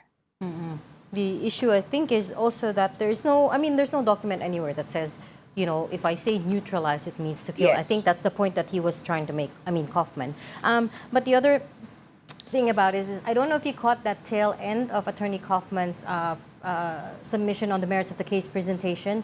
He brought in President Bongbong Marcos. He said basically that the killings had continued under his term, that if the prosecutors at the ICC recreated their bar charts in the 2 years after Duterte stepped down, meaning Marcos period na, they would realize that the killings had remained high, and in fact he said na they might run out of space on their computers because the bars would be so high. He also said, how come with these killings in the last 2 or 3 years, allegedly, how come they are crying accountability?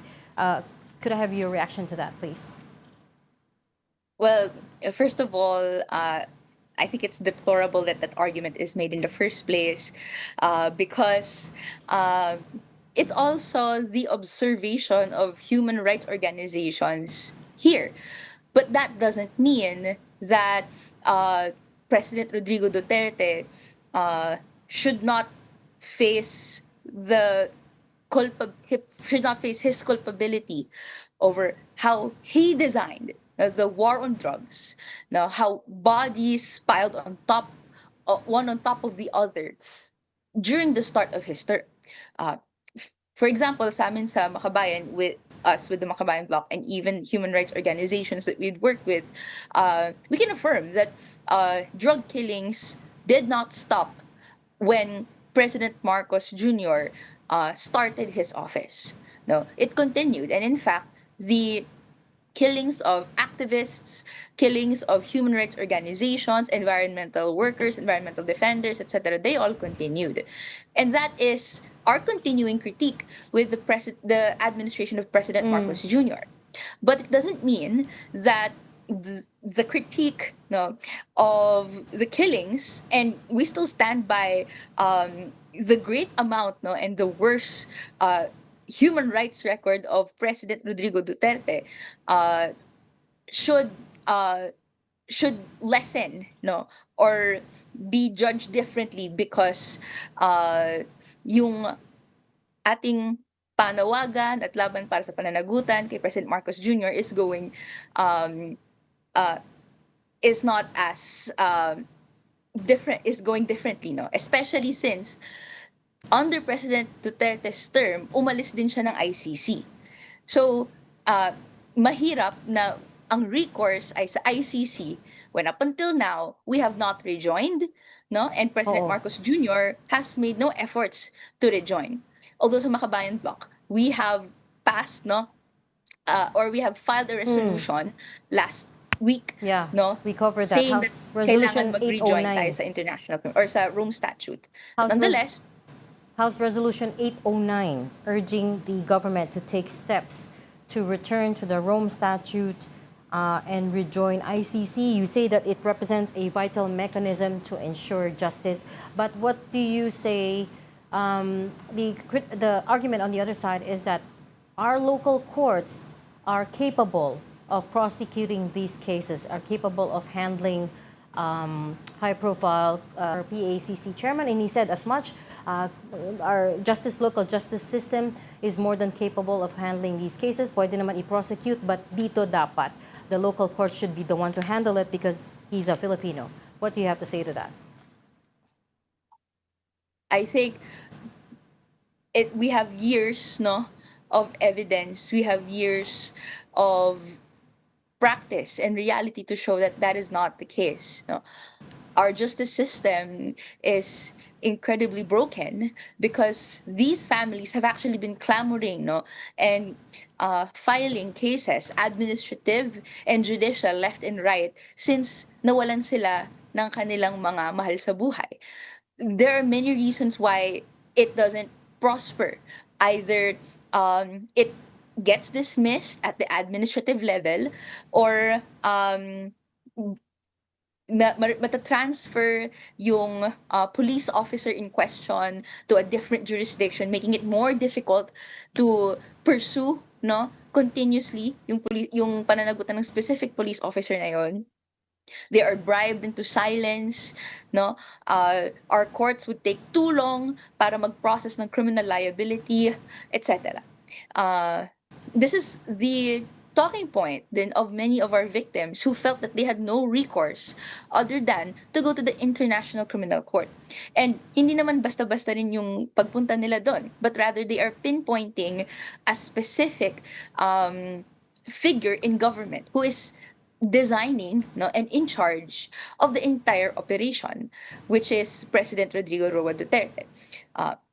Because despite the fact that yun nga, yung mga pumatay sa kanila, yung mga police officers, different circumstances, these officers have been protected, no, provided political immunity with the different statements, or even the bureaucracy that our victims have to navigate para lang makamit yung hustisya.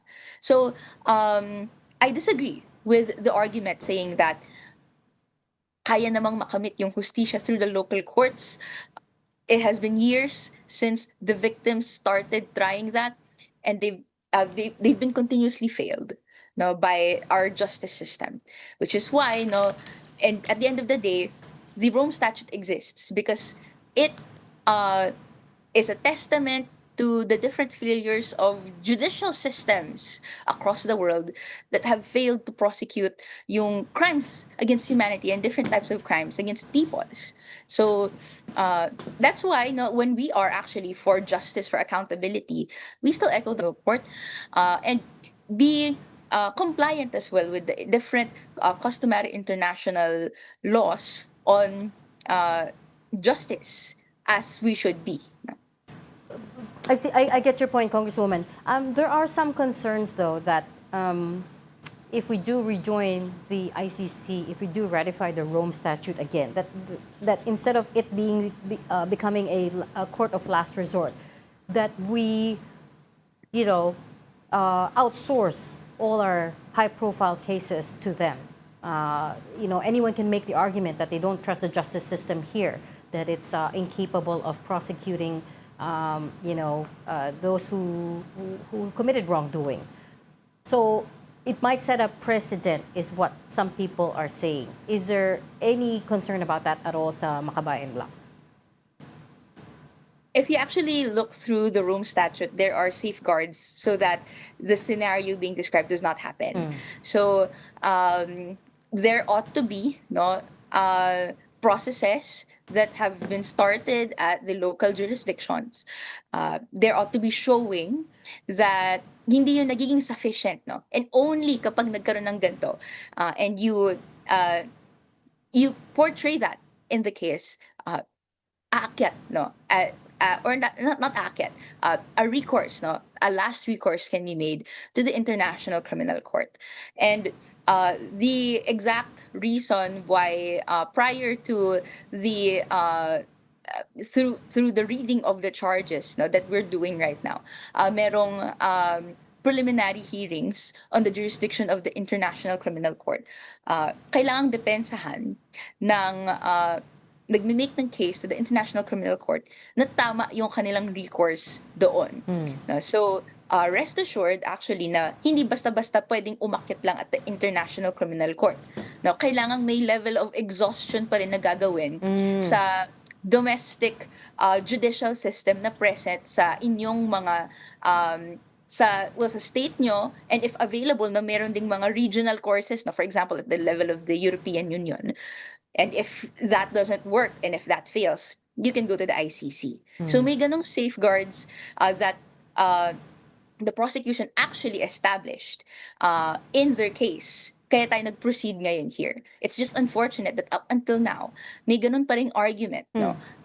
When there have been multiple findings and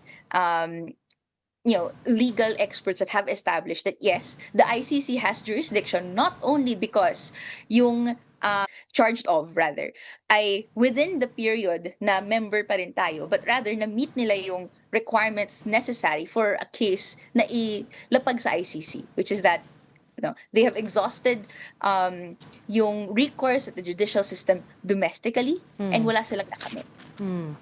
So may guardrails. You have to prove that you have exhausted your remedies on the ground first. Congresswoman, how much support do you think you'll have for this bill? House Resolution 8509, did I say? 809, sorry. 809, yeah. Urging the government to return to the International Criminal Court. How much support do you think you'll have in Congress with this? I think we'll garner some support. Well, in the first place, we were a member, no? And incumbent President Marcos Jr. was a member of the Senate that ratified the Philippines, no, signing on to the Rome Statute, no, and therefore putting us under the jurisdiction of the International Criminal Court. In fact, he voted in favor of the ratification. When he was a senator. Yes, when he was a senator back in 2013. So the same legislators that signed on this are also, some are still in office. But at the end of the day, the one decisive in this discussion is the president himself. We actually had a discussion with this during a privileged speech of Representative Laila De Lima last week or this week about how the ICC or the proceedings at the ICC will start this week. No, I asked, no, ano po ba yung unang step na kailangan gawin? At this point, no, despite the fact that we filed a House resolution, the House of Representatives actually has no role, no, in the resigning of the Rome Statute or in the ratification of the President signing on the Philippines into the Rome Statute. What we can do best is just urging, no, the president to do so, because at the end of the day, ang decisive po dito ay ang presidente. No? Exactly. He can consult with the DFA, and it's a step, no, that he will most likely take, no, because they're the part of the executive. Pero ang decisive, ang nasa constitutional power to sign onto it, to sign a treaty, no, is the president. So ang may bara dito, as we see now, is the president. So we continue to challenge him and also concentrate public opinion na if indeed, no, at the most immediate time, no, sign the Rome Statute again so that we can be part of the ICC. I know in one of my first questions to you, you basically said, yes, there were killings under this administration, but that doesn't negate the fact that there were such killings as well under the Duterte administration, which is what he's being litigated for at this point. But if the killings have continued, should they be investigated as well? Yes. In fact, no, to whatever authority my representation can provide, no, I'd like to be one of the advocates, no, para to bring into justice lahat ng mga naging biktima ng pagpapaslang ng Administrasyong President Marcos Jr. Because, well, the reality is, no, we're not a member of the ICC. So whatever inabilities of our domestic courts, our local juridical systems fail to do so, wala tayong recourse right now until we get to be a member. And in fact, I think that's one of the reasons why President Marcos Jr. continues to refuse the rejoining of the Philippines as one of the member states that signed on to the Rome Statute. Kasi alam niya na once he does, no, and the Senate ratifies it, there will be groups that will file cases at the ICC. Of course, kailangan i-clear nga yung mga guardrails or safeguards as provided in the Rome Statute. But given the left and right, no, na denials of courts, for example, in providing protections towards activists that are fighting different causes, and also different non-governmental organizations or grassroots organizations being slapped with terrorist financing charges that, you know, not only them but international organizations labeled to be arbitrary. There is the use of law to harass no advocates. So I foresee that that's the reason na hindi nagjo-join tayo muli sa ICC. So nonetheless, we will continue to push no our rejoining of the ICC, and kung ano man no the accountability at pananagutan dapat ng administrasyong ito sa inhustisya sa mga mamayang Pilipino. I hope that lays to rest the arguments that this is all just a political, demagoguery, as what Attorney Kaufman said, and political revenge on Duterte. Just to be very clear, what you said was that you are willing to, you want to push for the investigation of the killings that have continued under the Marcos Jr. administration. Congresswoman, one last question for you that not related to ICC but kind of is related. Since we're talking about House bills, kamusta naman po yung impeachment bill? And I'm sure there's talks in Congress at the moment. Many people tell us that there's not much more appetite for an impeachment. But I recall that you were one of the only two lawmakers who interpolated Vice President Sara Duterte on her, if I recall correctly, it was the 2025 or 2026 budget. But in any case, 2026 proposal. 2026 yes. proposal, budget proposal. Where are you on this, and what do you think might happen to that impeachment complaint? I first join your hope that this lays to rest, that this is specifically politically motivated, because the victims of the drug war have no motivation other than justice, no, makamit yung hustisya sa pagpapaslang sa kanilang mga kamag-anak. And similarly, yung mga pinaslang din ng mga kamag-anak in the President Marcos Jr. administration want nothing but that same justice, no. So we're pushing for it, we're fighting for it.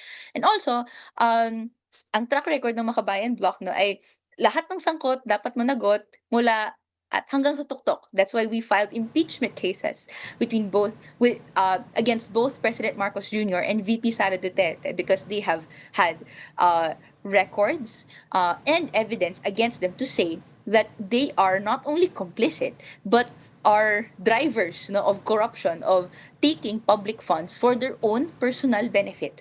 So unfortunately, the complaint against President Marcos Jr. has been dismissed for insufficiency of substance here at the House of Representatives, which we continue to criticize because sa amin, no, sufficient in substance siya kung babasahin lang natin yung patakaran at yung pamantayan na nakalagay sa House rules. No? The House had to create a motion out of nowhere to justify na kailangan na mamamatay ito at the sufficiency of substance level. Here at the VP Sara Duterte impeachment complaint, maraming ang mga usap-usapin siya because sinabayan nito ng announcement ni VP Sara Duterte ng kanyang pagtakbo, no, as president in 2028. And then there are different political actors as well signifying, no, well, a change in opinion compared to how they voted back in the impeachment proceedings in 2025, no, against VP Sara Duterte. But for us, no, hindi naman po nagbabago yung merits. In fact, nadagdagan pa nga yung merits to say that VP Sara Duterte betrayed public trust, no, by abusing, misusing confidential intelligence funds of her two offices, OVP and the Department of Education, with her not only attitude but her holding of the responsibility of public office, asking her staff, no, to not comply with legal orders and summons in relation to questionings of the budget and how it was used, no, etc. So sa atin, tumiba yung arguments. We continue to push that legislators vote in favor of and in line with principles, no, with a principled stand, no, and not whatever political interest na kailangang mag-play into come 2028. Of course, ongoing battle yan, and that's why we're preparing for the proceedings that will start, no, next week. No, next week, the House Committee on Justice will be convening to discuss the form and substance of the impeachment complaints laban kay VP Sara Duterte. So we're preparing and we will be, you know, opening or putting forward our best foot forward in relation to this. How significant is it that NUP issued a statement saying that their members will likely not vote for the impeachment? And I believe NUP is the largest party within the lower house. Well, right now, no, despite that last year may 2/3 na nakamit na signatures yung fourth impeachment complaint to VP Sara Duterte, I think it might be difficult to reach that same number, no. But still, the requirement by the Constitution and the rules is still 1/3, no.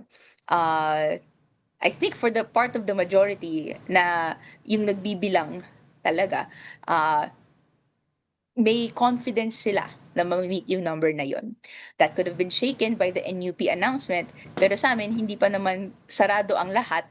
Ang amin, kailangan bumoto, kailangan umakto ayon sa lohika, no? At ayon sa anong nararapat sa bayan. And we're not only convinced, no, but we are confident with the strong arguments of the impeachment complaints showing that VP Sara Duterte held her office in a way that is income her office. Lalo na ang nakalagay dyan, no, dapat kung may confidential or intelligence funds, gagamitin mo for confidential intelligence purposes, di naman nagawa yun, dapat i-account mo ng maayos, di rin naman nagawa yun, etc. Kung aayon lang tayo sa paano dapat no, umakto ang public officials, I think it should be clear that VP Sara Duterte has her impeachment complaint, no, has merit and should be transmitted to the Senate so that it can go to trial. Okay, we'll be covering that, of course, but for now, we'll leave this conversation. Thank you so much for talking to me again. That was Kabataan Party List Representative Renee Ko. Salamat, Congresswoman. Maraming salamat po. Moving on now, the Photojournalists Center of the Philippines says they condemn any narrative suggesting that their drug war photos were fabricated. That's after attorney Nicholas Kaufman pointed out to before the ICC pretrial chamber that some pieces of photo evidence in the drug war are quote-unquote crafted. With this, let's get out to a voice on this issue. We have Manila-based freelance multimedia journalist Basilio Eli Sepe. Welcome to the show, Eli. Nakamute ka, Eli. Hey. Good evening. Good evening, everyone. Good evening po. Thanks for having me. Good evening, sir. First, can you, for those who maybe don't know the context to this issue, and why the PCP had to issue a statement to set the record straight, baka you can, baka pwede mo ikwento sa amin, sir, kung ano nangyari. First is gusto lang din namin, no, that why we released a statement. Gusto lang din namin na patunayan na hindi crafted or hindi staged yung mga nilalabas na photos ng mga photojournalists, especially during those times, 'di ba? At pinapakita lang din namin kung ano yung totoo, what's happening on the ground. At isa yan sa mga, syempre, sa larangan ng trabaho namin, yung mag-document ng reality. Eli, kwento mo sa amin, gaano ka-strict yung mga news agencies pagdating sa mga manipulated photo? For example, yung nagagamit, the one that was shown at the ICC was used by AFP. Meron din yung kay Rafi. Halos maraming photographers na kumuha nung yung so-called La Pieta photo. Pero yung ginamit is yung AFP, tsaka meron din yung kay yung ginamit ng Inquirer. But how strict? Talk us through that process. Gaano sila ka-strict when it comes to adjusting or manipulating the Hearing a lot of yung mga remarks na they're fake or they were staged, especially during the height of the former president's anti-drug campaign. So it was not really surprising actually that Mr. Kaufman made that kind of statement, particularly given his role as a legal counsel defending his client. Pero as for me, I stand firmly, by my work and by our work as journalists, not just with the photojournalists. Na the images we documented were real and they were not staged and they reflect of what was happening on the ground. And in many cases, what was happening behind the violence, during the drug war, and which also has deeply affected, yung mga families and individuals sa mga marginalized communities. So journalists who covered that event did not create that reality. We documented it. So it was our responsibility to present facts and visual evidence so the public could understand the truth of what was really happening. And then these photos, pagka-submit nyo sa editor, sa news agencies nyo, sa bureaus nyo, hindi na pwede galawin, correct? Or It depends, no? If you're a freelance, you can there's a lot of photojournalists in the Philippines, no? And we have freelancers, and there are those who work for local and international agencies. And those who have a regular job or those who work regularly for a certain agency, they must submit, pictures for their agency and for them to disseminate, yung nakuha na nilang picture. The same goes actually with freelancers. They have different clients, they have several clients, and they produce pictures for those organizations. And they were required also to document what was happening. Take me back to the Duterte administration and how your schedules, how your lives were like as you followed these police operations, as you documented the crimes. I heard na nakatambay na kayo sa mga police precincts, di ba? So talk us through that. Gaano kahirap nun? Photojournalists, di ba? We have one of the toughest jobs, out there. We have to be in the field. We have to be on the ground for us to be able to see and capture what is happening. And in my case, during that time, I began covering the drug war when I was still in college, when I was still working also for the Varsitarian, the official student publication of UST.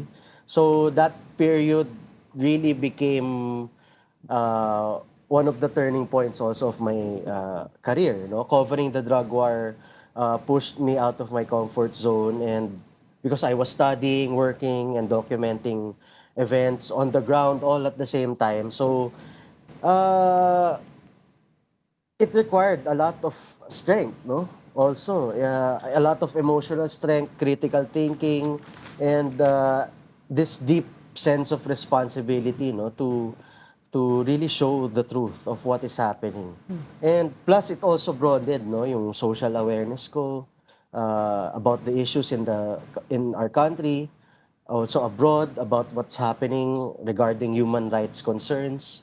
So I really felt strongly that people during that time, especially the younger generation, na they needed to uh, they needed to understand, no, uh, what was happening during that time.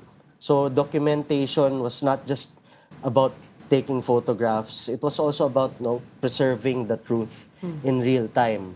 So those experiences shaped me as a journalist.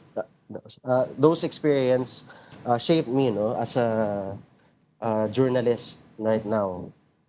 How do you guys know where to go? Kamusta yung, paano nyo pinaplano yun? Paano yung schedule in a week? Do you, at one given point in time, pupunta diretso na kayo sa police precinct, tapos sinusundan nyo na lang yung mga police? Or may nagtitip off? Or how does it work? Yeah. We usually go there. We usually go to the crime scenes, no, as a group. Lalo for safety also, kasi we went to different places, not just I mean around Metro Manila. So ang dami nangyayari. There were a lot of crime scenes all over the city. So yung iba nga hindi na namin nakukuhanan kasi ano lang kami, we need to stay put in some of the crime scenes. So yung iba hindi na namin napupuntahan. Pero gabi-gabi yun, no? Starting siguro after dinner, around 8 p.m., sometimes earlier. And hanggang ano na yun, madaling araw. And sometimes nung tumagal, hanggang may araw na. So it was really tiring, no? Physically and emotionally, because every night you get to see that kind of scene where Oo nga eh. Hindi ka ba na-trauma? families are weeping, or individuals are weeping, and you get to see blood every night. So as a young photojournalist back then, ang hirap kasi I was also doing other things besides that. Hindi ka naman na-trauma? Meron may times na there were times that It got to you? oo, na medyo traumatic yung scene kasi hindi na siya picture, masyado ng gory, no, kumbaga. So in other words, it's not, some scenes were not picture worthy kasi my clients won't even use it. Masyado ng gory. Because we have oo. guidelines in terms of what we can publish and what we can air. Ellie, last na, what would you say to those people who say that, yun nga, staged naman talaga. Kanina, we tackled the manipulated, crafted accusation. Pero ngayon, some people also say na these are staged, that you colluded with the police. Kayong mga photojournalists, you all went there, they staged it, tapos yun, they let you take photos, and it was that you guys were all in on it. What would you say to that? Sa panahon ngayon, no, sa panahon ng social media, sa panahon ng artificial intelligence, marami talagang magsasabi niyan. Marami talagang kakalat na fake news. Pero in our case, yun nga, in the end, it's still our responsibility, no, to show the truth, no. That's our role, no. We are also public servants, 'di ba? We have to show what's happening in our country. We're part also of history, and that's our job. That's our role as photojournalists and journalists in general, is to document kung ano yung ginagawa gobyerno ng taong bayan sa mga ganitong klaseng bagay. And to also make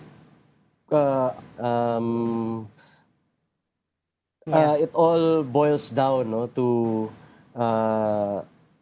those kinds of services, no, na ginagawa namin as photojournalists. Well, you stay safe out there, and thank you so much for talking to us tonight. Basilio Sepe, drug war photojournalist and member of the PCP. Salamat, sir. Maraming salamat din po. Okay, let's get back to dissecting the confirmation of charges hearing, part 1 and part 2 of the defense's submissions on the merits of the case. We've got Attorney Ruben Carranza back with us. He is an international law expert. Hi, sir. Welcome back. Thank you. Okay, where were we? Nakalimutan ko na. But in any case, I'm sure you also listened to part 2 of Attorney Kaufman's arguments. There are a number of them. Number one, he came back to the point that prosecutors were cherry-picking the speeches, ignoring dozens of those of Duterte, stressing the need to act within the bounds of law. And he says, in fact, that makes that's far from being evidence to this case. It's in fact testament to Duterte's respect for the rule of law and disdain for rotten police officers. So here we can see that he's trying to put some space between the police, the rogue police officers, as well as Duterte. What did you make of that? It's still part of the same line of argument where, on one hand, Kaufman admits that Duterte did say the things he said that the prosecution has pointed out, that he urged police to kill, not just in euphemism, not just in cautious terms, but explicitly to kill. He goes on and says that Duterte would sometimes, not always, because he himself is cherry-picking what he uses to argue that the prosecution is cherry-picking. So Kaufman says in some of these speeches of Duterte, he qualifies and says policemen should, however, only shoot when they are shot at. Yeah. He obviously avoids referring to instances where either the police have planted guns as evidence, and he obviously, and I understand why he will avoid referring to the fact that in one, or in at least one, but maybe more of Duterte's speeches, he actually admits that he had, as a pattern, asked policemen to plant guns. So you have those two things together. A Duterte speech admitting that he has ordered the police to plant guns, and a Duterte speech saying that the police should only fire when they're fired at. Kaufman picks the fired at speech, that portion of it, omits any reference to Duterte's speech asking police to plant guns, and then he accuses the prosecution of cherry picking. At the very least, we can say both sides are cherry picking, and that's what you do as a counsel for a defendant. But the problem here is that the prosecution has a heavier burden because it also has to supply exonerating evidence to the defense, to Kaufman, to Duterte. And the prosecution obviously did not cherry pick exonerating evidence. That's why Kaufman has access to it. So if both sides are cherry picking, attorney, did Attorney Kaufman then just weaken the prosecution's argument? Because they don't have to prove innocence here, but they can prove that the prosecution's case is built on solid ground. Well, first, let's remember that this is a pre-trial hearing. This is a confirmation of charges hearing. This is not the trial, the standard in a trial, as people who watch crime TV know, is evidence beyond reasonable doubt. That standard doesn't apply here. Here, the standard is: do the judges have substantial grounds to believe that Rodrigo Duterte committed crimes against humanity of murder as charged by the prosecution, which is higher than what was required of the judges in the pretrial chamber to issue the warrant of arrest against Duterte. The ground at that stage was, do they have reasonable basis to believe? Here, it's substantial. So it's higher than issuing a warrant, lower than convicting the accused, Rodrigo Duterte here. In this case, even when Kaufman challenges the prosecution's use of Rodrigo Duterte's speeches and says there are qualifications to it, those speeches call for killing, call for murder. If you were a judge, would you say that was using those speeches, referring to them, listening to Duterte in the videos that were shown, would you think that this is substantial enough for you to say he may have really ordered killings? What about Kaufman's qualification? Then, as a judge, you will ask yourself, does that negate the fact that he was ordering killings? Does that possibly simply mean he was trying to cover up his own orders? Or does it mean he was just joking? Right? So now you have a choice. Which choice is more substantial? That's the question for the judges. That's a delicate balancing act. Only 3% of there were only 3% deaths in total out of the total personalities arrested in anti-illegal drugs operations from 2016 to 2019. That is from Attorney Kaufman again. He showed that chart. I'll flash it right now, that bar chart and the pie chart to the right. He says, in comparison to the number of arrests and operations conducted, the number of deaths is minimal. Minimal in this case. 3%, by the way, equates to 5,600, let me just go back, 5,281 people. There's a lot of numbers being thrown around. Human rights organizations say it's closer to 30,000. The official government figure is about 6,000 or so, and now he's brought out another number, 5,281. What do you think he was trying to do here? And also, if I may just connect that to the latter part of his presentation, wherein he said the figures are just as high under President Bongbong Marcos. Why isn't anyone investigating that? And why are the victims not crying for justice there? Let's go to the figures first and where they come from. They come from the government agencies that were operating and being used during the drug war of Rodrigo Duterte's presidency.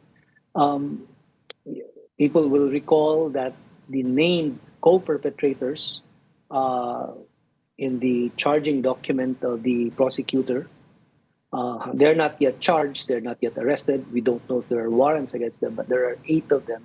And out of these 8, at least 3 or maybe even 4 actually either headed the Philippine National Police, including De La Rosa, including another person, or headed the Drug Enforcement Agency or the National Bureau of Investigation, if I'm not mistaken. In other words, some of the named co-perpetrators were heads of the same agencies who produced those pie charts, who produced that bar chart, who came up with those figures. That alone casts doubt on Kaufman claiming that this is the number of deaths, and this number of deaths is significantly smaller, fewer than the total number of people arrested. In other words, he's arguing that these deaths were incidental to arrests. The target was to arrest. I mean, the directive was to arrest, not to kill.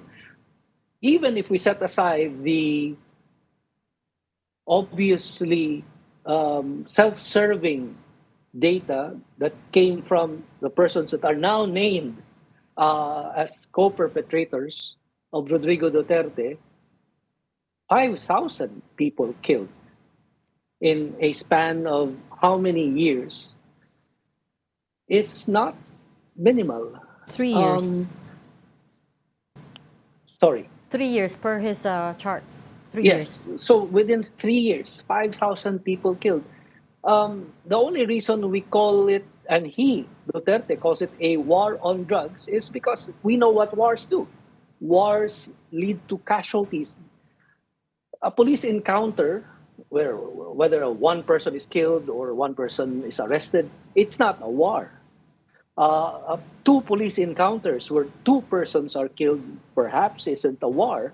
But here, we already go into the legal aspect of how many people have to be killed for there to be a crime against humanity of murder.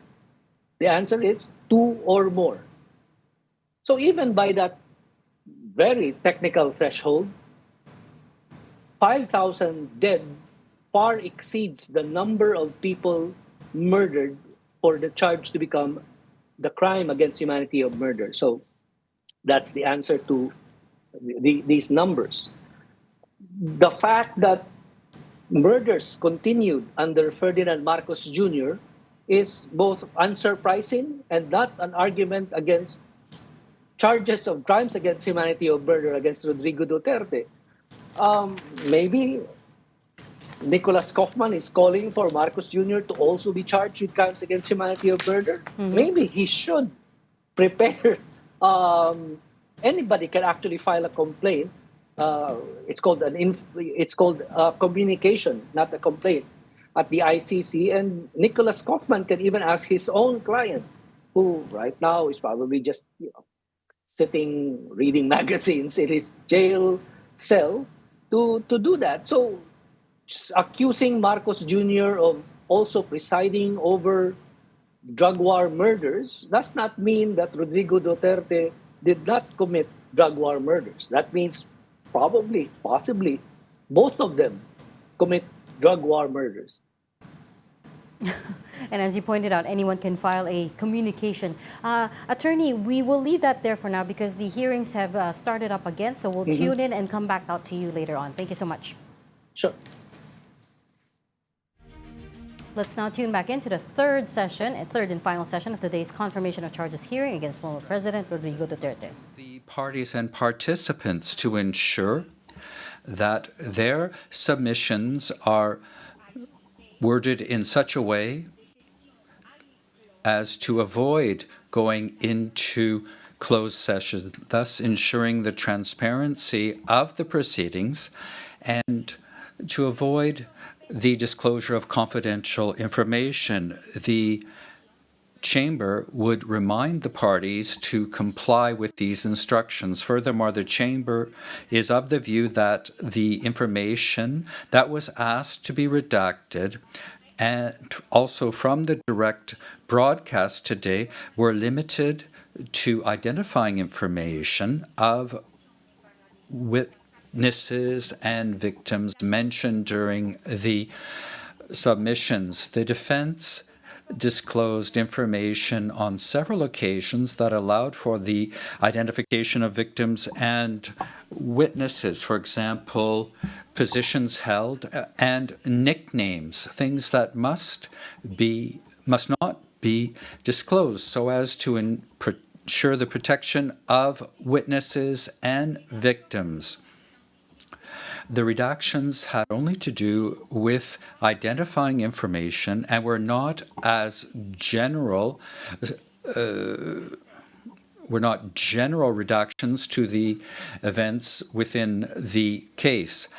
This was the appropriate recourse to implement the Chamber's duty to protect the safety and well-being, including psychological well-being, the dignity and privacy of victims and witnesses in accordance with Article 68 of the Rome Statute, without having to hold the hearing in private or closed session. Thus, the Chamber has decided to maintain the redactions that were applied earlier and reminds the defense not to disclose information that may not be necessary and information that could identify witnesses and victims in accordance with Article 8 of the Code of Conduct of Council. I thank you very much. And Mr. Kaufman, you may now proceed and continue your submissions on the merits. You have until 3 p.m. Thank you very much. President, as you can see, we have a number of yellow post-its on our table here. These are the document identification numbers of all the matters that I'll be talking about. But since we only have until 3 and until 1 hour tomorrow morning, I can provide the ID number if necessary, but I will move on, and we promise to give the Chamber at the conclusion of the hearing the full ID numbers of everything that I've talked about. And if the prosecution obviously wants something as well, he can. Afternoon, Madam President. I would just ask my friend if he can read out the tab numbers, because every item per the Chamber's instruction has a tab number. So even if my friend doesn't read out the entire ERN of the page he's citing, the lines, if he gives us a tab number, at least we can check his homework in real time. Merci beaucoup. Thank you very much. Counsel, are you in agreement with this position taken by the prosecution? Well, the representative of the OTP. Mr. Kaufman, yes, ma'am. Judge Motik, please proceed. Come to ask myself another question concerning the nature of a common plan theory which applies equally to its subjective requirements. Has the prosecution shown substantial grounds to believe that Rodrigo Duterte's implementation of its fantasy criminals scheme was of such a nature that the murders detailed in its 49 charged incidents would have ensued as a virtual certainty in the ordinary course of events, and that he foresaw that they would occur as a virtual certainty in the normal course of events? Let us take a moment so that I can assure you that these wonderful words, virtual certainty, actually do exist in the court's case precedent and are not a fiction of my own. If you will, please display the first of 2 citations from the Abdul Rahman, otherwise known as the Ali Kushaib trial judgment from 2025. First of all, paragraph 795. While the common plan between individuals need not be specifically directed at the commission of a crime, it must nevertheless involve a critical element of criminality, meaning that in the context of the specificities of the case, it was virtually certain that the implementation of the common plan would lead to the commission of crimes. We can have a look at paragraph 706, and it talks about the general knowledge requirements, which I am sure Your Honours are very familiar with. So, with respect to the question whether the common plan entailed the occurrence of murders as a virtual certainty, the answer is an emphatic and resounding no.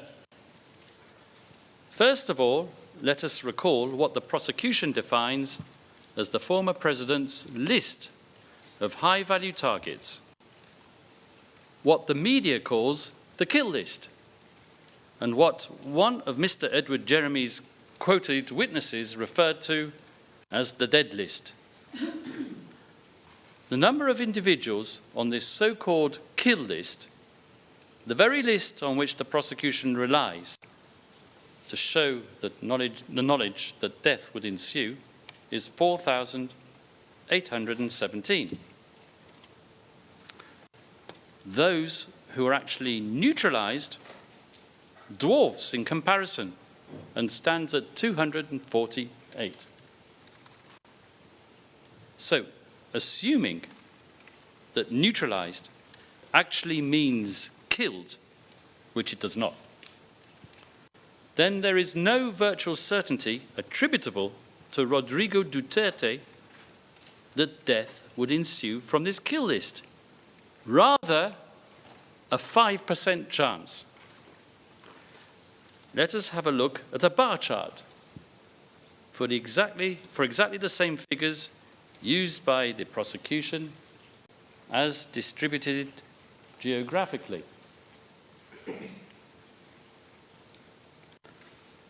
I now turn to the issue of control, as it did or did not manifest itself in the crime base. In other words, can it safely be argued that substantial grounds exist to believe that Mr. Duterte's supposed diktat filtered its way down from his mouth and via his co-perpetrators to those who were supposedly going about committing these murders? How has the prosecution shown the concept of automatic compliance, or even virtually automatic compliance, so essential to its pyramidal structure? Well, by and large, and judging from Ms. Robin Croft's submissions, it would appear that the concept of automatic compliance is substantiated by reference to subjective comments made by perpetrators who talk about their will being controlled. For example, transcript, page 37, line 7 onwards. I felt like that I didn't have any choice but to follow their orders. It wasn't possible not to obey his commands. Another example, transcript, page 38, line 17. Co-perpetrators controlled the will of the physical perpetrators. End quote. According to the prosecution, members of the Davao Death Squad had to seek clearance from Mr. Duterte to conduct killings in Davao City. For this wild assertion, the prosecution relies once again on the evidence of criminals it has recruited, all of whom are inherently unreliable because of their being self-confessed vicious murderers, testifying in return for virtual immunity from proceedings at the ICC. We shall analyze the testimonies emanating from these individuals in detail later in my submissions. Now, I can see Mr. Nichols scribbling away there, but I shall be referring to what are called statements of limited use. As for the other modes of liability charged, ordering under Article 25(3)(b and Article 25(3)(c), aiding and abetting, as I have said, no smoking gun, no evidence of a direct order, solicitation, or inducement with respect to any one of the 49 incidents. No documentary record exists of a presidential order. So how could these orders have been transmitted for the purposes of Article 25(3)(b)? Well, unless Mr. Nichols envisages mental telepathy, I think that we can discount ordering. The prosecution has failed to elaborate in its oral submissions what it means truly by soliciting. If it means the ambiguous public speeches, then it is difficult to reconcile the frequent exhortations to self-defense with soliciting, unless, of course, you accept that Mr. Duterte super craftily inserted these exonerating comments into his speeches in order to craft himself a defense when the day of reckoning would come.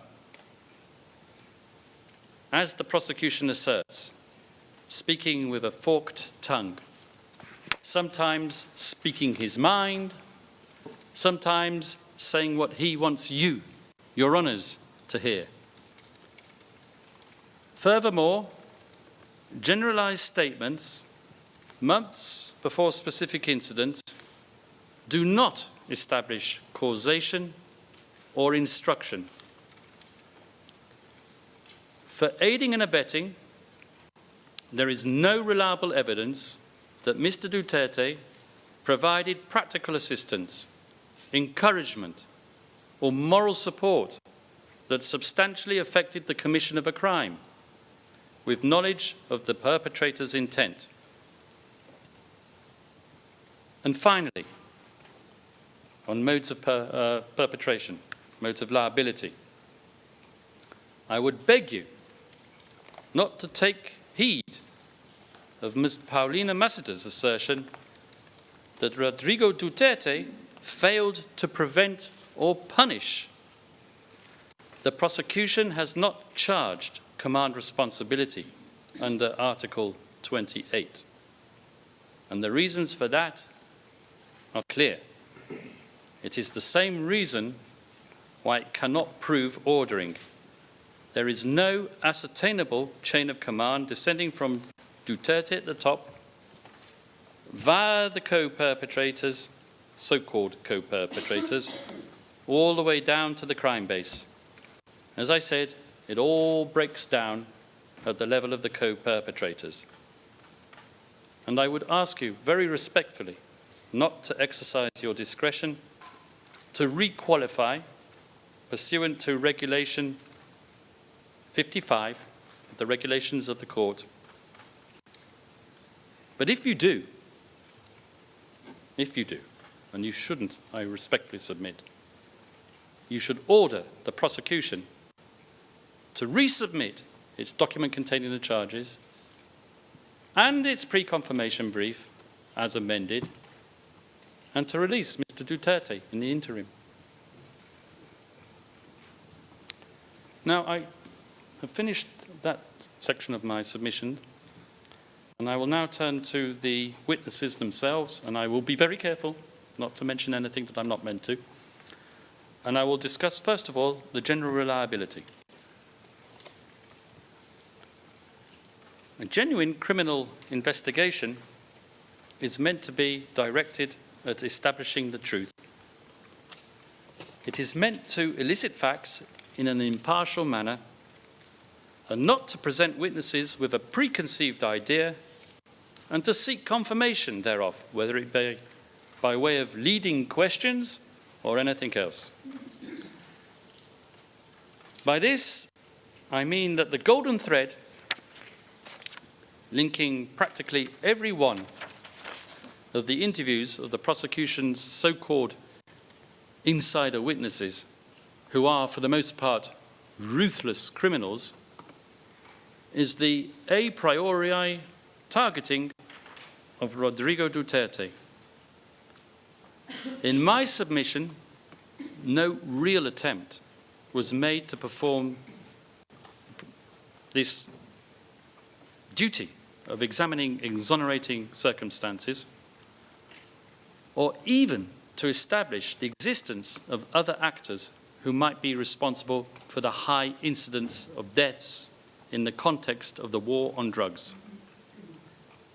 Most prosecutors will collate the evidence and thereafter analyse it and decide whether to prosecute with a view to obtaining a reasonable prospect of conviction, which is indeed the standard supposedly applied since Mr. Karim Khan assumed the role of chief prosecutor.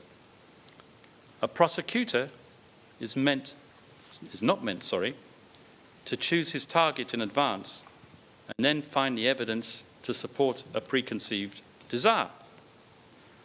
Now, I'm not going to engage upon a wholesale forensic analysis of the credibility of each and every witness. I am long enough in the tooth to appreciate that issues of credibility and weight are not normally litigated at confirmation, but are left to trial. This case, however, is unique. And as I have said, the prosecution's star witnesses are self-confessed murderers. And most of their statements were taken by the prosecution's investigators with the assurance of limited use. Namely, that anything self-incriminating would not be used against them in proceedings at the ICC. Although Mr. Nichols will undoubtedly tell you that these agreements of limited use are not to be understood as the grant of immunity from prosecution, for all intents and purposes, they are.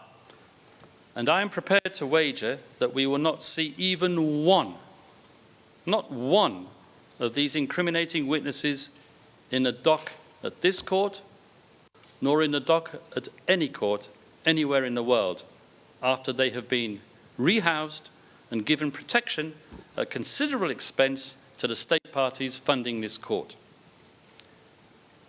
I do not think that I would be alone either in believing that there is something morally repugnant or even questionable from a public policy standpoint to shield not only one, but a number of murderers from prosecution at the ICC just in an attempt to nail Rodrigo Duterte. Indeed, in many common law jurisdictions, the use of a self-avowed murderer to convict an alleged murderer would normally entail vetting and scrutiny of the highest order. Those words, if I'm not mistaken, come from the Crown Prosecution Service's instruction manual. Public source. In fact, I would suggest that it would normally only be approved, firstly, when it is considered of more value to have a suspected person as a witness than as a possible accused. Secondly, whether obtaining the conviction of an alleged murderer is more important than the release of a self-confessed murderer. And finally, whether it is likely that a conviction could be obtained without the cooperation of the self-confessed murderer, or a number of them. Even after this vetting process, most courts in common law jurisdictions require an evidentiary supplement before relying on the sole testimony of a cooperating criminal witness, or what is otherwise called an accomplice witness. Such an evidentiary supplement, in legal parlance, is called corroboration, and rules exist governing what may be deemed suitable corroboration. I'm pretty sure that these considerations were never considered by the prosecution, for one very simple reason. At least two of the most prominent accomplice witnesses were offered up to the prosecution on a silver platter, and I cannot say by who in open session. Neither the Rome Statute nor its accompanying texts regulate the way statements of limited use are employed.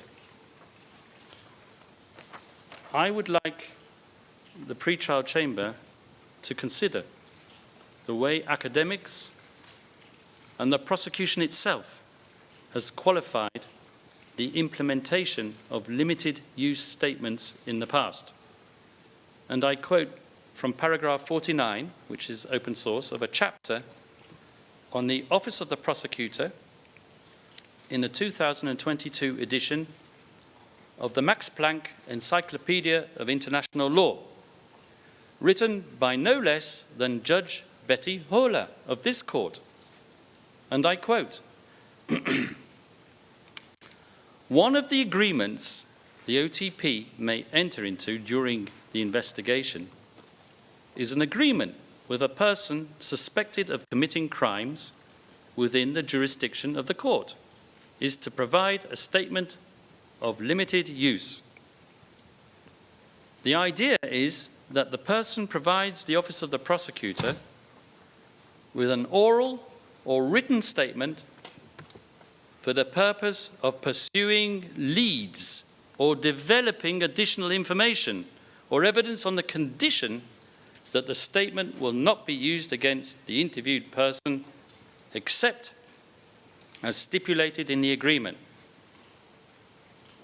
The purpose of such agreements is to ensure cooperation of so-called insider witnesses whom the OTP does not intend to prosecute, but are expected to provide key information or evidence against other, usually more senior suspects. Judge Höhler was effectively relying on footnote 20 to the prosecution's own filing, number 1118, in the Bemba Article 70 case, which states the same thing. Both sources stress that limited use statements should be used as a rule to pursue leads or to develop information, but not apparently, outright at any rate, to serve as the key and main testimony against a suspect. In my opinion, there is a good reason for this, and it is contained in the wording of Article 54, 3d of the Rome Statute, which is cited as the statutory basis for limited use statements. The prosecutor is entitled to enter into such agreements granting limited use on condition that the agreement would not be inconsistent with the statute. And I stress those words, not inconsistent with the statute. Using the evidence of self-confessed murderers to obtain leads or develop evidence from other sources, I would suggest, is consistent with the statute, as mentioned by Judge Betty Höhler. To give a get-out-of-jail card, however, to a whole bunch of murderers in order to fix liability to another, albeit pre-selected individual, also selected of murder, is, in my opinion, totally and wholly inconsistent with the object and purpose of the Rome Statute, which, according to its preamble, oft cited by the victims and the prosecution, is dedicated to the eradication of impunity. In my opinion, granting immunity to a murder suspect for core international crimes would be seen as undermining the object and purpose of the Rome Statute. Accordingly, I would ask the Chamber to find the statements of those witnesses afforded such limited of use and to be of negligible evidentiary weight.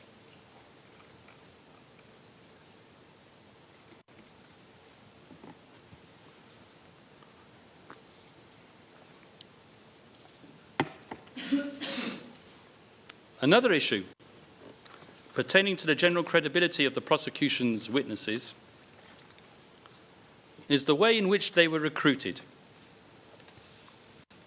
In my opening remarks a couple of days ago, I talked about the general fairness of pursuing charges brought by a prosecutor who was formerly a representative for more than 100 victims of Mr. Duterte's alleged crimes. I also talked about a recorded telephone conversation in which one of the participants bragged about acting as President Marcos Jr.'s silent partner for channeling witnesses to the ICC. Apparently, I raised the presidential spokesperson's hackles considerably So let me quote a bit more so that I can assure her that my cognitive faculties, which she doubted, are in fact intact. And this is what this covertly recorded individual, who I'm forbidden from naming, said. They cooperate through me, since I don't hold a position, redacted. But we are able to do it. So what? What happened here is an ICC investigator will give me a list of witnesses, documents they need to bolster the case against Duterte. Then I provide it. I give it to the different agencies so it can be approved. There are witnesses who need a pardon. I get the authority from the President, and they are granted a pardon. Basically, like that, it becomes a priority mission of the government. I don't think I've disclosed here, Madam President, any working methodology of the Office of the Prosecutor.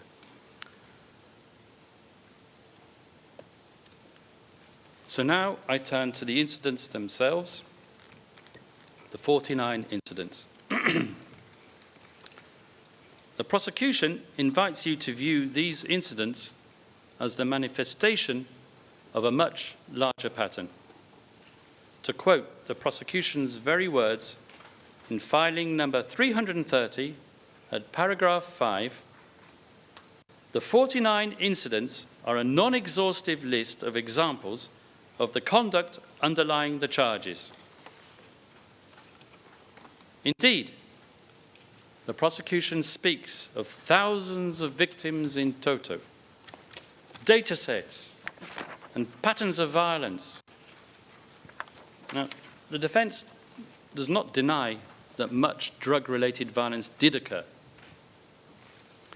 It was occurring before Mr. Duterte assumed the reins of power and continued, as we have shown by way of a sharp increase after he left office. But these grandiose visions of the prosecution are of no avail if the core criminality and incidents alleged in its document containing the charges are not made out.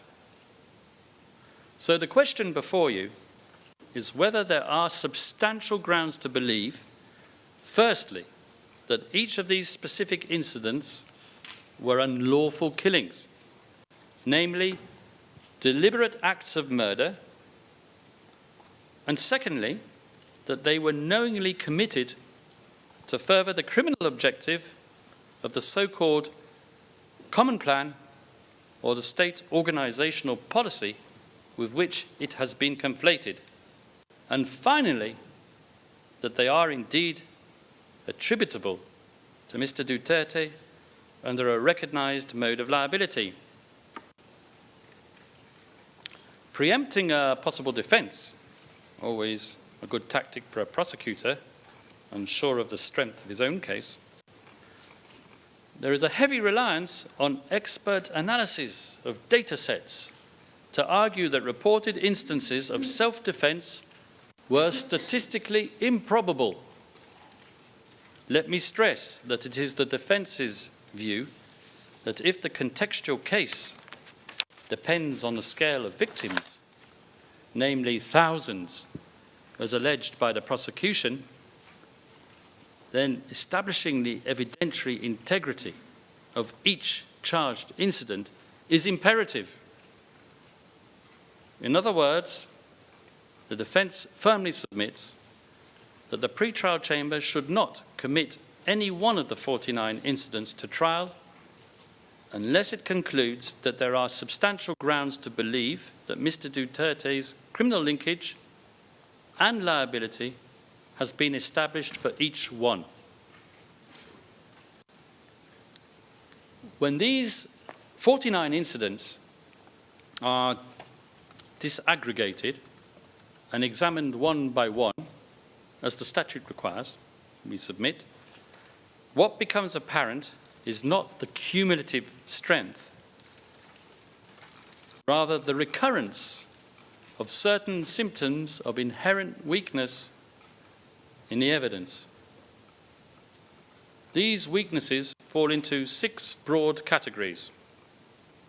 The first is the over-heavy reliance on the testimony of cooperating witnesses who are inherent criminals with an inherent propensity to be unreliable and whose statements, as I mentioned, are not corroborated by external evidence.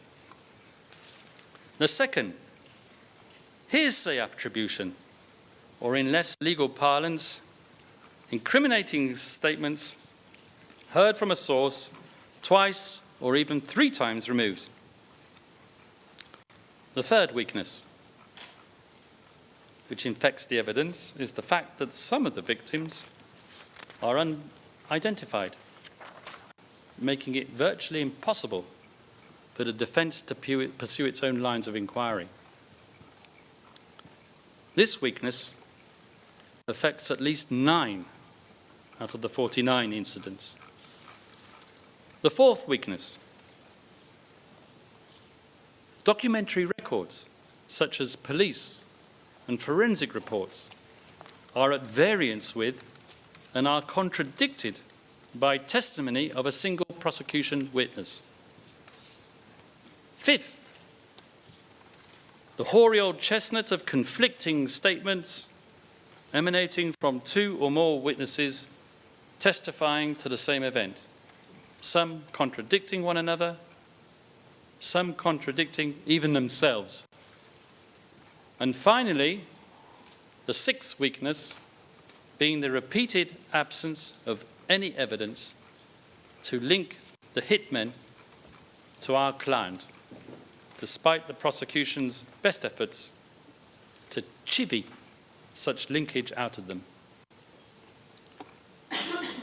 The defence will now show how these identified weaknesses reduce below the substantial grounds threshold the evidence for these incidents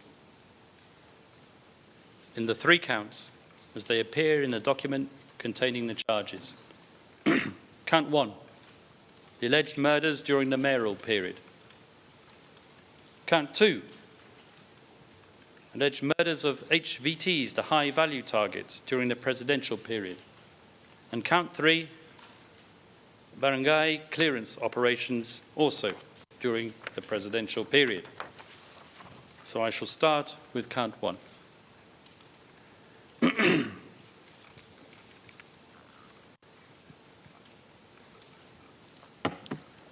As we know, the first cluster of incidents falling under count 1 concerns the so-called and totally fictitious Davao death squad period.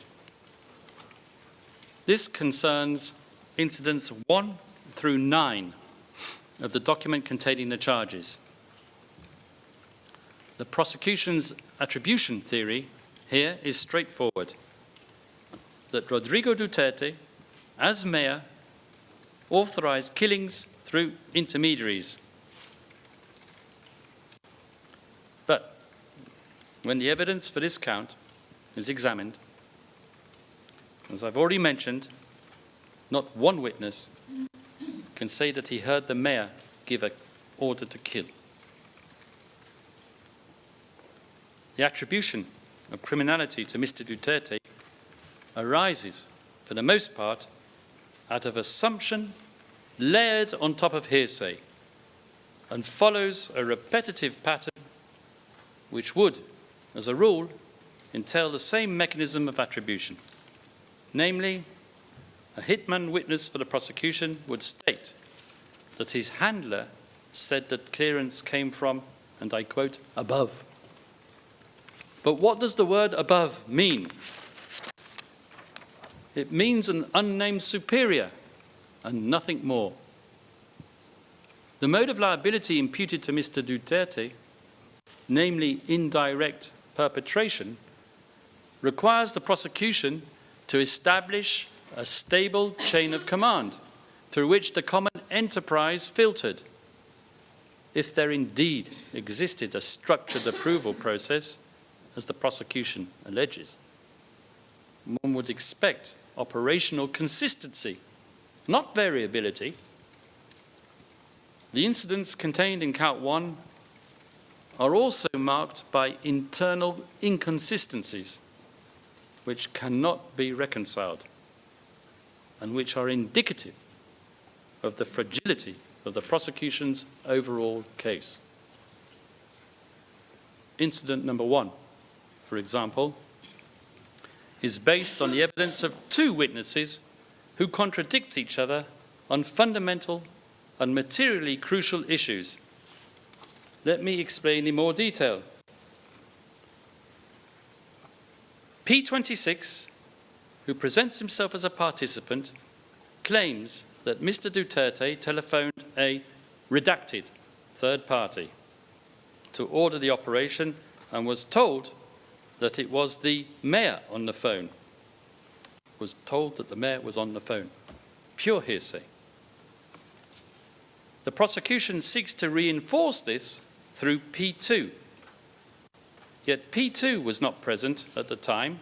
He was inactive, for reasons I can't mention, and relies entirely on what he heard from the redacted third party and another individual at a later date.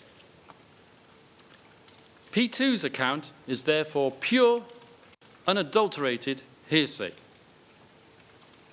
More significantly, it diverges from P26's version on fundamental points.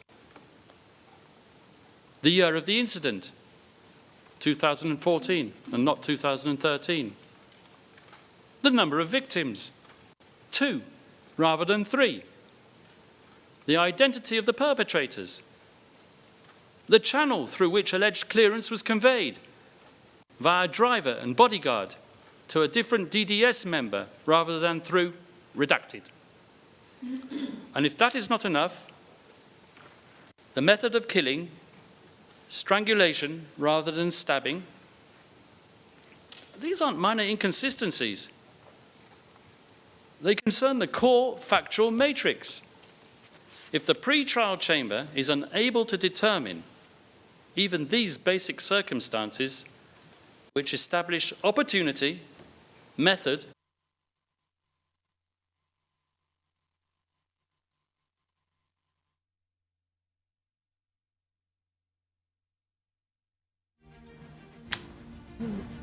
we lost the feed just then, but that was Attorney Nicholas Kaufman. Now at the tail end of his presentation and this submission on the merits of the case. This is part 3 now, and we only have about 15 minutes more to go. This is the part where he lays out the so-called 6 weaknesses, not weaknesses of the prosecution's case. Chief of them that stood out for me was the repeated absence of any evidence to link the hitman to Duterte. And again, there was a mention of the inherent unreliability of linking the speeches, his public speeches, to the killings on the ground. That is what Attorney Kaufman said. He says all of it, the linkages, all break down. The connections that the prosecution is trying to argue, it all breaks down at the level of the so-called perpetrators, because there is no direct link there.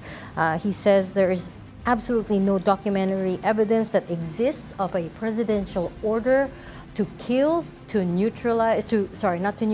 kill suspects in the drug war. And he said unless there was such a thing as mental telepathy, then there was no way that President Duterte could have ordered all of those killings, because there's no such evidence that showed that he actually directly ordered the killings of these drug war suspects. He also pointed to the fact that he alleged that the criminals' testimonies were inherently unreliable, and that they were largely testifying on the hopes that it could be an exchange for immunity. That's what Attorney Kaufman said in his speech in part 3 of this confirmation of charges hearing. He says there's no such thing as automatic compliance to what Duterte says in his public speeches. Automatic compliance, as defined by the prosecution, according to Kaufman, refers to the subjective complaints by perpetrators. The key word there being subjective subjective, of course, subjective. He is trying to paint a picture that that was their own interpretation of his speech, that Duterte never actually said go out there and kill. And again, neutralization in this, by his definition, means only to arrest and to act in self-defense. Okay, let's tune back into the rest of this hearing.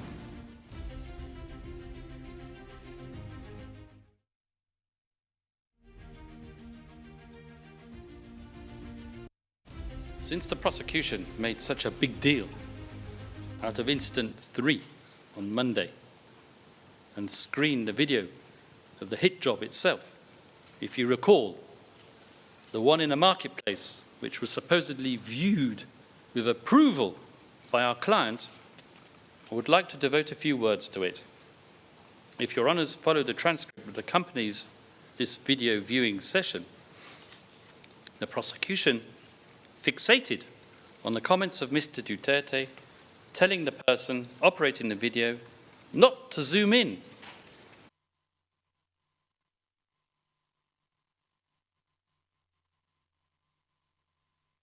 The feed there again,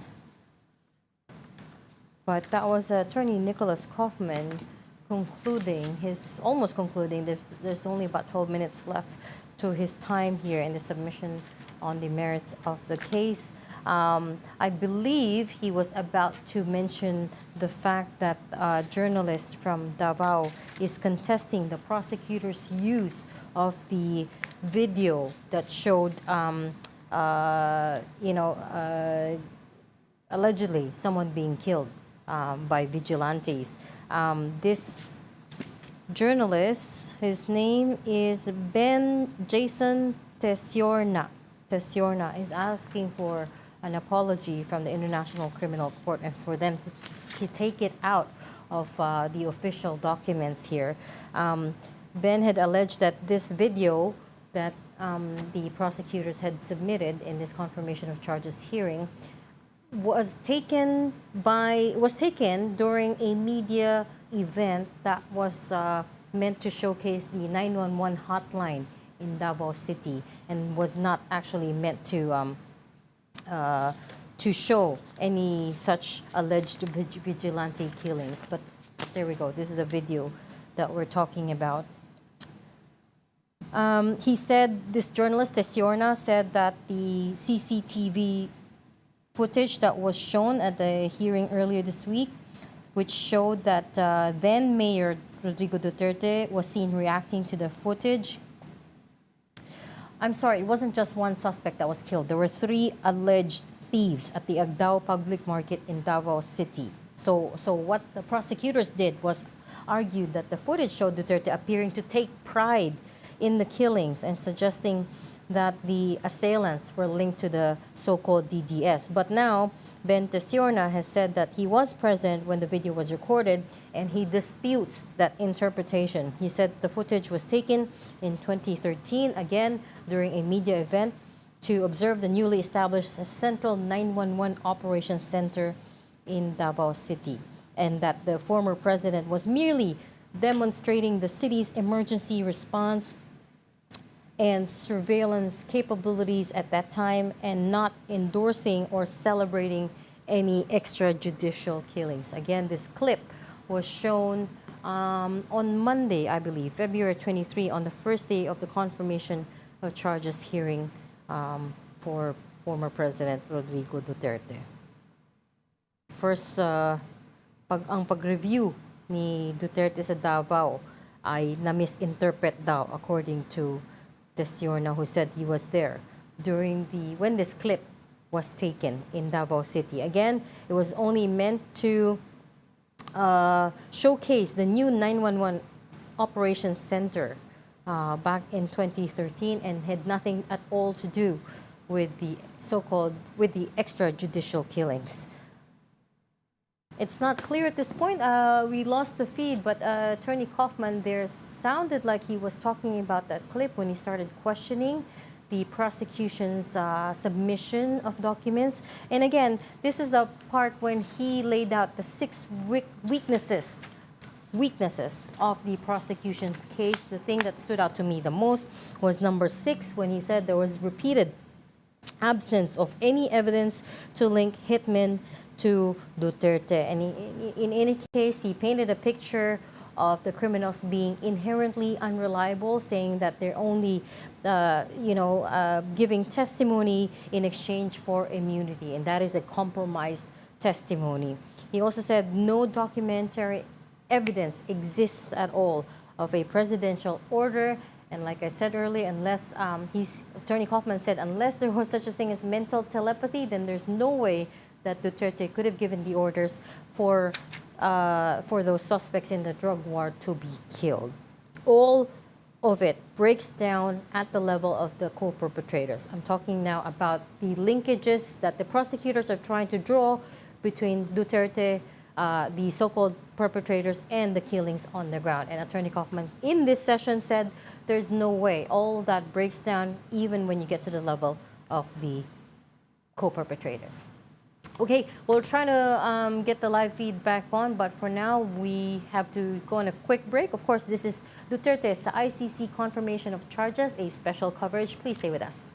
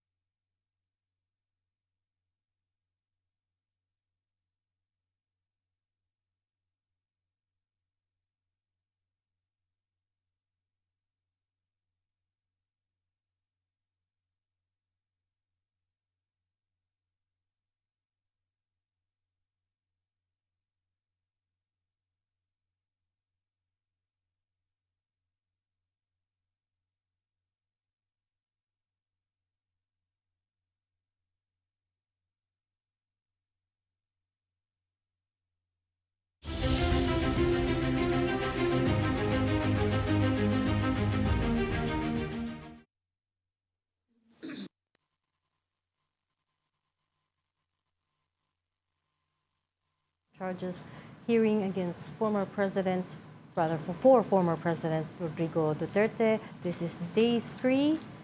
We keep losing the feed, and I apologize for that. I don't think it's at our end because the ICC broadcast seems to be running into a lot of glitches today, but it's not at our end. Nevertheless, I apologize for the issues. As I was saying before we went to break, there is a journalist from Davao who actually has today filed a notarized affidavit of denial. He is disputing the use and representation of the CCTV video shown by the prosecution, I believe on day 1, so February 23, during the confirmation of charges hearing. His name is Ben Ben Jason Tesiorna, and he is disputing this. He says he recorded the video on December 19, 2013. He also says the English subtitles on the video presented by prosecutor Julian Nichols were not part of the original recording, which is a serious allegation. Let me repeat. The English subtitles on the video that was shown at the ICC on Monday, presented by prosecutor Julian Nichols, were not part of the original recording that he took. So now you're looking at his notarized affidavit.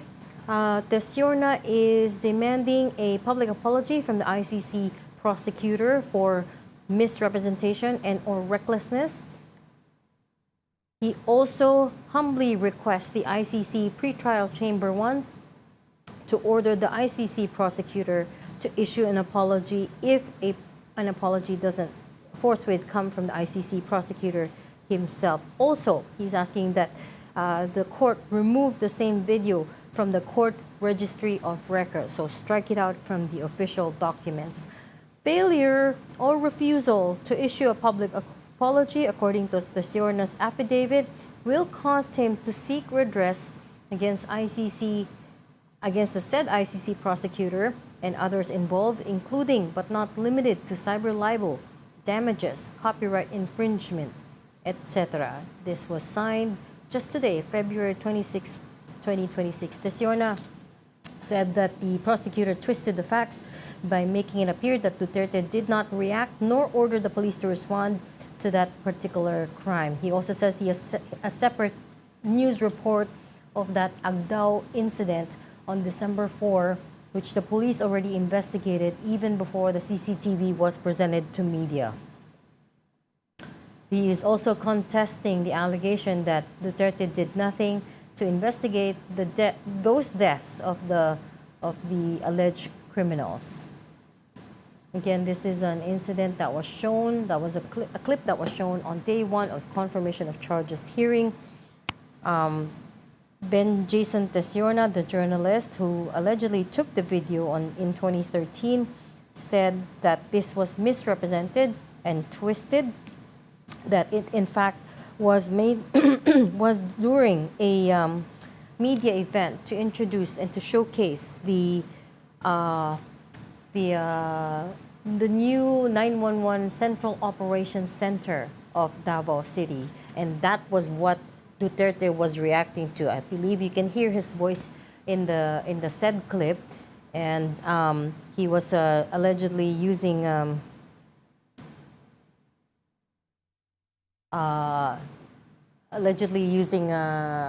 commenting on the video. But again, see, Tesiorna is disputing this.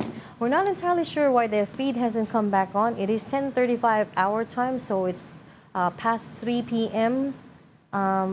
Their time, although of course there's a 30-minute delay in the broadcast from the ICC, but they keep going to the placeholder, to the billboard, the opening billboard, to the placeholder billboard rather, saying that there is no broadcast. So we're not sure what is going on at the moment. We're trying to get a reporter at The Hague, Angela Lagunzad Castro, to verify or at least give us some information as to what happened.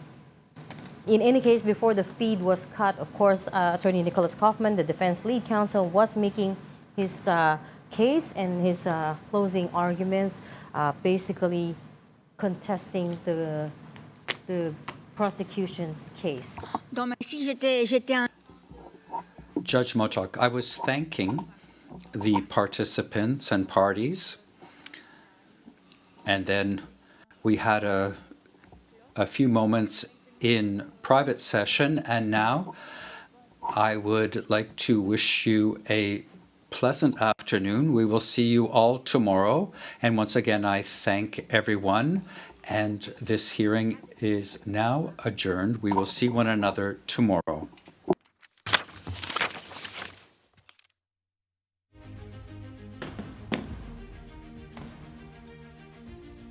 And there you have it, the historic legal battle of former President Rodrigo Duterte at the International Criminal Court. That was day 3 of the confirmation of charges hearing. Today was all about the defense. The defense was able to, in 3 parts, to give its submissions on the merits of the case. The case, there were a few themes today. The defense did not argue a lot about the jurisdiction, but it did try to cast doubt on the so-called causal nexus, the link between former President Duterte, then to the so-called co-perpetrators, and then down to the killings on the ground. That's what he had been trying to do. Earlier on, the Attorney Kaufman said there is no smoking gun in this case. There is not one demonstrable incident that shows that there was a direct order from Duterte to kill all the people that are named in the 49 incidents that have been presented here at the pretrial chamber 1. Okay, that does it for us. We will, of course, bring you the latest as the hearing unfolds. Tomorrow is the last day, and tomorrow is also the day of the detention review for former President Duterte, for the judges to decide whether he will continue to be detained. But that does it for me. The ICC confirmation of charges hearing against former President Duterte will return tomorrow, same time. I'm Regina Lay. Thanks for staying with us. One